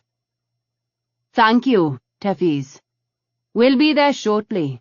I just have to make a quick stop first. You have our leave to start without us, as long as you make sure he's still alive when we get there. Albin whimpered. Tefis grinned and cut the connection. I tapped Hao on the shoulder on my way by. Come on. Tell Johar and Bial to meet us in the cargo bay. Majesty, what are you planning? I gave Emery a sidelong look. Are you really going to waste your energy trying to talk me out of this? I'm not letting Trace get away. We clattered down the stairs, meeting Gita and Zin at the bottom. Zin handed me a Hessian 45 and a new holster. I put it on as I stepped over the doorway into the cargo bay. Captain Saito, I said over the comlink, do you have a target for us? Yes, ma'am. Patching it through to your smarty now. I blinked twice as the sheer map overlaid my vision. Unknown number of targets, I said to those assembled, as the ramp to the ship lowered, revealing a pristine field behind me. At least one is King Trace. Try not to kill him. I know he's a pain in the ass, but I think Toropov would prefer we keep him alive. Gita, you stay on the Empress. Yes, sir. I grinned, and we raced down the ramp. The adrenaline was coursing through my system, and my heart thudded against my ribcage. Captain Saito had put the Bristol down on the edge of a lentil field, and as we cleared the ship, I spotted the smoking trail Trace's escape pod had left in the earth behind us. I may have started this hunt, but Emery was the undisputed leader, as everyone looked to him for direction. He tapped Hao and Johar on the shoulders, pointing to the right. Circle around, he said. They're probably making for that town in the distance. We can cut them off over there. Zin and Bial, go left. Zin nodded, tangling his fingers briefly with Emery's before he took off with Bial for the cover of the tree line. Hao tossed me a grin and a wink, and then he followed Johar into the field, the pair disappearing easily into the green. We following this? I gestured at the trench cut into the ground.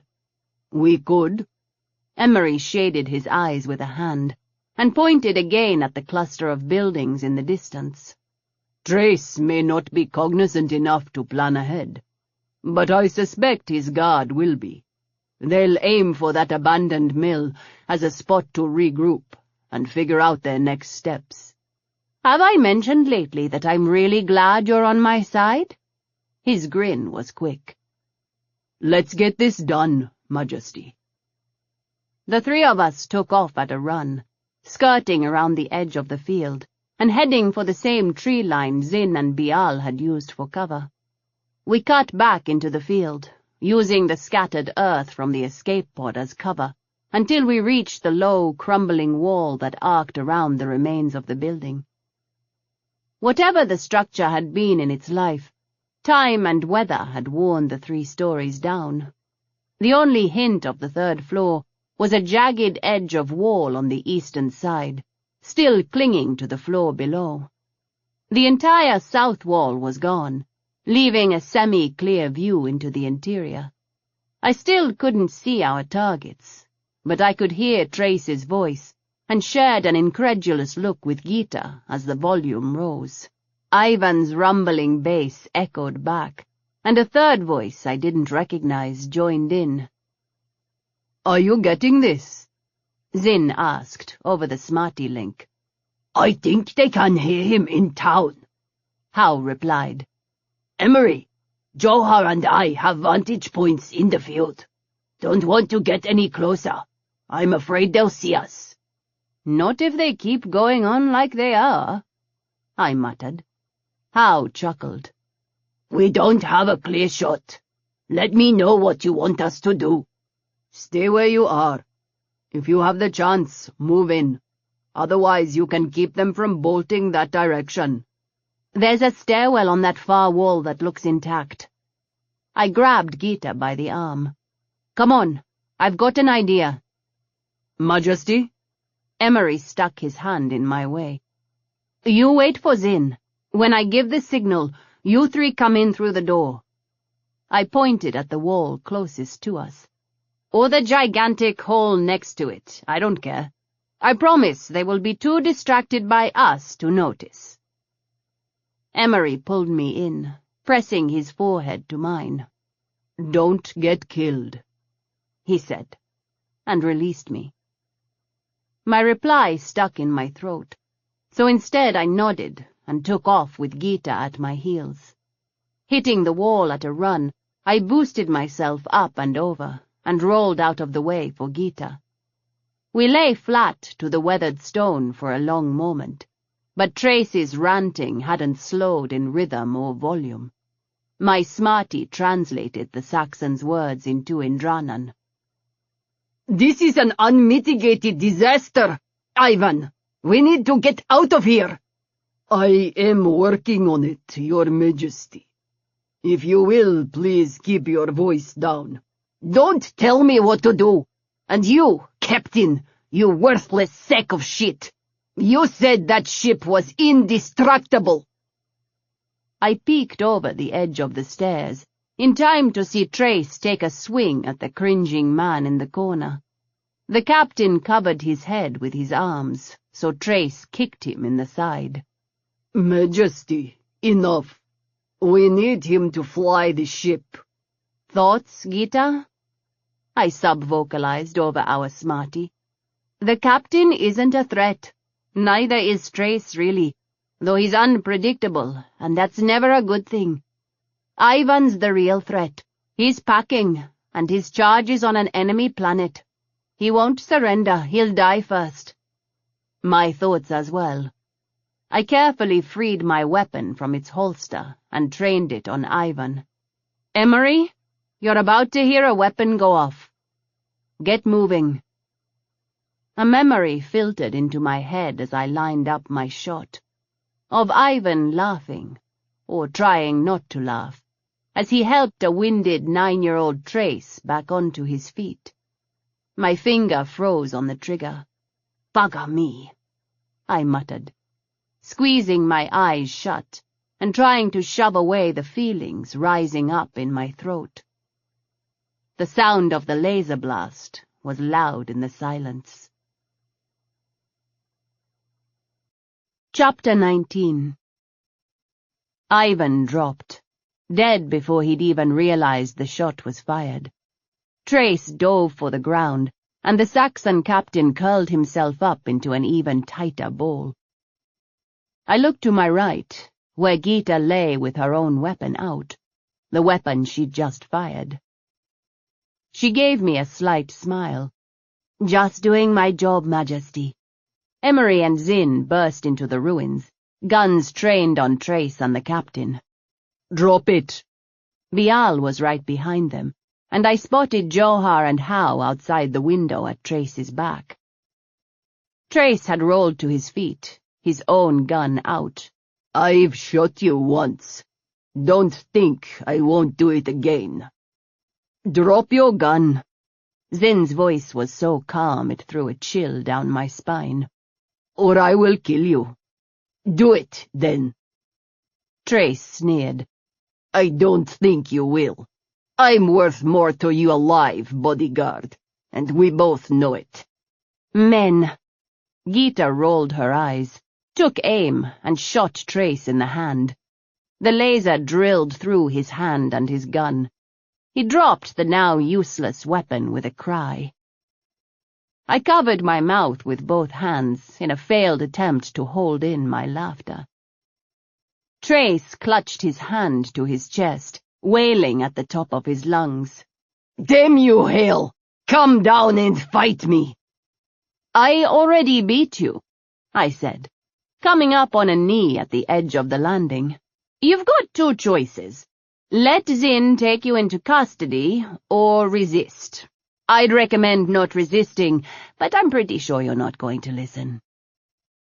Zin handed Emery his gun and peeled off his uniform jacket. "Turn around and put your hands on your head."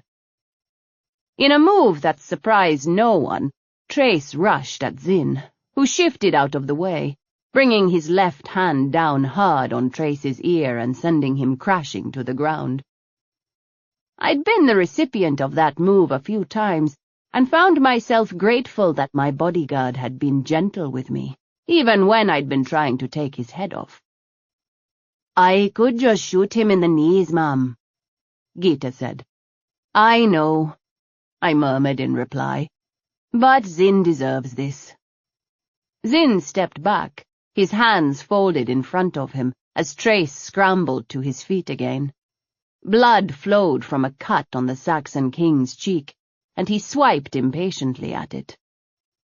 "Turn around and put your hands on your head. What is wrong with you?" Trace spat. "Kowtowing to a bunch of women. It's unnatural." Zin just smiled and made a come-here gesture at Trace. This time he didn't move when Trace tried to punch him. Instead, he grabbed Trace's fist and pulled him downward, hitting him in the chest with his forearm.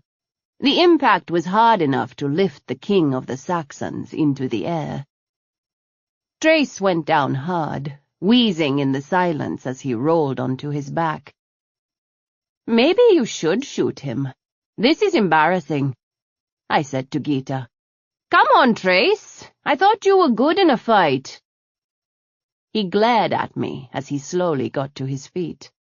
"Turn around and put your hands on your head," Zin repeated. Trace lifted his arms, wincing as he turned. Zin glanced my way, and I shook my head as a warning that the Saxon wouldn't give up so easily. I was right, and as Zin approached him, Trace whirled around, trying to catch Zin in the head with his elbow. However, Zin leaned back out of the way of the strike, his right hand coming up and locking onto Trace's jaw as he drove his knee into Trace's. I was fairly certain that bouncing Trace's head off the floor wasn't a necessary part of that move, but I wasn't about to chastise Zin for it. Trace went limp, and Zin let him go. I jumped down from my spot on the stairs. "Downside is now you have to carry him." I crossed to the Saxon captain, still cowering in the corner. "Get up. Are you armed?" No. "What's your name?" "Captain Petrov, ma'am. Alexander Petrov. I would very much like to surrender." "I accept your surrender. Bial." "Yes, Majesty." "If you'll take Captain Petrov into custody for me and see that he's transferred to wherever the remains of his crew are being held." Bial nodded and pulled a pair of cuffs from a pocket. As the others took care of the prisoners, I crouched by Ivan's body and closed his eyes. "You had to shoot him, Majesty," Emery said. "I didn't," I replied, getting to my feet and turning in time to see the surprise on Emery's face. "I mean, we did need to shoot him, but I couldn't. I froze. There was I remembered his laughter, and I froze. Gita shot him." I mustered up a smile and patted him on the chest. "That pep talk about protecting me sank in, I guess." "Majesty." "I know we can't take his body back with us, but we should contact someone in the town and have them come get him. It doesn't seem right to just leave him for the animals." I walked away from Ivan's body and out of the ruins without looking back. An hour later, I kept my attention on the window as the Bristol swooped low for a landing, at the private port near the governor's mansion. It was less for the view and more to avoid my Ekam's scrutiny. "That is a lot of people," Zin said from behind me, with a low whistle. I guess they weren't happy about Fainan's takeover. "They could be on his side, ma'am," he replied. No, they'd be shooting at us. I grinned over my shoulder. "It's still a problem," Emery said, bracing himself against the jolt as the Vajrayana ship touched down. "I have less than a dozen bodyguards without armor, and it's 45 meters from here to the mansion. Even at a sprint, that's a long time for someone to line up a shot." Zin studied the crowd, a frown creasing his face. "Or a rocket launcher," I murmured. Emery closed his eyes and sighed. "Well, we're going to have to give that crowd something, or they're going to rush the tarmac." We all turned to look at Howe, who was standing back by the door with his arms crossed. "Ekam, do you trust me?" "As far as I can throw you." Howe grinned. "I suspect that's a decent distance. I'll take it as a compliment." He gestured at me. "Come on, Your Majesty. Let your guards coordinate your transportation with someone in the governor's mansion. We'll go talk to your people." I exchanged a quick look with Emery, who surprised me by nodding. "Cass will meet you in the cargo bay, Majesty." With Cass on one side and Howe on the other, I walked down the Bristol's ramp and out into the midday sunshine of Ashva. The roar of the crowd nearly flattened me. Johar and my marines had disembarked before us and set up a stack of cargo crates behind a makeshift shield generator Johar had somehow cobbled together in less than 10 minutes. Cass boosted himself up and then offered me a hand. The silence that rolled through the air was almost as stunning as the cheers. I looked around, unable to see any of the far-off faces, but I knew there had to be cameras around, and so I smiled. "Citizens of Indrana, it is good to be home." I folded my hands and pressed them to my heart, lips, and forehead. "I grieve with you over the murders of our beloved matriarchs, and promise you that justice for those responsible will be swift and uncompromising. For now, go home to your families. You have done great works here today in liberating your planet from the traitors to our empire. Go home and celebrate your freedom. Grieve for the dead, and prepare for tomorrow. We still have a lot of work to do." "Jaya Ma!" the crowd shouted back at me, several thousand voices raised to the sky. Then the chanting started. "Long live the Gunrunner Empress!" And I had to bite my cheek to keep my laughter from dancing out into the air. "Majesty, we've got transport incoming," Emery said in my ear. "Zin and I are headed to the cargo bay. We'll see you in a moment." Acknowledged. I climbed off the crates, Cass following me. The transports arrived at the same time that Emery and the rest of my bodyguards walked down the Bristol's ramp, and we piled into them. "Eyes up, everyone," Emery said. "Tefis may have secured the mansion, but something could go sideways." "For us?" The mock surprise in my voice had the others in the vehicle laughing. I grinned at my Ekam and leaned forward in my seat to adjust my holster. Checking over my equipment gave me a certain amount of comfort, and after I finished with my new Hessian 45, I settled back with a quiet sigh. "Captain Saito passed on a message from Admiral Dewan. She's been in contact with Admiral Hassan, and they're expecting to arrive in about 8 hours. I wonder how long it's going to take Shul to realize he's lost Ashva. Do we have a check-in schedule for the picket here?" Colonel Hagen was working on it, ma'am. Zin answered for Emery. We think we can fake a few of them and buy us some time. Probably just enough for Admiral Hassan's fleet to get here.